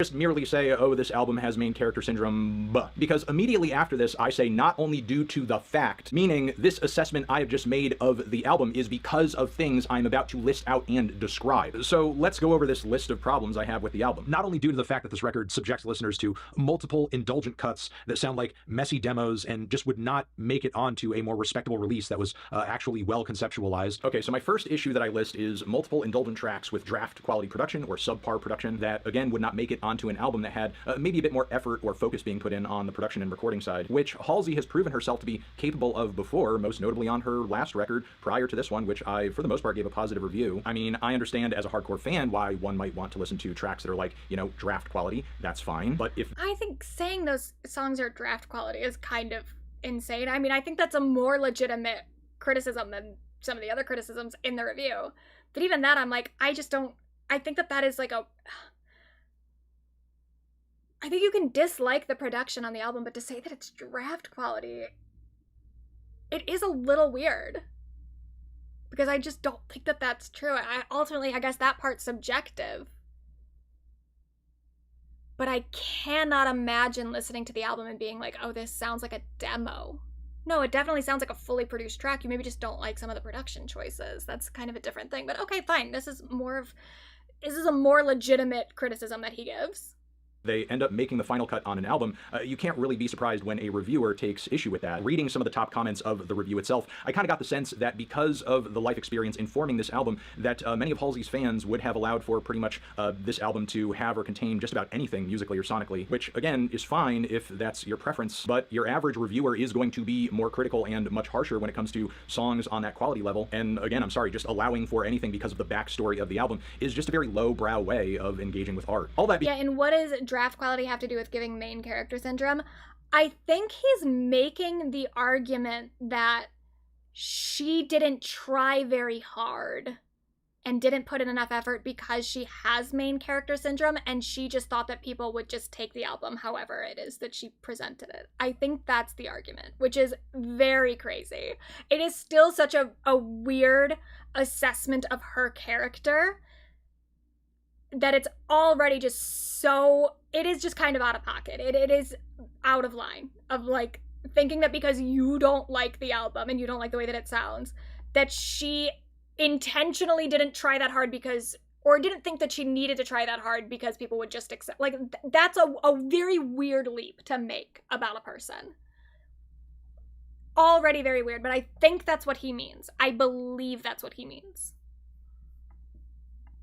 Being said though, taking issue with the production quality and performance quality on some of these tracks has nothing to do with Halsey's illness, so at the very least here I did not cite that as my reasoning for saying the album has main character syndrome. Well, let's keep fishing and see if I do that. So yeah, it's that, and also all of the lyrics on this record where it seems like— No, you didn't do that. That was the problem, is that you said main character syndrome without ever talking about the context of the work, without ever talking about what she was actually singing about.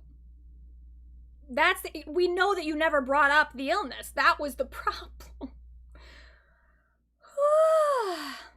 Halsey is just hell-bent on making sure the audience knows just how dark and tortured and edgy she is. Okay, the next issue that I cite is that the quality of the lyricism on the album can run a little bit edgy, which I could see viewers as interpreting me going at what Halsey is literally singing about as a topic or a source of inspiration. That is, if I didn't actually cite an example of lyrics whose writing was particularly bad. They say all dogs go to heaven. But again, you don't contextualize these lyrics in the song itself. You don't talk about why she is referring to herself as a dog, why she is referring to herself as a bitch. You just present the lyrics as if they're cringe without putting them into the context that makes sense for the song that you allegedly listened to. So the fact that you left that context out, it doesn't make it better. It makes it worse because it feels like you're kind of just being manipulative. You're taking her out of context with the intent to make her look whinier than she is. Well, and also, I don't even know, it's like, I could see you making an argument about these lyrics being kind of cringy because of like the double entendre with like the bitch and the dog or whatever. I kind of could understand that, but it's like, if you're using this as evidence of her main character syndrome, then it completely falls apart, because now you are making a character judgment on her because of lyrics that you haven't contextualized, instead of just talking about how you don't like the lyrics because you don't like the way that it was phrased. What about a bitch? What about an evil girl left lying in a ditch? This is like not great lyricism. I think it's pretty clear that my problem with these words is not the topic of mortality, but the way the topic is being written about. While it is true, I certainly could have cited more examples to maybe be a little bit clearer about what I was getting at. Even without that, What are his other examples? in my mind, to jump to the conclusion, oh, he hates that the topic is being written about. While it is true, I certainly could have cited more examples. Okay, so these are from different songs. So everybody get in line to meet the girl who flew too high. Who does it all just to be liked by strangers that she met online? Did it all to be included? My self-loathing so deep-rooted, inner child's unrecruited truth is I'm not suited for it. I still don't think that that reads as main character syndrome. My special talent isn't writing, it's not singing, it's feeling everything that everyone alive feels every day, feels every day, feels every day, feels every day. That one, I'm like, maybe you could make the argument, but even then, I just wouldn't, probably. Like, I just don't think that that's an exceptionally egotistical line to warrant pointing out, but okay, maybe that one would have been a more appropriate example. But I don't even get... He's so stupid. It's like... Whatever. To maybe be a little bit clearer about what I was getting at. Even without that, off of this clip alone, it's kind of hard for, at least me in my mind, to jump to the conclusion, oh, he hates that this woman sung about being sick. Let's... No. No one thought that you hated that she sung about being sick. The read people have of it, Anthony, is that you just don't like her. So you didn't bring up the fact that she's sick so that you could paint the lyrics as being a part of a different context than they actually were. Because if you made fun of her for singing about her death in this way, it would come across kind of mean. So you didn't mention the death part so that you could mock her and make it seem like that was reasonable. Unfortunately, a whole bunch of the people who watched your review had listened to the album, and so they knew how full of shit you were.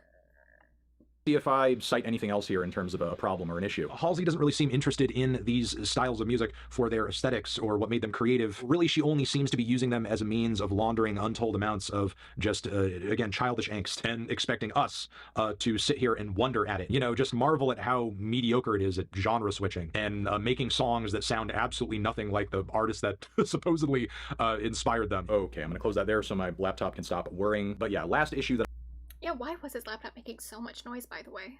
Aren't you like, you got that BetterHelp money, dude. Put it to use. But like the points about her not impersonating these artists well, I think that that is a fair criticism to have. It's not a criticism that I have. I think it's a little nitpicky. I think that if you were expecting it all to be like a one-to-one impersonation, then that's your own problem. But okay, that's like a fair opinion for you to have. I don't really know why it's being related specifically back to the main character syndrome part, and I don't know, yeah, he brought up the laundering thing again. He always likes to say that people are like laundering themselves or laundering their reputations. I don't know, like, what...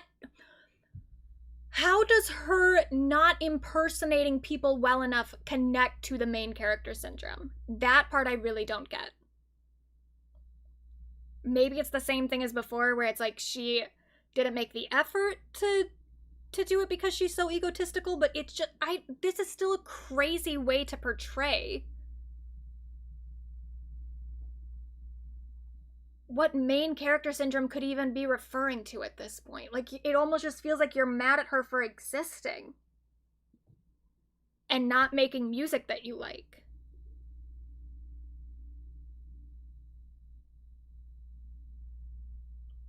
I don't know, dude. I don't know how you still don't get it. I cited was the mediocre genre switching across the album, which was a pretty core focus for me in the review, because if you recall, a pivotal part of this album's PR rollout was Halsey styling herself. Exactly, the PR rollout. So he was very familiar with the PR. as these different iconic, influential, mega talented artists across different eras of popular music. Something that I guess would have been fine if we were talking about photos and photos alone, but Halsey actually attempted to recreate and embody the sounds of many of these artists within the track list of this album, and fell horribly, horribly short. Now, it is true, in retrospect, I have a better understanding of how this plays into Halsey's experience with her health, specifically with regards to lupus, but that doesn't make the process of listening to these songs any more interesting or Halsey's impressions any better. Not only that, but this is not a signifier that I, as a reviewer, had any issue with Halsey singing about her illness, because that's not what assessing something as bad musical Nobody said that you had an issue with her singing about her illness. The issue is that you have an issue with her, and you didn't mention the illness because you knew that that would make you look like a dick because of how you're portraying her as being whiny and angsty. I don't know, like, what's not connecting? What are you failing to grasp? Other than the fact that, like, people disagree with you and think that you do shitty things sometimes and you just don't like to admit that. Or you don't like to admit that they could be right about something. You'd rather just paint them as being overdramatic, like Halsey. Everyone's being so whiny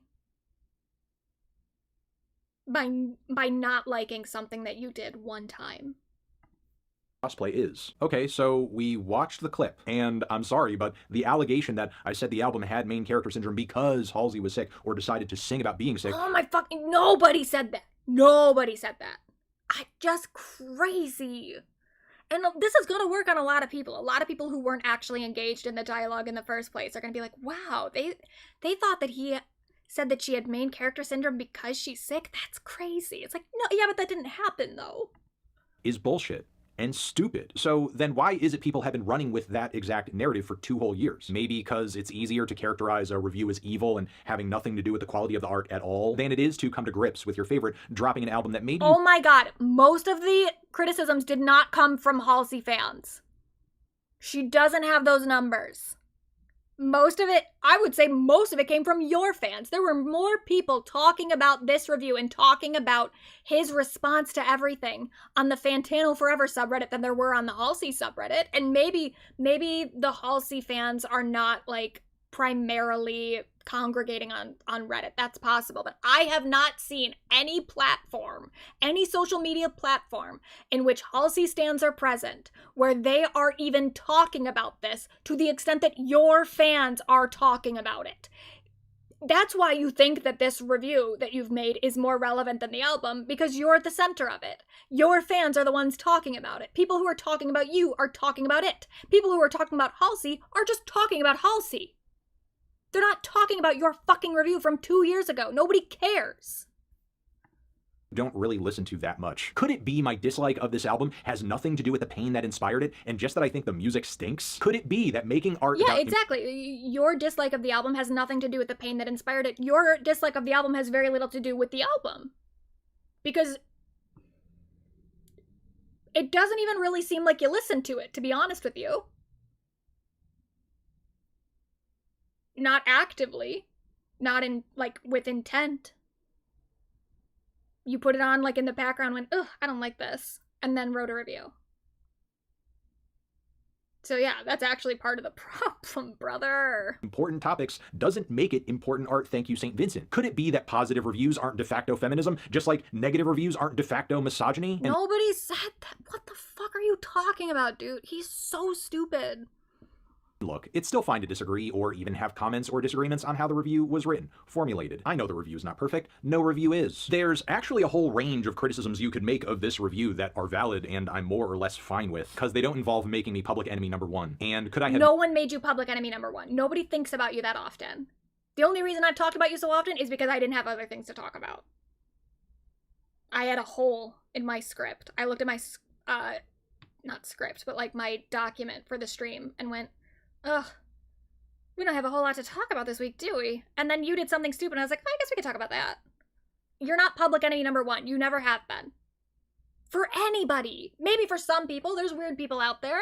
Maybe you have some weird stalkers that consider you public enemy #1, but a vast majority of the people that are talking about this only keep talking about it because you keep bringing it up, for one thing, or they will just use it offhand as like a, I haven't trusted Fantano since this, just to give their opinion of like, this is why I don't watch this guy's reviews. And that's fair. You can have that for any person on the internet, any critic, anyone who does anything. You can be like, I didn't like the thing that they did, so I just kind of stopped paying attention to them after that. It's fully fucking fair. It doesn't make you public enemy number one. I don't know why you think that you're that important to everybody. Made more of a focus on Halsey's personal experience in the review itself? Sure, yes. But it wasn't really driving most of my feelings on the album, and I don't think that would have stopped people from getting angry with me. After all, many of y'all have a tendency to attach my less than glowing feelings on any given album to the most taboo topics held within that record when I do address them, as evidenced by this very popular Fiona Apple fan fiction, where someone imagines me getting... He's really hitting all of the classics. He has a very limited arsenal, and he's using it. Triggered listening to the lyrics. So I'm fine saying that focusing simply on my feelings toward the music itself as opposed to the record's backstory may have been an omission out of fear on some level, but that's not proof I hate women or am endangering or striking fear in the hearts of ill women across the world. That's just a fantastical level of cartoonish evil that makes no sense. I'm sorry to my core viewers who may have felt that the review wasn't up to a standard they expect. Which brings me to Halsey's and her fandom's characterization of me as a bully and edgelord, which is not just untrue, but in my view, performative and cynical. Because Halsey isn't pointing out a danger here. What she's trying to do is delegitimize a critic, which is something she has a history of doing. Like with this Pitchfork tweet, whoops. The tweet was funny and you know it. He has fully just gone in, and I know that there's more to come. I know that there's something else he's gonna say. But he is so clearly just trying to make this a personal attack on Halsey. Because he's upset that other people who aren't, most of which are not Halsey fans, and which Halsey has never addressed up until now. Like, it took her 2 years for her to even mention this review. And it was all because you were tweeting about it. He's so upset that other people were upset about the review that he now has to make it a personal attack on Halsey. And it's just ironic, too, because he's acting like everyone who was upset about the review, everyone who criticized it, hates him so much and was making it like a personal attack on him. And maybe there's a little bit of projection in that, because maybe when he's criticizing people, he's doing it from a very personal place. He's criticizing people who haven't pleased him as a person. People that he doesn't always agree with, like the fucking shit with Ariana Grande, where he doesn't like what he perceives Ariana to have done in her personal relationship, and she didn't make amends on the album, so he attacks the album as a way to criticize Ariana. Other people aren't necessarily doing that though, dude. A lot of the people who said that you had a shitty review are not people who are being like, and that means that he's a shitty person overall. It's just not where a lot of people's minds go. Accidental 9/11 joke there, but hey, it was a joke. She was just playing around. She apologized for it. It's fine. And okay, Halsey doesn't like being criticized that much. Who does? No big deal. What concerns me more, though, and what Halsey, to my knowledge, has not really explained, is does she still kiss her fans? Or let me put it this way. Does Halsey still kiss any of her fans on the mouth without verifying their age? Or even without explicit consent? When did Halsey stop kissing fans? I know Halsey used... Like, this is so fucking out of line. And look, he's gonna go through some shit here, and I haven't seen all of it. But from what I have seen, because he brings this up in the review, and I've seen some other people talking about it now, I will say that, like, I don't agree with what Halsey did at that time. I don't believe that she is currently doing it. I don't believe that she is continuously kissed her fans. I think that this was something that happened a while ago, but I don't agree with it. I think that she was wrong to do it. It has nothing to do with the review, because people who are upset at you about the review are not upset because you were mean to Halsey, who's a good person all the time. That was never the point. It was never the point to prove that Halsey was a good person, therefore you should not review her negatively. That I don't fucking care. I don't care about Halsey. I like the album that Fantano likes. I like the one that she did with Trent Reznor, and that's pretty much it. Like, I've heard some other songs that I think are okay, but for the most part, she did one album that I really connected to. And the rest is like, okay, whatever. I've got nothing against Halsey, but I also don't think about her that often. So you proving to me that she is or isn't a bad person, it has nothing to do with what I think about your review. Because your review has nothing to do with Halsey. It has to do with you and how you talk about music, and specifically, it seems, women's music. That's the issue. You proving whether or not Halsey has or has not done bad things is so fucking irrelevant. You're doing the exact thing that I already thought you did. You are making your commentary on an album about how you feel about the artist as a person. To do this because fans wanted help to come out and because fans wanted her to be their first kiss. Does anyone have any info about why this stopped? She has multiple autoimmune diseases, so with her compromised immune system, it's a bad idea. And you're sourcing Reddit and what other people are saying about why she stopped kissing fans? Like, that's not even evidence. You're not even really building a case beyond just what is being speculated about on the internet. Like, you went so out of your way to find something that was sufficient enough to get people off your back and stop defending Halsey. As if defending Halsey was ever even the point. She apparently will often do it anyway if you ask her because she doesn't want to let people down. Okay, you know what? These posts were 7 years ago. Maybe this is just fandom rumors of stuff that used to go on at meet and greets or behind the scenes or something. Surely there's no photos of this. Oh my god, there's actually photos of this. There's actually so many photos of this. Way, way too many photos of this. Why are there so many pictures? There's a whole account dedicated to this. And some of these people look so young, I'm not even going to show their faces. But what's God, you're such a good guy.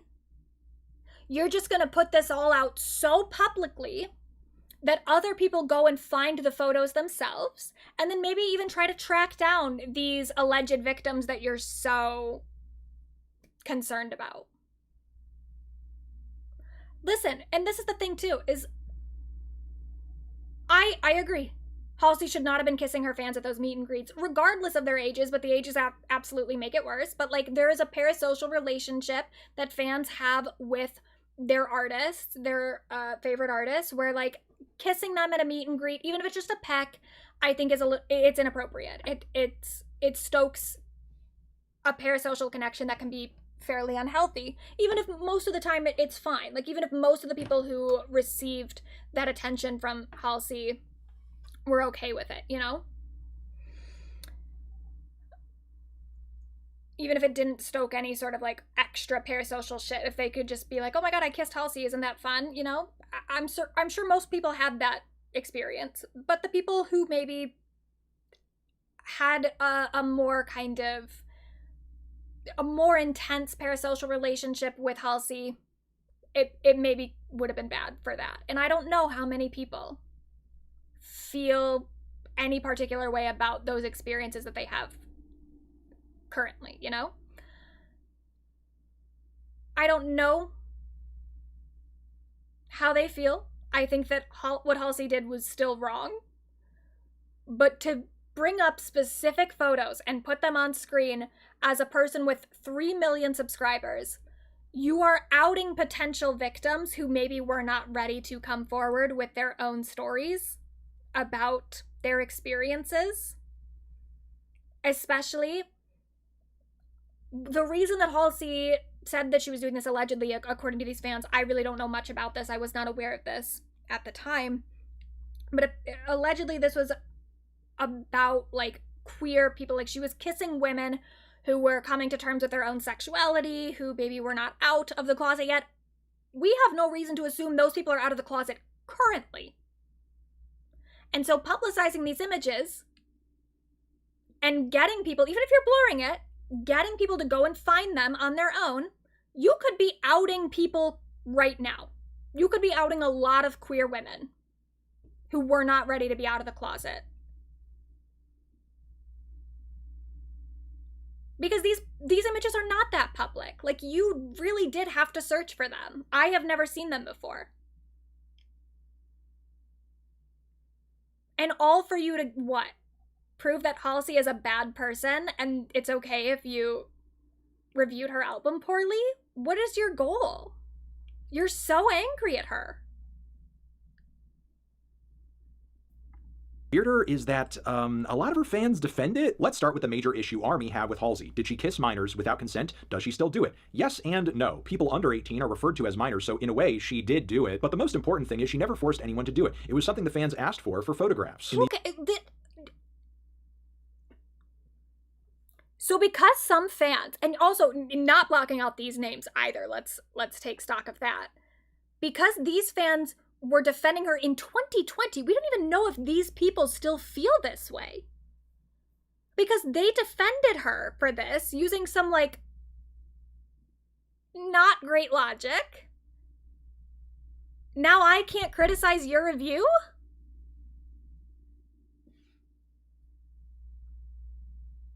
What are we doing here?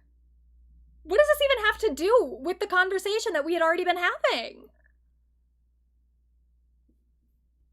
Did do it, but the most important thing is she never forced anyone to do it. It was something the fans asked for photographs. In the USA, the age of consent for a kiss is 13, and most Halls fans were over 13, so they gave consent to be kissed. I feel like when you're posting the age of consent for a kiss, you're moving in the wrong direction spiritually. Of course, this person also has a big problem with my Halsey review here that we're talking about. Oh my God, you're right. It's all the same people. All the same people that are criticizing you for the review, they all think that Halsey was justified to kiss those fans. Fuck you. Fuck you so hard. Yeah, you're right. Everyone who had an issue with your review is a pedophile defender. Don't deserve art. Kiss a minor, you're totally cool. What's crazy is that a lot of this, as I looked into it further, isn't even super obscure information, because I guess the BTS army was blowing Halsey up for this stuff around 2019, 2020, with tweets like this getting covered in Paper magazine. I keep promising underage fans that I'm gonna make out with them. I am so going to jail. But you know what, maybe, like, all the kiss... It doesn't... I think that this is still a fucked up tweet and awful, but, like, if it's 2014, Halsey was still only like 18 at the time. Like, I'm not saying that that makes it okay. It doesn't. But this is not like a fully fledged adult. This is someone who is barely an adult doing these things. And I am willing to give her a little bit more grace if she's no longer doing them. Because I understand that, like, an 18-year-old is still kind of a fucking idiot. You're 40, though. You're 40 and an idiot. And yeah, okay, you're not kissing fans, probably. I have no evidence of that. And so it's maybe not as bad, but it's like, I'm just not out here trying to litigate things that Halsey did at 18. That she's not doing anymore. Underage fans that I'm gonna make out with them. I am so going to jail. But you know what, maybe, like, all the kisses were, consensual or something. Can we at least have that as a saving grace? I just made out with Halsey. Well, I was taking a video because Halsey was literally holding my hand, then she randomly kissed me. Sorry you're jealous. Okay, so I guess Halsey randomly kissed this person at a show, just randomly, probably a peck on the cheek or something, nothing big. Oh, wow. That's a whole lot to be doing for a random kiss with a total stranger just because they're a fan at your show. But you know what? It's just like one picture, and maybe this is all a misunderstanding. It's not like there's a video testimonial or anything of someone saying they were kissed by Halsey without explicit permission. And for today's video, this is the thing too, is like, when I found out that this was the angle of the video, I Googled it a little bit to be like, oh, when did this happen? I didn't know anything about this. And Googling it and looking around for like a little bit, for probably maybe like, I don't know. I was at work, so like I should have been doing something else, but I probably spent a good like 20-30 minutes just like reading some like Reddit threads to be like, has Halsey ever addressed this? I'm still not really sure if she's ever addressed it. It's very hard to find things on the internet with the way that Google works now. But so I don't know exactly, I don't have the timeline of like when things stopped, whatever. But I looked fairly far into it just to see if there was a response from Halsey. And I didn't even find half the shit that he's showing on screen now. Like, he must have spent so much fucking time doing this. He went so far down this rabbit hole for a point that is completely irrelevant to the actual topic at hand. Halsey being a bad person has nothing to do with whether or not your review was above board. I'll tell you guys a story behind my first kiss. If you couldn't tell by the title, my first kiss was with Halsey. Uh-oh. Okay, so for context, this person says in the description of the video they are 19. The video was posted in 2016, and they claim this whole incident went down 2 years earlier in 2014, so you do the math. So this happened back in September of 2014, and not a lot of people really knew of Halsey. Like, she was big, but she wasn't that big, and she was on tour with the Kooks, and she was opening up for them. She tweeted a link that she was going to have meet and greets for the show. All you had to do was purchase her Room 93 EP, and you were good to go, and that was about like $5 or something, so like $5 to meet Halsey? Why the fuck not? So we were in line, and we decided that I was going to be the first one to go and ask her, and then after me, Bailey would go and ask her. So we had our plan set, but then Halsey came out, and I literally just like shit my pants. I was like, you know what, no, I can't do this. I cannot be the one to ask her. Bailey, you're gonna ask her. So it's Bailey's turn, and Bailey goes up to her, talks to her, and then she's like, for the pose, can you kiss me? And Halsey's like, on the lips, and she's like, yeah, I haven't had my first kiss, blah, blah, blah, and they talk about it, and Halsey's like, yeah, of course. And so they're about to take a picture, and in my head, I'm just like, oh my god, I'm gonna fucking kiss her, like, this is gonna happen, like, we did that, you see that? We did that. Like, that's what was going on in my head. Right before the picture's taken, Halsey, like, looks at all of us, and she's like, hey, this is the only person I'm gonna kiss, like, no one else after this. And then that's literally when my heart sunk to my ass. I was just like, okay, I need a new plan. Like, I go up to her when it's my turn, and like, we're talking, and I'm like, hey, I was gonna ask you to be my first kiss, but you also said that you weren't gonna do that, so would you just want to kiss my cheek? And she was totally fine with that, so she kisses my cheek, and that was our picture. And then I'm like talking to her for a bit, because I drew her a picture like a month prior to the show. It was like a self-portrait of her, so I gave that to her, and we were just talking about that. After everyone took the picture, she like looks at all of us and is like, hey, it was so nice meeting all you guys, like, thank you for coming to the show and like pre-ordering the EP and meeting me and stuff. So she walks up to me, and she's like, hey, I need to watch all of this? Jesus Christ, why don't you just tell me what happened instead of playing the footage? Even if you blurred it out, dude, you're still creating this like victim narrative around a young girl, a young woman. I don't know, I already forget how old she apparently was when this video was filmed, but like, you're making a victim narrative out of someone who maybe has not recognized that they're a victim yet, or has not conceptualized themselves in such a way. So it is just fucked up. If you actually do care about what Halsey did and you think it was that wrong, you should care about this young girl / woman who you are putting fairly prominent in your video. Even if it's blurred, you are making her story a very prominent focus of your video without her consent. Does that seem that moral? I'm sorry I couldn't be your first kiss, but here you go. Takes my face like this, kisses me, unkisses me, and then leaves. And I'm sitting there just like, what? Like, what the fuck just happened? Fucking Halsey just fucking kissed me. What the fuck? Like, what the fuck? Yeah, what the fuck? And that, ladies and gentlemen, is circling back around to grab a total stranger teenager by the face to kiss her with no heads up or nothing whatsoever. Now, I could take everything I just showed you here. I'm gonna go back because I want to. He said, let me get an idea of how old Halsey and this person were at the time. Video testimonial or anything of someone saying they were kissed by Halsey without explicit permission. And for today's video, I thought I'd tell you guys a story. Okay, without explicit permission, like, she already had asked. Halsey could read the situation, and she knew that that girl did want a kiss. That is very clearly what's happening. But okay, wait. And maybe this is all a misunderstanding. It's not like there's a video testimonial or anything of someone saying they were kissed by Halsey without explicit permission. And for today's video, I thought I'd tell you guys a story behind my first kiss. If you couldn't tell by the title, my first kiss was with Halsey. Uh-oh. Okay, so for context, this person says in the description of the video they are 19. The video was posted in 2016, and they claim this whole incident went down 2 years earlier in 2014, so you do the math. So this happened back... Brother, doing the math? If she's 19 and this was 2 years ago, she would have been 17. And if this were 2014, Halsey would have been 18.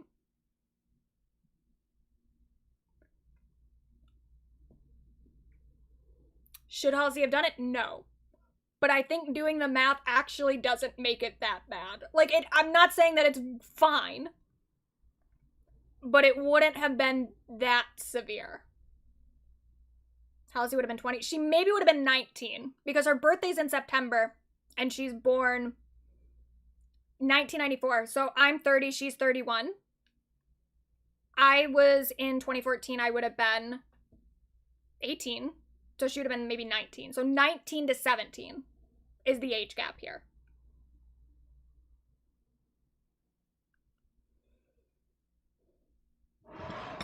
So, like, okay, she shouldn't have done it, but this is not like a 30-year-old woman kissing a teenager. This is a teenager kissing a teenager.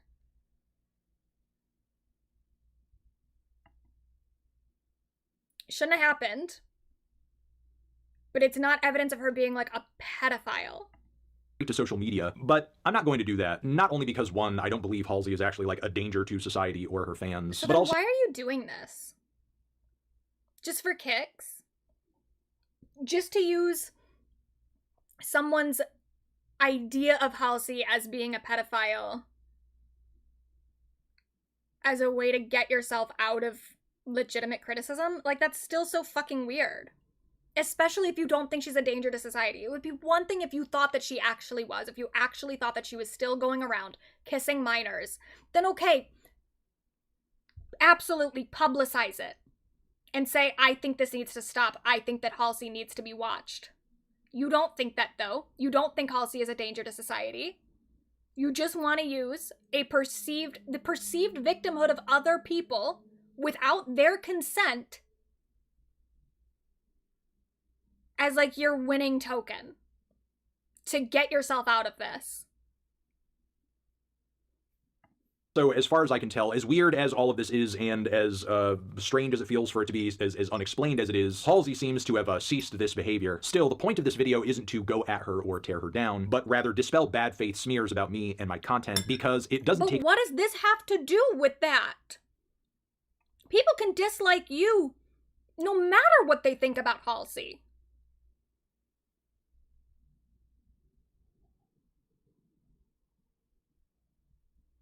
Yeah, I'm not taking my opinion of him back. Like, the Variety article was very eye-opening to me of like, oh, this is a person who is, like, vengeful, who is angry, who, quite frankly, cannot be trusted. Can't be trusted to, like, take women's issues seriously. If this is how he responds. And at this point, I'm like, yeah, he's going out of his way to try to ruin Halsey's image because his own fans didn't like his review of something. And she happened to talk about it one time after 2 years, after he already tweeted about her. This is retaliation. This is so crazy. It's even worse than I thought. Even having people describe it, this is still way worse than I thought it was gonna be. A great mind to act this way. These Twitter stands are not the brightest crayons in the box, because if you're online making hating critics a moral act and doing these calls for accountability while turning a blind eye to this— takes my face like this, kisses me, unkisses me, and then leaves. And They're separate conversations, dude. And also, you're an active critic. You're still pissing people off with your reviews. You're still making reviews that people find to be problematic in some way. And as you already said, Halsey has stopped doing this. So this is the difference between litigating someone's current activity and litigating someone's past. It's not even comparable. Even in this, like, whataboutism you're trying to do. But even the fact that you're trying to do a whataboutism is so cowardly and pathetic. Sitting there, just like, what? You are no one's moral superior, I'm sorry. You are strange and— no one thought that—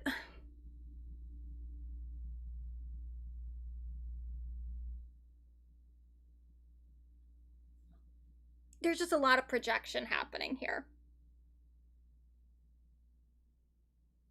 People who are criticizing you aren't necessarily doing it to feel a sense of moral superiority. They maybe just think that what you did was wrong, and it doesn't have very much to do with their own ego. Like it clearly does for you. Demented and are probably very much in need of therapy. I think I've said everything I want to say here, so I'm gonna leave it at that. Good luck to all of you and forever. Wow. Again, worse than I even would have thought. Just truly heinous. And this is where, again, like, my initial opinion 3 months ago when I was talking about Anthony and going through all the examples that I thought were significant of like, this is why I don't really like the way that he reviews women, and this is why I don't really think that his reviews, this is why I think that his reviews have a hint of misogyny to them. Even when I talked about that 3 months ago, I said, like, but I don't think Anthony's, like, a bad guy. I think, like, on the scale of bad men, like, he's still more or less a decent dude, I think. At this point, I feel fairly safe in saying I don't think Anthony Fantano is a good person. I just don't know. And it has nothing to do with my, like, standing of Halsey. I'm not a Halsey stan. It has nothing to do with my opinion on The Great Impersonator. It has everything to do with how he's responded to this. The fact that he feels the need to retaliate in this way. He seems hateful. He seems vengeful. And he also is just kind of dumb, too. I don't think that he's a good person now. And I don't think he's the most evil person in the world. Like, I'm sure he believes everyone who dislikes him believes. I think there's absolutely still more evil men. But that doesn't mean I have to like this one. Now, moving on to a related issue. I don't know if you guys are familiar with the creator Alex Meyers. I've maybe watched some of his videos before, but I'm not that familiar. I've like seen the videos show up, like the thumbnails and the titles on my recommended, but I don't watch them very often. I've maybe seen a few here and there, but not enough to leave an impression. But he's a big YouTuber. He's got like millions of subscribers. He does movie reviews, TV reviews, etc. And I guess he did a review of the film Obsession. Now, don't know about Alex's history, if there's been hints of misogyny prior. From what I'm seeing from other people, and the way that other people have responded to this maybe seems like a similar thing with the Fantano review, where it's like, it's one example of a larger pattern from how I'm seeing other people talking about Alex, but I don't personally know. But he apparently did a review of Obsession, and this was the first thing that I saw, was his response, where he said, "Unfortunately, some of you are doing the very thing I talked about in the video. You are only seeing and hearing what you want out of my video instead of actually listening to what I'm saying. As I say multiple times in the video, Bear is bad, he does bad things, he is a villain. My video was in reaction to people saying that he is some kind of evil incel from the beginning. I wanted to look at how he goes from just a normal dude into the villain." Oh, and by the way, I'm sorry. I should have said this earlier. Spoilers for Obsession. I understand maybe not everyone's seen the movie yet, but like there's going to be spoilers ahead because we just can't really have this conversation without talking about things that happen in the movie. I still think even with whatever spoilers you're going to get, it's still a horror movie, so like there's still going to be, there's more to the plot than just the actual plot. There's, you know, there's scares and spooks, so I think you'll still get something out of the movie if you were ever planning on seeing it. But if you were planning on seeing it and you didn't want any spoilers, turn the stream off right now. There's going to be spoilers. Bear is a villain. My video was in reaction to people saying that he is some kind of evil incel from the beginning. I wanted to look at how he goes from just a normal dude into the villain. I say in the video that after he realizes the wish worked, he goes on to be the bad guy and gets worse and worse. I didn't feel the need to show every single instance of him being bad, like the post-dinner scene or post-diner scene, because they are all covered by the statement itself. I literally say that he is bad multiple times. I am not defending Bear. In the video, I tried to make it clear that I am not defending him, but some of you are literally only hearing what you want to hear and not hearing the actual words I say in the video. I wanted to look at how he goes from a normal, kind of depressed loser guy into the villain. He's really repeating himself. And that he is not, and not that he is a villain from the beginning. SA is bad, Bear is bad, he does very bad, selfish things. I literally say this at multiple points in the video. I truly do not understand how some of you are so wildly misinterpreting the video, but I am sorry if the way I worded some parts made it sound like I was somehow defending what Bear does after the diner scene. I just didn't think I needed to show every example of him being bad because I already acknowledged him as being bad. So I hadn't seen the video, the review that he did of Obsession. I had no real context for this. He's already deleted the video. He's deleted that video and he's deleted a response video. So just going off of this comment and how he's portraying the backlash against him that he got, I was like, okay, that sounds reasonable. Like, if he said that Bear isn't the villain, but he's addressing the argument that I don't think very many people have made, but maybe a few people have made the argument that Bear was, like, bad to cast the wish in the first place. If that's what he's addressing, then I'm like, okay, yeah, I agree that I don't think Bear is inherently a villain because he made the wish. If you don't know Obsession, Bear, the main guy, he makes a wish for the girl that he has a crush on to love him more than anything in the world. And then that causes a lot of issues, as you could probably guess from the fact that it is a horror film. So the fact that Bear made the wish in the first place, not knowing that the wish would even work, it was just like a silly kind of like, oh, I wish, blah, blah, blah.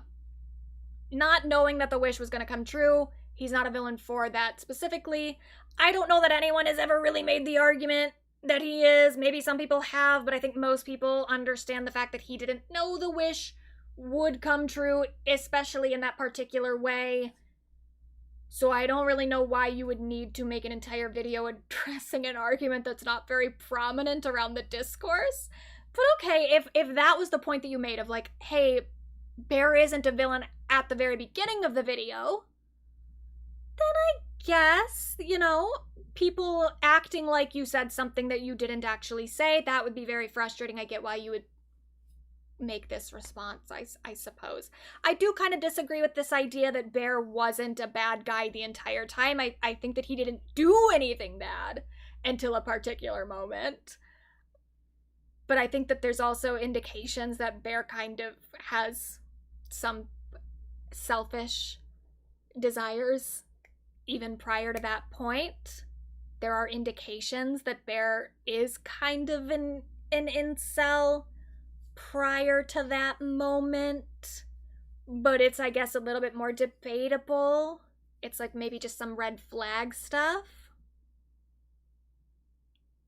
But okay, I get this. I get the larger argument that Bear doesn't become the villain until a particular moment. It is the moment after the diner scene, so it's a weird thing to not bring up in your review, I guess. But okay, I haven't seen the review, so I don't know. And I still haven't seen the review, but I have seen D'Angelo's video on it, which came out. He did a live stream and the edited version came out earlier today. So we're going to watch that. And I apologize to D'Angelo. I am essentially at this point ripping off his content because I do just kind of agree with everything D'Angelo says, and I don't even know how much commentary I'm going to have to add to this. But the fact is D'Angelo has the original video. I don't. So the clips that he shows of Alex's video really highlights how much Alex is not being honest about the issues people had. Because it is way crazier than he is portraying in this comment.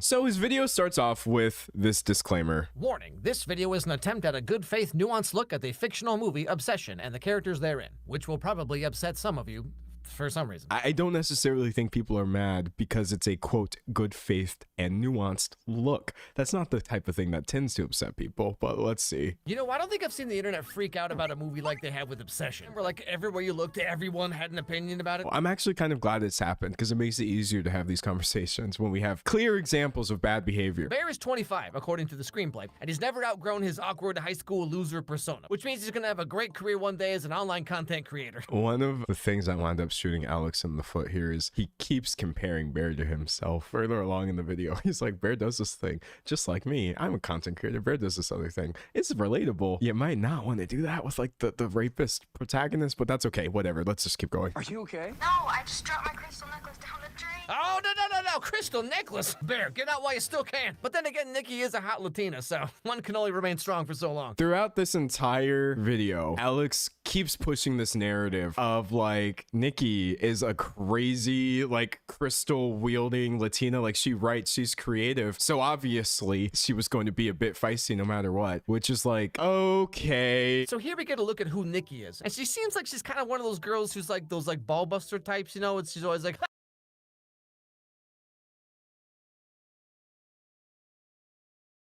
bitch can't handle all this. I've never met a guy who can keep up with me. And then they just lay there like SpongeBob. I'm not really sure what that's adding to the review, to be honest. Like,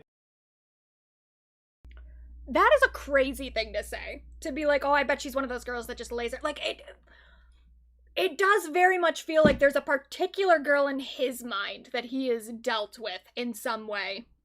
That he is projecting onto Nikki. Especially because the wish happens so early into the movie that I would say that Nikki is barely even a part of the movie. Like, her body gets kind of like, I don't know if you would say possessed or something early on, where I don't even think you can make a full read of Nikki's personality based on what you actually see of her in the film. Because she's barely in it. But he found a way to project something very, very specific onto her. this, for example. Nikki seems like one of those girls who's one of the guys, you know. And Bear has a huge crush on Nikki, even though Sarah over here is clearly into Bear on some level, and he just, like, doesn't notice, doesn't care. So Bear's choices are Crystal Mommy or Septum Girl. So like, this dude never stood a chance. Like, you might as well put that chastity belt in your Amazon cart right now, my dude. Are you starting to kind of pick up on some of the tonal quirks that were making this review not go down very well? We haven't even gotten to any of his actual takes, by the way. I just feel like it's kind of wild to take a movie where the character goes through so much of this and be like, I too am going to sexualize her in a way, weirdly, that also has to do with her being Latina. Yeah, well, I want to write. Oh, a Crystal Mommy and a writer. Well, something tells me this movie would have gone the same way for Bear, whether he made the wish or not. That is a crazy joke. The things that she does in this movie are literally... That is really wild. To just so directly link who Nikki is as a person, even though you barely see her character, with what happens after she becomes, like, possessed. Like, I know it's a joke or whatever, but it is just a crazy leap for a character that's barely in the movie. Like, unhinged, because she's essentially a demon. It's not actually her, and attributing that behavior to, like, real women because they have these hobbies or look this way is like, okay, let's just keep going. Up until this point, Bear was just a dude with a crush on a girl that he was too scared to talk to. Okay, a story of my life. He pulls out this $7 wishing toy. Here's where everything changes. And you know, to Bear's credit, he's not immediately jumping at the chance to take advantage of her or whatever. And like, based on... To his credit? And also, that's not even true. Because he did. Once he realized, and that's the diner scene that he's referring to, that he left out. The diner scene is where he realizes that like she's been possessed. That this wish that he made is the reason that she's acting the way that she is. And immediately, the next scene, the next cut, is him having sex with her. So quite literally, he did immediately take advantage of her. Because the moments that he wasn't taking advantage of her, he wasn't quite sure yet what was going on. He didn't know that his wish had come true yet. He has sex with her. I mean, he did have sex with her prior, but he specifically goes to have sex with her once he realizes that she can't consent to it.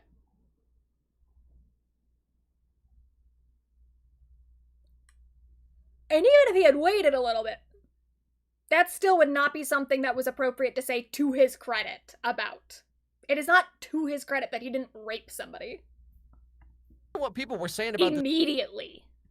This movie online, I expected Bear to be this, like, horribly angry, misogynistic incel dude, right? But, like, up until this point, he's just some super socially awkward loser who has a crush on a girl. This is the part where we're running into a framing issue. because Bear is both of these things, obviously. But Alex has already watched this entire film beforehand, and at no point does he ever actually acknowledge that the people pointing out the misogyny are correct. In fact, as we go on further, he's going to outright say that you were all just overthinking it. Obviously, things get different later on, but at least up to this point, Bear has like no idea that the wishing willow worked. And again, to his credit, the very next day he immediately tells Ian that he thinks something's wrong with Nikki. Like he seems genuinely concerned. I also just think saying like, oh well, to his credit, like he didn't take advantage of her. The bare minimum. You're killing me, bro. Anyway, so that night, Ian apparently talked to Nikki, and she said that she was on some drugs or whatever, and so maybe that explains why she was acting so erratic, you know, like when she and Bear kissed earlier. So at this point, Bear thinks that Nikki was acting weird, kissed him, freaked out, etc., because she was on drugs, right? So again, to him, in this moment, it all seems totally above board. Someone said kissing someone on drugs is not consent.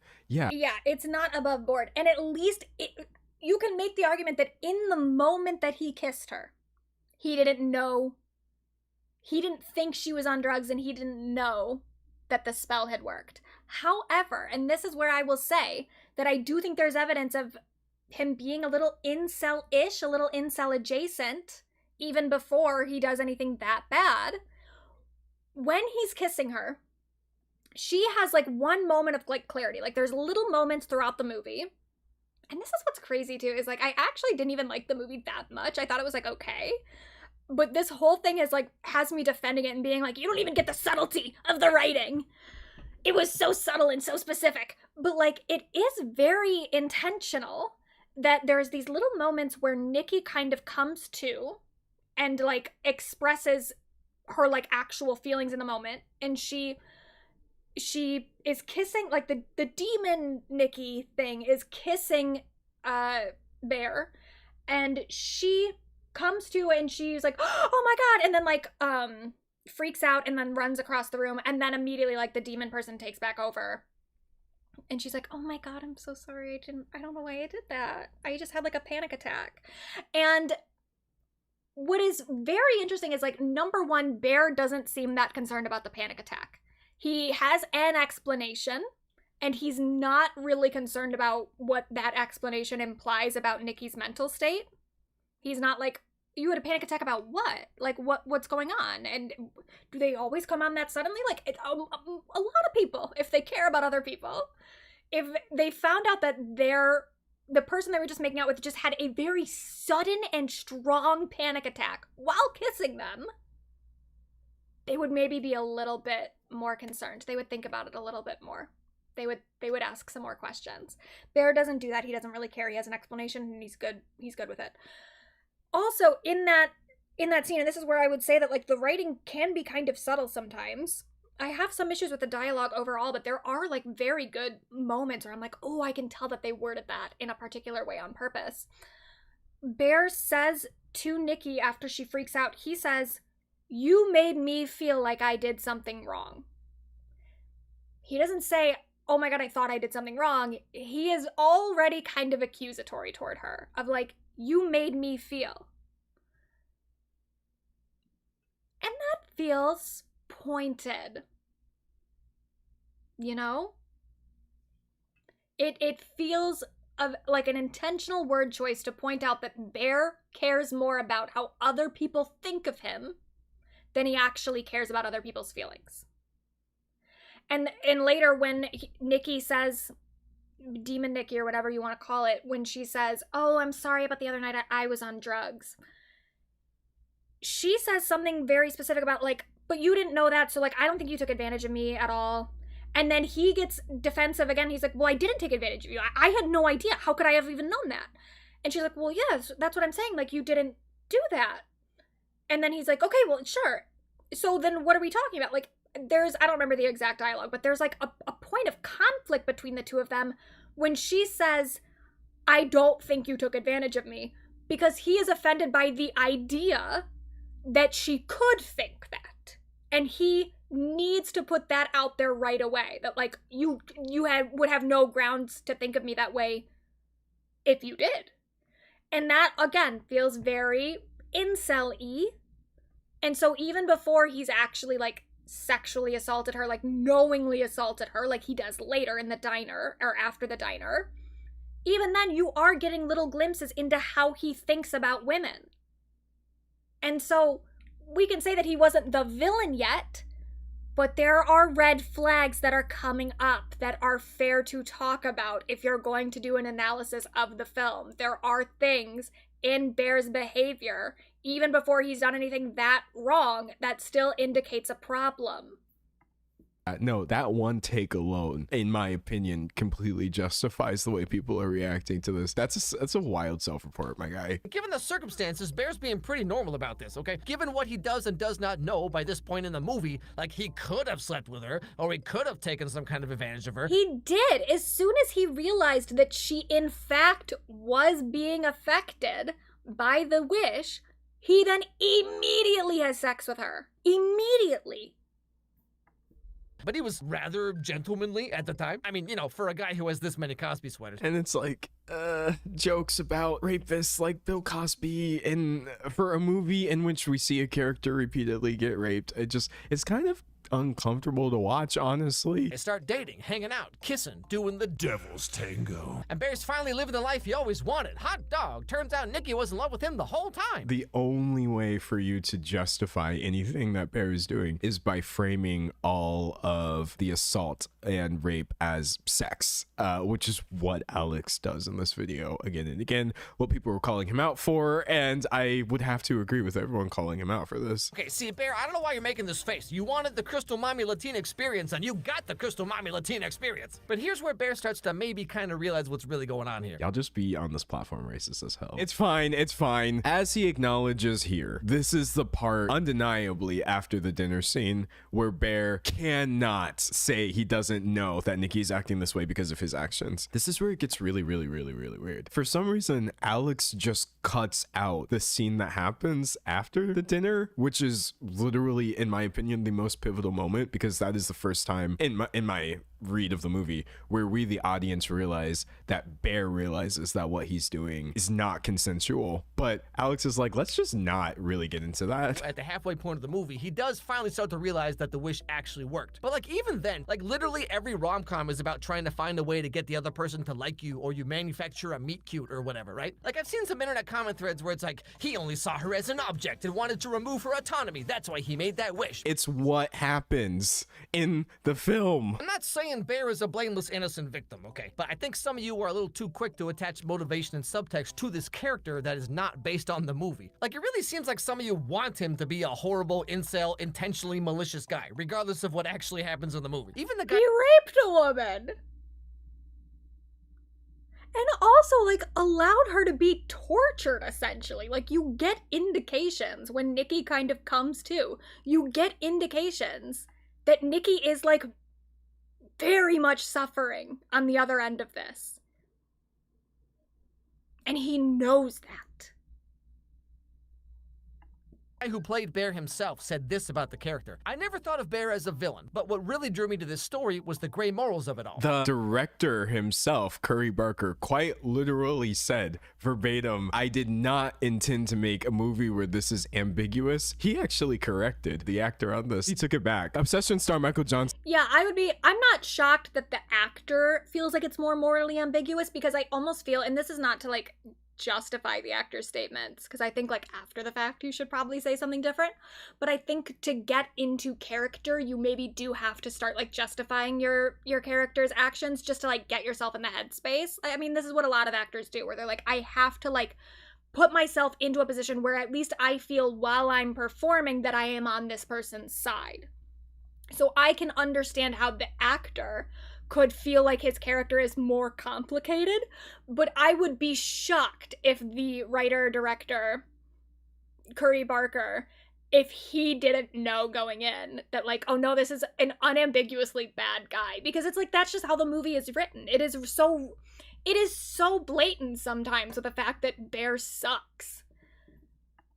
And also thinks that Bear is a POS. He's not the hero. And you have to assume that this guy was in close talks with the writer-director of the movie the whole time. So basically both of them are saying that Bear is meant to be ambiguous, and you all are just over here like, nyeh. This is just literally the opposite of what the director has said, my guy. Are you all equally upset about the Disney Channel? I mean, they called him Bear, which I feel like is probably, and I've never had this confirmed, but I always assume that's a reference to the whole like man or bear in the woods meme. That like, his name is Bear because he is an evil man. I even thought that the naming was very intentional to make it clear that, no, this is the bad guy. Original movie Zapped or 16 Wishes, because fundamentally these are all the same movie. Like, remember Descendants 1, Mao cast a spell that made Ben fall in love with her? Where's all the Reddit threads about that? I don't see no 2-hour video essays. Nobody thinks that making a wish that you don't think is going to come true is bad. Or if they do, that's their interpretation. Oh, the actor also said he doesn't stand by that statement? Well, there you go. I don't believe that. I've said I wish certain things would happen because I knew that they wouldn't. It's such a straw man argument to be like, oh, people who have strong opinions about this are wrong because they're saying this one thing. That's not what I saw anybody saying, honestly, not to that extent. And comparing these once again to Disney movies, literally kids content, when this is a horror film because of the scenario being so grim. I found this comment in a Reddit thread that puts it so perfectly, so I'm just gonna read part of it. But remember, this sub attracts the most obsessed fans of the movie. They flex about watching it at the theater like 10 times already. They make several posts a day about it. They make crazy over-analysis and theories that have no ground in the reality of the film, etc. It's not just a movie for them. They're incredibly emotionally invested and attached to an unhealthy degree. It's almost cultish at this point. And people who are chronically online or addicted to a piece of media aren't the most emotionally stable or media literate. This gotta be satire. There's no way that you... I don't even understand that, to say that because they saw it 10 times in the theater that they're over-analyzing it. It's like, well, it actually sounds like they have a more informed opinion about the movie. Because how can you say it's automatically an over-analysis because they watched it 10 times? How many times do you think that the director watched it? How many times do you think the editor watched it? How many times do you think the writer looked over the script when they wrote it? Movies are made via intentional choices. And those are not always choices that are going to be apparent to a viewer the first time they watch something. Like, I think pretty much all of the best movies, you get more from them the more times you watch because you notice other stuff. Because all of the intentions, all of the choices were intentional. It's only if you're talking about a movie that was made by someone that wasn't putting a whole lot of thought into what they were doing that you would start like over-analyzing it. But I think that even then I would never make the assumption that a filmmaker wasn't doing something on purpose. So absolutely, you can watch a movie 10 times and understand the movie better the more you watch it. That doesn't mean you're overanalyzing. You might just be analyzing. Weird take on film. Very reductive take on film. To think that, like, if you watch it any more than, like, a couple times, you're automatically going too far. As if the movies weren't made to be analyzed multiple times. Sad way to think about creation. But then also the whole thing about, like, it comes from an emotional standpoint. Well, yeah, it's a movie that tackles a kind of emotional topic. Like, for sure, there's a literal interpretation of what's happening on screen. And that's something that it will not be relatable to anybody because it takes place in a fictional universe, but it's all kind of metaphorical for things that people actually deal with. Like, there's an attitude that Bear has that is representative of an attitude that a lot of men have. It is a commentary on misogyny and on rape culture. And again, it's like, I didn't even love the movie that much. I thought it was actually kind of like overly simple. But apparently it was too subtle for a lot of people. This point. And people who are chronically online or addicted to a piece of media aren't the most emotionally stable or media literate. This gotta be sad. Like, because they care about it that they're dumb. This is the same, like, stan argument of, like, this is just a problem with stan culture. This is a problem with people who care too much about the media they consume. They're automatically irrational people. That's not true. Maybe they're just people who enjoy doing media analysis.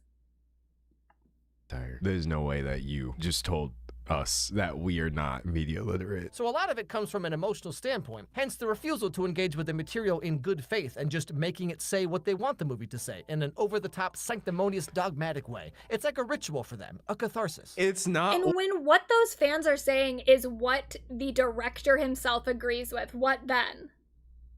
Are they being irrational, or are they just properly analyzing the film? what we wanted the movie to say. It's what the movie said. It's what the director said about the movie. I'm kind of dead. This is actually baffling to me. Now, just to be clear, I'm not defending all of Bear's actions, okay? Because at this point in the movie, he knows the wish worked, and he knows the real Nikki's soul is like trapped or whatever, but he keeps on dating her and tries to like continue on as if this isn't the most horrible situation anyone could imagine. Although, to be fair, what is he supposed to do? Because if he breaks up with her— Not have sex with her, for one thing. Even if you can make the argument that if he breaks up with her, all hell is gonna break loose, which, yeah, probably would have happened. That doesn't mean that he had to have sex with her right away, which he did. That doesn't mean that he needs to continue bringing her places. Like, he's not just staying with her out of fear. He definitely wants something. Oh my fucking god, dude. she's gonna hunt him down. And the only other choice, as we learn, is that the spell will break if he dies. Almost every single time he says something where I was like, okay, I can finally give him the benefit of the doubt, he always followed that joint up with, but to be fair, and I'm just like, brother, you're killing me. I do agree from a story standpoint that yes, at this point in the film, Bear is left with very limited options, and it does become a point in the movie of like, well, what is he going to do? But still, can we maybe acknowledge that the people criticizing his actions are right? And also, it's not even really accurate to say that his only option is to kill himself. That is the option that he ends up taking. And to be honest, by the point that he takes it, I'm almost like, that's kind of a crueler option anyway. Because, real spoiler for the movie, he kills himself and then Nikki does, like, get her body back. She gets her, like, autonomy back. While, like, surrounded by dead bodies and, like, traumatized. And I'm like, what happens after this? Nikki goes to prison for killing all these people that she didn't kill? How is she gonna get out of this? And also, like, what's gonna happen? Like, is she gonna be okay mentally after experiencing all of this? There came a certain point in the movie where I'm like, you gotta kill her. Just put her out of her misery. And she asks him to do it. She literally fucking asks him at one point. She says, Bear, please just kill me. Kill me right now. And he doesn't do it. And he gets mad at her. He's like, oh, you would rather be dead than be with me? So no, that wasn't his only option. He could have killed Nikki. And I think that, like, earlier in the movie, that would have been a worse option. He should have just killed himself at the very beginning when he realized that that was, like, his best option. But he kept it going for long enough where he almost did seem to kill himself, and he actually really didn't even, he wimped out of that too, as D'Angelo will bring up in a second. But, like, at the point that he even makes that decision to do it, it's like, I almost wonder if that's just a way out for you. Because you can't deal with the damage that you've caused already. Because someone's got to go to jail for this. Once people start finding the literal bodies, someone is going to be held accountable for something, and it's probably going to be you. I think that's the only thing I was looking for in this entire review. What's so bad about being with me? Okay, Bear, see, I was trying to be fair, okay? And then you go and you say that, like, maybe everyone's right about you, you know? And this is further solidified when he knows it's not the real Nikki, and he knows the real Nikki is trapped, but he still keeps going on like this. By the end of this video, you are actually going to get Alex to say he's the villain. I just think it feels a little empty in a piece in which he still at no point actually acknowledges the misogyny and worked really, really hard to downplay every single instance of this happening while simultaneously sexualizing both of the women main characters and making a bunch of strange, honestly racist sounding jokes about Latinas being crazy. Forgive me for struggling a little bit to be like, oh, he said Bear's a villain, so he actually got the point. Bear realizes that there's no way out of this unless he dies. So he eats all the rest of his grandma's Flintstone vitamins, I assume, and dies in the arms of Nikki, who is finally freed from the spell. But he didn't, though. He did temporarily, but then he absolutely revoked that joint, and Nikki is actually the reason why it wound up going through anyway. So I'm just baffled, I suppose, at the framing of this movie. And to be fair, I am also cutting parts out of Alex's video because it is long, but he did misrepresent this all on his own. It's not just me editing it. I need to be very clear here, okay? Ultimately, Bear is the bad guy. He doesn't know what he did until late in the movie, but when he figures it out, he just keeps on rationalizing to himself because, like, he wants Nikki, and he doesn't seem to really care that she's being tortured the whole time, but rather he wants the demon to just act like Nikki so that he can pretend that he's actually dating Nikki, you know? Like, this is a bad dude. Yes, absolutely. Nikki is completely innocent. Her life is forever ruined because of some depressed, selfish loser guy, okay? Yes, like that's the outcome of the movie. But how— I knew there was a but coming. Did you predict it this time? You heard him saying all this and you're like, he's gonna say but, and then some garbage, isn't he? But how we get to that point, I think, is a lot more nuanced than a lot of you were giving the movie credit for. That was the review. I thought maybe it would be a mostly fine review in which he said something that was kind of like sus, or, you know, might be able to be read in two different ways, but no, effectively, you worked really hard to downplay every single instance of misogyny and, yes, even rape in this film, and that rubs people the wrong way. If you were to go take a look at some of the comments here, you cannot. But I can basically give you a recap. Every single bit of like concern and or horror, depending on where you are on that scale, was expressed. And I think, if I remember correctly, there might have been over like 12,000 comments of people just being like, what the hell, my guy? And Alex joined in the comments. He pinned a response that basically said, oh no, now all of you in the comment section are doing what I said everyone else was doing, and you're misunderstanding me and misinterpreting me. And the reason that I cut the rape scene out of my review is because I already said that he was a bad guy, so I didn't feel the need to include every single bad thing that he did. And it's like, I talked about the Star Wars franchise, but I just cut out all the parts about Darth Vader and how he became that way, because I basically said he was bad. That's not really how that works when discussing film, I feel. And I guess I'm just... It's not how it works when discussing an album that is very explicitly about a particular subject that you never bring up as well. I mean, the overlaps here with Fantano, it is kind of... It's really ridiculous that these two guys are acting almost the exact same way. At least Alex had some decency to, like, say, oh, maybe I worded that wrong, or, like, I maybe shouldn't have made those jokes. Like, he's still not taking full accountability, but he at least made some acknowledgement of, like, oh, I fucked up somewhere, which Fantano couldn't even do that. But it is still crazy of, like, just fully missing the point of the media you're analyzing and then making it everybody else's problem. Not shocked by the way people reacted. I tend to agree with them. I don't think it was an overreaction. Someone said he's expecting Bear to be a super villain. Bear's well written because he's a realistic character. Bad men don't go around being super villains. Yeah, I would agree with that. Like, you do have cartoonishly evil people in real life, unfortunately, but I actually think pretty much the most important thing about Obsession for me as a film, and I'm not gonna lie, the part that actually made me stop a little bit and think, is it really shows you how neutrality is a form of evil. In a scenario in which people are at risk of being violated and having their autonomy stripped by default because of an unfairness that maybe you yourself didn't even create, you remaining neutral in all contexts and never actively choosing to contribute to that doesn't mean you're not doing it. And when you're not being a critical person and introspecting and thinking about whether you're taking advantage of these structures, when you turn a blind eye to this stuff, you're the bad guy. I really actually think Obsession is pretty brilliant because it says all of these things without saying any of these things, but in a way that I thought was unmistakable. So, like, I'm ranking it up higher. I liked the movie, honestly, but I genuinely think that just because of these conversations that it's created, it was a bit smarter than I gave it credit for real. And yeah, I kind of agree. I thought the movie was, like, okay when I watched it, but the amount of discourse that I've seen since then, I'm like, actually, I guess this movie was genius. Because it went over so many people's heads when I thought that it was, like, so obvious.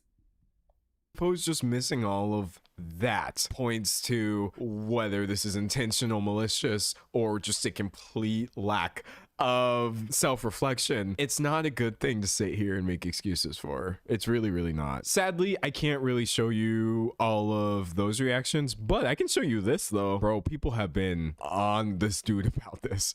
Alex Meyers' obsession video is really bad. Oh, it's me right there. Alex Meyers' obsession review is disturbing. Here I am reacting to it live. Bro was getting cooked. It wasn't looking good for him, but I guess Alex had already decided that everybody who would have had a problem with his review was just irrational or easily triggered. Everybody in my chat did a pretty good job of recreating what the comment section looked like. If you go back through this video that you're watching now and just look at what it said over here, it was like 12,000 of that, but in his comment section. He posted on his now privated Instagram account, "It's interesting to me that some people are so upset about my video trying to fairly examine Bear when there are hundreds of true crime podcasts that do the same thing to real life rapists and serial killers, and women love those podcasts." That is a crazy whataboutism. Holy fuck, dude. So because there are women who like true crime podcasts, which I wouldn't even say that, I think true crime in general is fairly problematic, but I don't think all true crime podcasts are exactly the same. So that's painting with too broad of a brush. But because those women like that, because some women like that content, which, and I didn't even, this was a part of my Ed Gein video that is currently on pause and will be on pause for a minute, but like, is the fascination with serial killers primarily a female one? I'm not sure we really have the data to say that, and yet people do say it quite a lot. Even though I think that most of the true crime women are watching doesn't specifically center around serial killers. In fact, I think that a lot of serial killer fandoms are actually full of men. Hard to say for sure though, because no one's fucking ever looked into it, because everyone just assumes that it's women watching that shit. Am I wrong? See, when I go around calling people things and then people get mad at me and say that I'm reaching, why am I always right? Why is there always something really, really weird lurking in the background just out of my periphery that confirms, obviously, yes, a misogynist video is coming from somebody with really weird misogynist takes? Like, women love making excuses, essentially, for rapists, which is just crazy, because that's really not what true crime is, and that's not the same thing that Alex was doing in his video, so maybe it's best to move on from that one. I guess realizing that posting stuff like this on his Instagram and posting belligerent comments on his own video wasn't getting him anywhere, so he finally put out a response, which is of course also gone. At first it was just hate on the video for obsession, and that's fine. You can hate on it if you want, you can disagree, that's totally fine, but it has, in the past couple of days, it's devolved into personal attacks, and it's gotten to a level that I can foresee getting kind of dangerous. So, I mean, this is the Fantano defense of like, oh, it's okay for people to dislike my opinion, but everyone's saying that I'm an evil guy that's basically akin to Hitler. It's like, is that really the primary response that's gotten? I'm not sure that it is. Whatever he's referring to, obviously no sort of bodily harm is right to wish upon this person because of a heinous film review, but that's also not what I'm doing here, so I don't really care. I'm sorry. I'm sorry if I worded my video in a way that made it sound like I am defending rape or pro-rape in some way. That is very much not the intention of the video. Yeah, he on God opened with "I'm sorry if." Sorry if, and it doesn't get any better from here. I elected to not show every single bad thing he did because A, the video was already very long, and B, I had already said that he was bad, so I didn't feel the need to show every example of that because I tried to make it clear that from like the diner scene onward, he is bad. I think you could have made it a little clearer by showing what happened. The video was not meant to be a defense of Bear. I think I say that in the video. It is an objective observation of how he gets from the beginning of the movie to the end of the movie. It's not objective though, because for as much as Alex is claiming that like we are the ones overreacting or being emotional or whatever that Reddit comment said, which honestly, if Reddit comments are perfectly summarizing your viewpoint on anything, you got to be really careful. But like, he was the one actually being completely subjective and filtering Bear's entire existence through his experience. Clearly you're a little too close to the source material. And in a film that shows, hey, being a little too close to this mentality can manifest in some really harmful ways, for you to not like unpack that in any way, I think is just jarring. The Latina jokes were conceived by a Latina woman from Central America. And to me, they seemed no more problematic than your average Instagram reel or like SNL skit, like the Bad Bunny Tia skit. To me, they seemed perfectly in line with all of that. Bad Bunny is Latino, though. Like, you can joke within your own, like, communities and your own spaces. And that was something, too, where, like, watching the video, I was like, is he a Latino person? Like, does he actually have a regular amount of interactions with Latinas where he's actually qualified to make these sorts of observational jokes about them? And no, he's just a fucking white guy who's now blaming, like, a writer or something. Like, a Latina told him to say that? I don't even understand. Some people said that they were offended by those jokes. They were not meant to be as such. They were meant to be silly, written by someone who is in that group. I feel like I should have seen that coming because I was wondering what he was going to say. And he's like, oh, I didn't write them. Okay, great. You delivered them. And no matter who wrote the jokes, there does, to me at least, seem like there's a pretty big difference between a Latina woman delivering jokes about Latinas being crazy and Alex Meyers doing this in his video like literally 3 or 4 times. So whatever, agreed. And also, it is just sort of crazy too. Like, if a Latina woman was making those jokes, that'd be whatever, because she's making jokes about her own community. But like, is Nikki being Latina even really that relevant to the film? I don't think that that's a particularly large part of her characterization at all. Like, she's not written to be especially Latina. There aren't a whole lot of cultural stereotypes that are being explored in the film. It's literally just what the actress happens to be. To disagree. The jokes were too jokey for the subject of the movie. Maybe that was a mistake on my part. You know, and I was fully aware, like I said in the intro of the video, I was fully aware that people would disagree with my opinion. Like I said, it was made in good faith. I knew people would disagree, but as I said at the beginning of this video, it's gotten to the point where it's not just disagreeing about my thoughts on the movie, but now it's gotten to a point where people are spreading complete lies about me, and from the DMs I'm getting and from what I've seen, it's getting to a point where it could become like very real. I sure hope he. Yeah, and exactly. Isn't the character named Nikki Freeman? Yeah, I don't think the character is written to be Latina at all. I think maybe the actress is, but I don't think that that's a part of her character that's explored at all. I don't think it was written with the intent of casting specifically a Latina.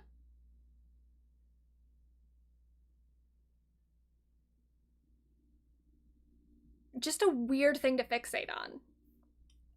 Realizes that, again, people pointing out the problems of this review is not hate or dangerous or spreading lies. I do not condone rape. I do respect women. I do not think women deserve to be raped. Apparently, I need to say this very clearly. Him just having to like read off of his phone a checklist of like, yeah, I respect women. This is actually stranger than fiction at this point. I'm just a random guy on YouTube who's making cartoons about movies. And some of those movies have heavy subject matter. Sometimes it relates to you in a very direct way. But ultimately, I'm just making mostly jokey cartoons about movies, and maybe you don't think they're funny or you don't think they're good or whatever, but that's all I'm doing. And I've never claimed to be a perfect person. I've never claimed to be an arbiter of morality. I'm just a dude on YouTube making jokes about movies. So he's not sorry. I guess this is the part where I would like to like clarify. Honestly. So because he's just a boy, I can't ever have a problem with anything that he's saying. And also, I don't have an issue with the fact that he made jokes, period. I think you can make jokes. It's a horror film. Like, I feel like horror does have a sense of humor to it. it's like inherent to the genre. Not inherent, but like it's a big part of the genre. So I think you can make jokes about it, but it's like the jokes you made just were not good. They weren't funny. They were weird. They were weird in the context of the film, and the overall analysis of the film was just awful. Whether or not you were making jokes throughout it. Chat, I don't think there's anything wrong with making a video about obsession that does have a bunch of jokes in it. Frankly, it is still a movie, right? And there's a way to do that that doesn't come across as minimizing very serious things like rape, especially a movie like Obsession that does have parts in it that are intended to be comedic, obviously. I just have so little of a problem. We're just so on the same page, me and D'Angelo. Why am I even here? I should have just played his video and left. Problem with the fact that there were jokes in his video or whatever. It's more like, hey, let's just talk about the context of these jokes. What were you joking about? Jokes have the power to add levity to a situation. What were you trying to make seem lighter with all of these jokes? And why was it all of these things that I've had to give trigger warnings for? It just feels like a complete misread, I think, on why people were upset about this. That is one of the worst film reviews and one of the most, you really missed the point, buddy, apologies I have really ever seen related to movies. So, hey, look, just in the time that we've been talking about this is shot up from 800 comments to 1,000. Alex said, I have taken down both videos relating to obsession. I'm sorry to those who were hurt by them. I will be more mindful of my words and jokes in the future. Predictably, you have people in the comments just missing the entire point. Well, it's funny how Alex said people were way too attached to the movie and attacked anyone who disagrees with him on it. And it turned out he was completely right. No, he wasn't. And now that the source material doesn't exist, I'm sure his fans will be able to continue running with this narrative that this was just a case where everyone was going crazy online. He literally said that Bear was the bad guy, Nikki was innocent, and That's exactly the problem too, is like, in some ways I'm like, Alex is maybe a little bit more admirable in the way that he did at least admit, not really, he didn't admit a whole lot of fault, but he at least he sort of gestured toward an apology. He made some effort to be like, okay, sorry, my bad, which is more than Fantano did, and he did remove the videos, which in some ways indicates a lack of endorsement for them, whereas Fantano just keeps doubling down. But by removing the videos, you are just leaving it to your fans and to yourself to be able to reframe this at a later point. Because people can't have access. I mean, I literally had to watch this through D'Angelo because D'Angelo had the footage and I couldn't find it in time for this stream. So I had to watch D'Angelo's video just to even know what the fuck Alex said. I could have just taken him at his word with what I saw on Twitter of him saying that people were taking his words out of context. I could have just believed him. But I'm glad that I watched D'Angelo's video and I now know that he's kind of full of shit. What Bear did wasn't okay. The only thing he said additionally was that Bear didn't start out horrible and couldn't have known, etc. It's just like, I don't want to say art imitating life about such a grim movie. I just think it's kind of interesting that the thing Alex has done that is obviously wrong and contributing to rape culture is now being hotly debated online by people who are like, no, it wasn't that bad because he didn't intend to do this. So again, Obsession might just be the most timely movie of 2026. Who really knows? That's all I've got. At this point, the movie is what it is, and if y'all want to reveal yourselves to have the most rancid vibes, be my guest. Actually, don't. Do it somewhere else where I'm not involved. But yeah, I recorded this live right here on YouTube where I stream. So yeah, there it is. These fucking 40-year-old men. Well, I guess I don't know how old Alex is, but he seems older than 20 at the very least. Maybe he's in his 30s. These 40-year-old men just cannot fucking take accountability for themselves at all. And they don't get it. And they're bad at their jobs, too. They're bad at media analysis, which is what they get fucking paid to do. And then they make it everybody else's problem that they're bad at it. Annoying. But I will say, okay, he's 38, so yeah, that's close to 40. That's still sad. And here he is watching fucking Disney movies too. I mean, it's fine. I'm not against people making content off of like kids content. It is what it is. But it is a little weird because I'm like, it's not even shows that you grew up with. You know, it'd be one thing if you were going back through children's content from when you were a child and looking at it from another perspective, but it's a little weird to me. I guess it depends on, I don't watch his videos, it depends on the content of the videos themselves, how he's talking about it, but it just feels like a weird way for you to shit on children's media because it's not made for you. Like Quentin Reviews, he talks about like iCarly and stuff like that. Number one, he grew up on that content. I mean, he's about my age, and that's the kind of shit that like my age group was watching. But Quentin Reviews is like taking it kind of seriously. Like he's talking about the shows and he's talking about like patterns and stuff. He's not just shitting on the shows and being like, look at how stupid this is, which I do kind of, I haven't really watched a lot of Alex's content, but from the thumbnails and from the titles and everything, that is the impression that I get, that he is just making fun of those movies and those shows. And that I think is a little weird. It's just like low-hanging fruit. It's just a little pathetic, in my opinion. But I haven't watched his other reviews, so I don't know. But I know that from what I saw of that Obsession review, he's fucking bad at what he does. Holy hell. Stick to the kids' content, my guy, I guess. Don't ever review an adult film again. Not an adult film, but, you know, like a film for adults. You know what I mean. Anyway, we do have an honorary pop girly as per usual. Just one this week. Just someone who I feel like I sort of owe it to them to give them this honorary title. So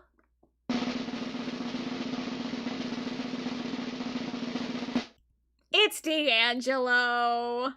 I've used enough clips of him in these streams that I do think that he's obviously earned it. He is an honorary pop girly. He has great takes. And you know what? Something that I really do appreciate about D'Angelo, every once in a while he's had a take that I didn't fully agree with, or stuff that I thought maybe he was framing it or coming from a perspective that I thought was like a little off base. But in pretty much all of those instances, I do think that D'Angelo has, when he's received pushback, has been able to look at himself and look at his content and be like, oh yeah, actually I might have missed the mark on that one, my bad. That's all we wanted. That's all you need.